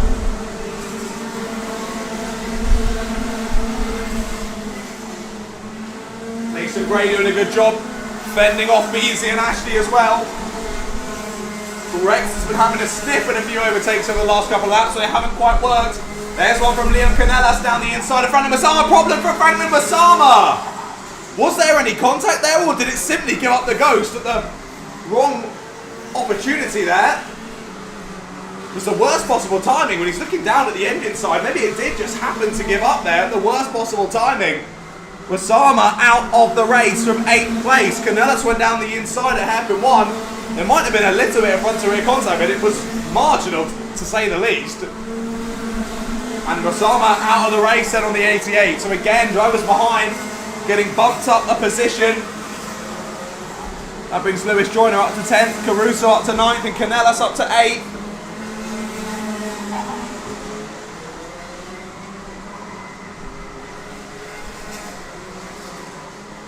As time is about to hit 0, I think that Anthony Parfitt will see the last lap board here. Yes, he will. 770 more metres for Parfitt to hold on to this, but I don't think that's the driver we need to focus on here. He's leading by 4.5 seconds. We keep an eye on that 2nd place battle. They're still super close. Mason Gray ahead of Beasley, ahead of Ashley. Beasley goes defensive to attack and contact! Contact between 2nd and 3rd! Up and over the top there goes Tyler Mason Gray. He was getting angry at Beasley while he was in the air there. And they're continuing to battle now. As Beasley got an issue, he's slow off the apex of hairpin 2. That's totally changed the complexion of the race. But round the final corner comes Anthony Parfitt to win again in junior road tax. Parfitt wins. 2nd place will go to Rex Ashley, and that's a huge benefit to him in the championship there to get into P2. And Mikel Islam comes to the middle of the pack to finish on the podium. Great race there from Mikel Islam, and he benefits from issues ahead and gets into the top 3. Mason Gray dipping his head down, so frustrated with that. I wasn't sure if that one started more as a defence from Beasley on Rex Ashley. I think Rex had a good exit and was looking for the move on Beasley. Beasley covered that inside line, but just broke a bit too late. That move was never on for 2nd place.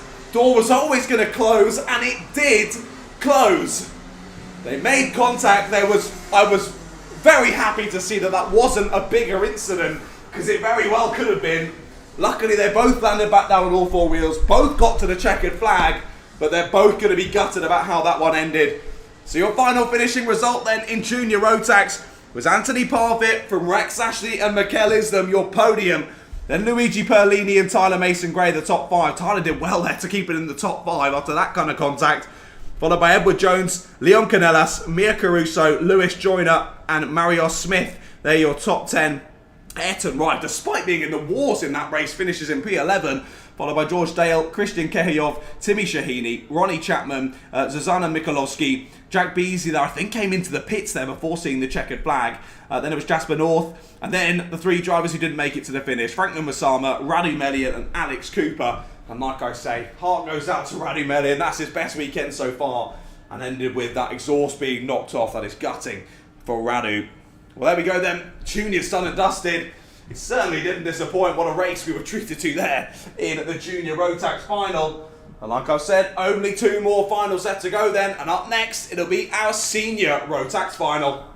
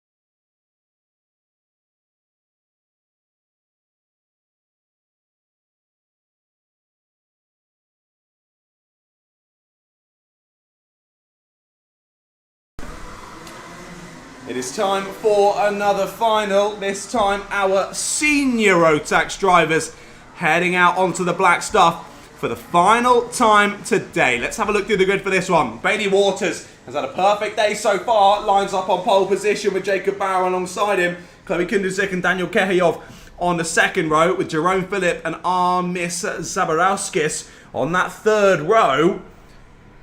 I'm going to have to check the results of Heat 2 because Jerome there on the final row, he must have had a DSQ in Heat 2 where he finished second place on the road. I'll deal with that all in a minute though. We're about to go racing here in Senior Rotax. Lights are out and we're green here in Seniors. They head down to the first couple of corners. Will it be Bailey Waters who leads out of it? Yes it will. It's Chloe Kunduzik who's forced her way through into second place though. Great start for Chloe as they head down into the first hairpin. Heavy braking as Jerome's trying to side his way through the pack once again. He goes straight down the inside there, aggressive. Knocks Jacob Barron wide, and Jacob's not happy with that at all. He's down to the back of the pack, trying to put the nose in. Contact again for Jerome Phillip. That was all a little bit close at the new corner. He makes his way through to third, but I don't think he's made any friends there on that first lap of racing. Knocks Jacob wide, that knocks the 17 of Armis wide as well. So Waters leads ahead of Kunduzik, then Phillip, then the number 17 of Armis, then Kehayov and Barron as well. So a less than ideal start to this one for Jacob Barron. I think he'll be saying to no fault of his own. He's dropped there down to 6th place, your championship leader. Has got the bit between his teeth now to gain a few more points back to his championship tally.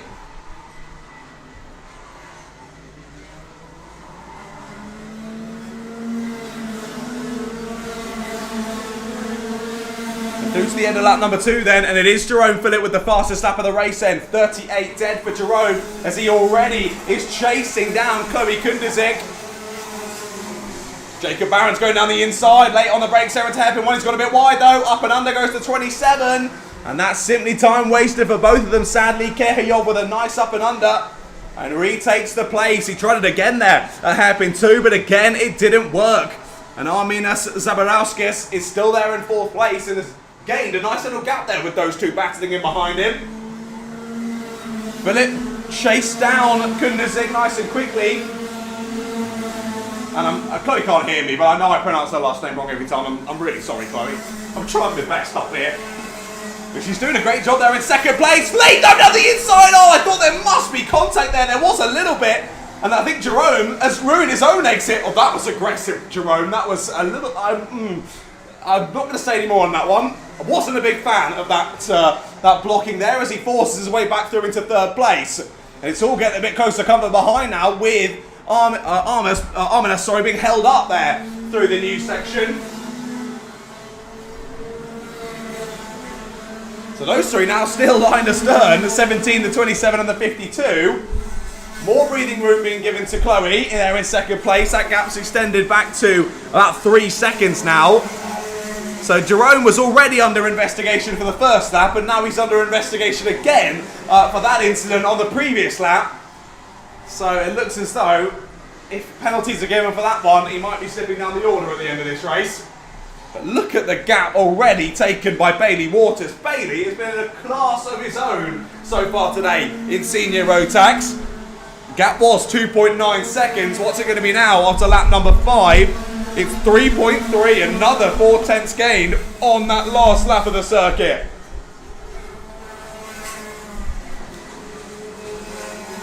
We're keeping our eye on this battle for 4th. This is great battling. Late down the inside. So late from the 52. Aggressive and contact. Round goes the 27 of Daniel Kehayov. Contact as they were both leaning on each other. And it was Kehayov that came off worse from that one. Aggressive move from Jacob, but I don't think anything untoward there. It was all just closing up on the exit. And a hop and a skip and a jump from Kehayov sent him spinning off. Well then, for the first time in this race, 4th to 6th no longer nose to tail, with just less than 3 minutes left to go on the clock. And that gap now for Waters up to 3.8 seconds. I can only see him slowly but surely eking out that race lead and looking to bring home a win and complete The perfect day for him at round 6 of the Rye House Kart Club. Brilliant job he's been doing so far. And now, Jerome Phillip has his sights set on chasing down Chloe once again. Gap stays relatively stagnant, dropped by a couple of tenths on the last lap. Still around 2 seconds between the 14 and the 75. With just over 2 minutes still left to go in this one.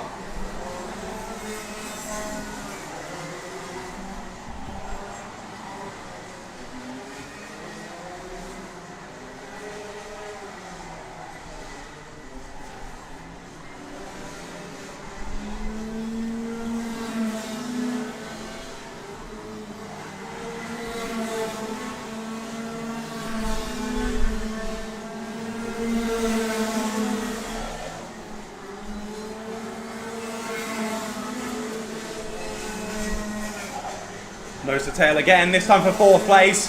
Arminus under pressure here from Jacob. The championship leader again trying to pick up a few more points for his championship tally and find a way through on the new driver here at the Rye House Kart Raceway of Zabarauskas. Zabarauskas has gone wide, hits the barrier round! Round goes Zabarauskas! A little bit of a mistake on the entry there, saw him go wide as he tried to put the power down, the rear end snapped on him and he just caught the barrier. He's trying to get his car, I think, back far enough where he can spin it round. Can he do it? Yes, he can. No, he's in the barrier again. Oh dear, he'll have to be assisted by one of the track staff. I saw the plan there, Arminus, but it just didn't quite work. He's now going to drop, I think, a lap behind the rest of the drivers. That is gutting for him. He was holding off Jacob nicely, but just cracked under the pressure ever so slightly there and found the barrier down at the new couple of corners. 40 seconds left to go then as your leader starts a new lap. He might just eke out 3 more laps here.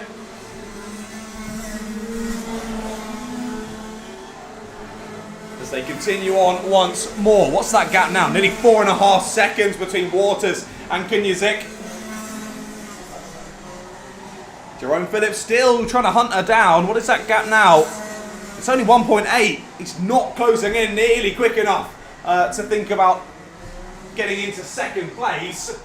But given he's under investigation for 2 separate incidents, I'm not sure even if he got through to 2nd place that he would be finalising his result up on the podium.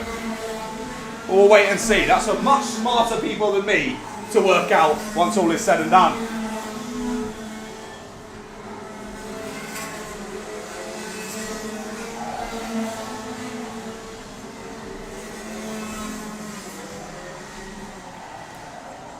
Well, sadly now, with all those incidents and issues for different drivers, we're very spread out amongst the field here in the senior Rotax class.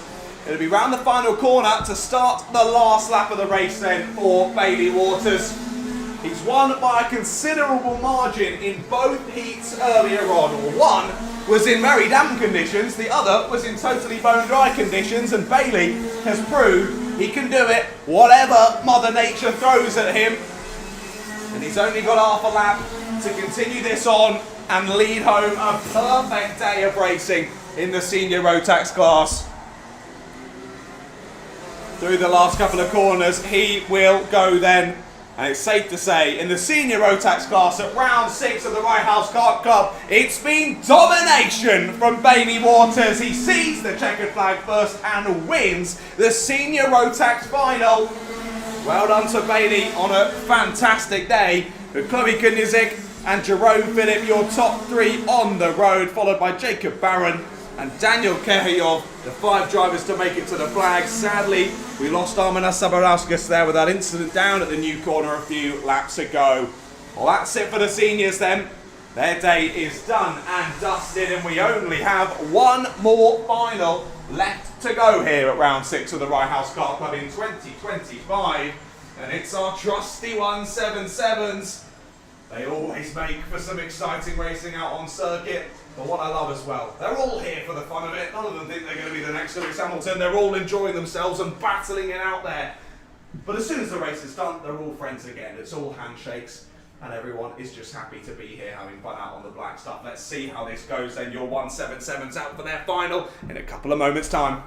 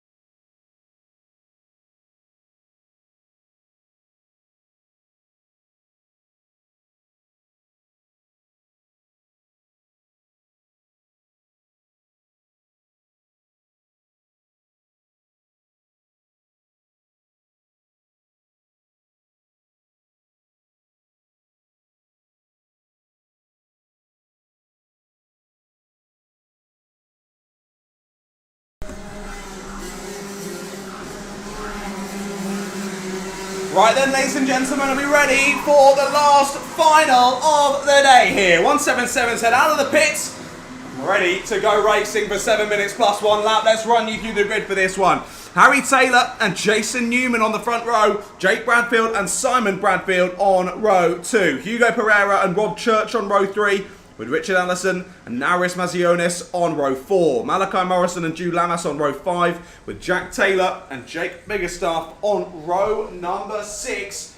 Finalising our 12 kart grid here for the 177 Rotax final.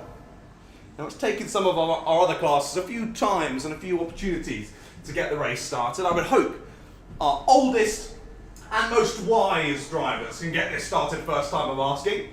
But I'm ready to eat my words. Let's wait and see. 2 by 2 round the final corner. The red lights are on the gantry. Let's go racing in the 177s. We do go racing in the 177s. Green light is on and they fly down to Stadium Bend. It looks like we might have a bit of contact already though as they get to the exit. Harry Taylor still in the lead. Shuffled down to 3rd place is Jason Newman. And look at how it's Harry Taylor already in 4th place. Bumper off though for one of the drivers. That'll be a mechanical flag already and race over for Hugo Pereira. So there's been contact there down at Stadium Bend. Pereira has got that issue. Our 2 drivers have come together there. Down at hairpin number 2 as well. They're dropping like flies already here in the 177s. I can't quite spot the numbers. My eyes aren't quite good enough then. So who's come together? The 21 of Rob Church and Hugo Pereira have come together down at Stadium Bend. And then 2 more drivers have come together down at hairpin number 2. But look at this, already the 2 Taylors are out at the sharp end. Harry Taylor from pole position and Jack Taylor from 11th place. It's 1 lap and he's already up into 2nd place. And again, another driver's out of the race. Drew Lamas from 4th place. Seems to have an engine issue and parks up in the middle of the circuit. What has happened here in the 177 Rotax final? My goodness, how this one has started. This is crazy stuff. So the order now, we're going to wait for them to come across the line because drivers are still expiring out there. Hugo Pereira's carrying him round. Does he know that his bumper's nearly off of the kart entirely? He has had mechanical flags on the gantry, but there's been so much going on. I understand if he's not seen them.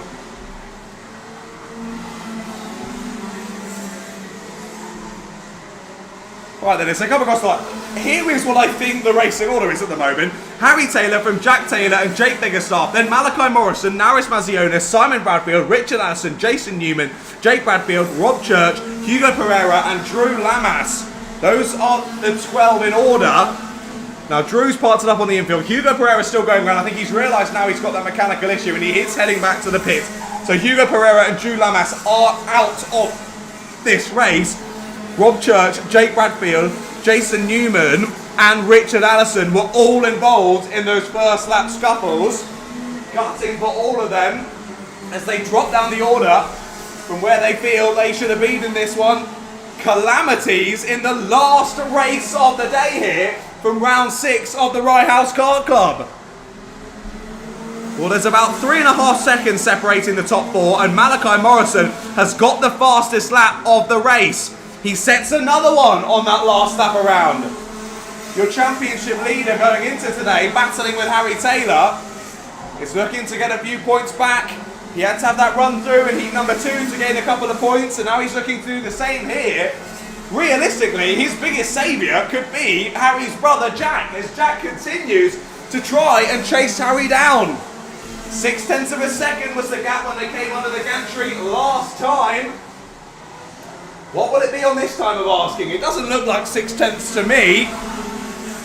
That's because it's not, it's less than 0.3 as Jack Taylor sets the fastest lap of the race, but that's immediately taken back by Malachi Morrison. Morrison is hunting down Biggerstaff at the moment to try and get onto the podium. We've just hit half race distance here in the 177s.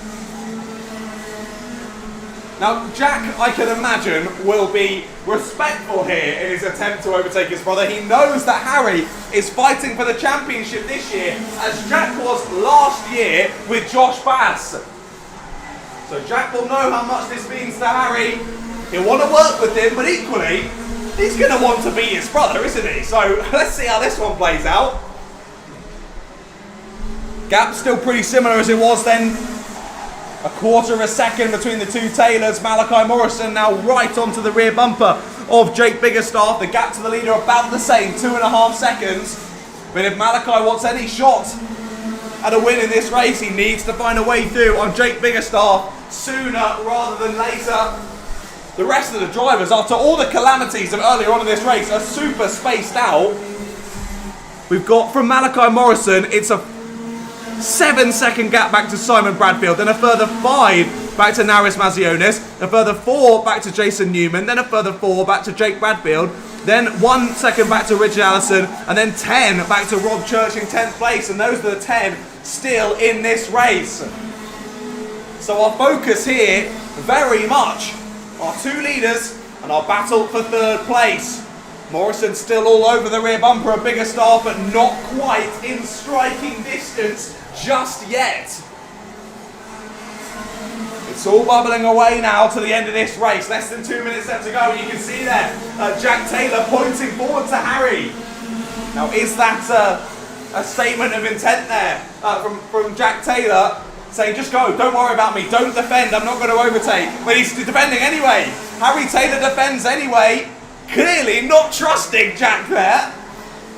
They're into hairpin 2 they go. I will say, yeah, Jack's not launching an attack, and again he's pointing forward. Don't bother worrying about me, mate. Let's get you this championship. And that's, well, sadly for Malachi, what he doesn't have anyone who's going to help him through this one. He's got to do it all himself. And still not able to find a way through on Jake Biggerstaff. Jake's had a really good day as well here today. He's always quick up near the sharp end, but he's been really impressive so far here today at round number 6. He'd love to end this one out with a podium. But Malachi's still going to do everything he can to make sure that that doesn't happen. Less than a minute left to go in the last race of the day here from round 6 of the Rye House Kart Club. Still all to play for, but opportunities dwindling here for Malachi Morrison. It's only 1 extra point, is it, for the position again? I do think it is only 1 extra point. But every point matters when the championships are as close as they are to the Rye House Kart Club. You just don't know what it's going to come down to at that final round of the season in a couple of months' time. It could be the deciding factor between the championship win and just missing out in 2025. Do they go into the final sector once more? Time is ticking to 0. I think they'll see the last lap board this time around. And to be fair to Jack, he has not launched an attack. He's still sitting there in the wheel tracks of Harry. Last lap board is on the gantry. We've got 770 metres left to go here of racing action at round 6. The 2 brothers down towards the hairpin again. Harry does defend, and this time Jack thinks about there on the outside. Sticks him behind, down to hairpin 2 they go. Harry defends once more. Up and under goes Jack. He's got a good exit, but Harry will cover it off. Malachi's not close enough to Jake Biggerstaff. They should stay as they were unless there's a send from Malachi, but it looks like it's going to end how it's been throughout this race. Round the final corner comes Harry Taylor to win the final of round number 6, followed closely by his brother Jack Taylor, and Jake Biggerstaff rounds out the podium with Malachi Morrison just missing out on the top 3 in that one. But again, that championship is going to hot up. The 2 brothers doing aura farming down the back straight there from Jack Taylor. But that is really going to close up the championship from today's action. It's going to be about a 50-point gap, maybe even more than that. I just want to check what they were, what the gap was when we went into today between our championship leaders. Wow, it was 45 points. And I think that this round was a swing of around 53-54. So we'll be going into the penultimate round of the championship in 177s with the pendulum swinging back the way of Harry Taylor, and he'll lead us into round 7. Wow, it's all shuffled up in 177s. What a calamitous final race of the day though. They were dropping like flies in the first few laps of that one. But what a way to end round number 6 of the Rye House Kart Club. It's been a fantastic day of racing. I hope you've all thoroughly enjoyed, whether you've been out there on the black stuff yourself, putting pedal to the metal, or whether you've been out here supporting a driver, whether friend or family or mechanic, or whether you're simply here to do a totally other event and you've enjoyed watching from the sidelines. I hope you have had a really good time down here at the Rye House Kart Raceway, and it has once again been an honour to be the one shouting on the microphone and filling the airwaves with my rubbish throughout today's action. If you have enjoyed me being Mr. Shouty Man, please go and drop me a follow at Ratters Media on Instagram. That's Ratters Media on Instagram. I'd really, really appreciate your support. But a big well done to every driver who took part in today's event. You made it absolutely fantastic for us to watch from the sidelines. Whether you're here at the circuit enjoying, whether you were at home on the live stream, I hope you really, really thoroughly enjoyed the coverage of this event. And again, it never disappoints down here at Rye House. The Kart Club is always really exciting, and I hope you'll join us again for round 7 next month, and then the following month, round 8, to finalise the 2025 season. Of course, a big thank you as always to everyone here at Rye House. 1, for continuing to let me be here on the microphone, but 2, for creating an absolutely smashing event month on month for you owner drivers here at Rye House. And a big thank you, of course, always to the medical staff as well as all of the staff here at Rye House doing such a fantastic job. Well, my name is John Ratcliffe. I've thoroughly enjoyed joining you once again for another exciting round of the Rye House Kart Club, and I'll see you in a month's time when we'll do it all again. Goodbye. Actually, before I go, don't forget about the podium ceremony over in the main building. That'll be starting in about 30 or 40 minutes time, I imagine. So whether you're on the podium or not, make sure you go and join us over there, and I'll see you over there in a few minutes time.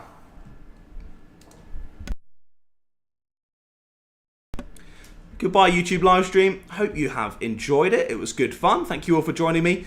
And yeah, make sure you join us again in about a month's time for round 7. It's been cracking. And also subscribe to the Rye House YouTube channel so you don't miss them. You'll get a notification so you don't miss it. Cheers, guys. Go and drop me a follow. Ratters Media on Instagram. Really appreciate it. Otherwise, have a lovely rest of your day.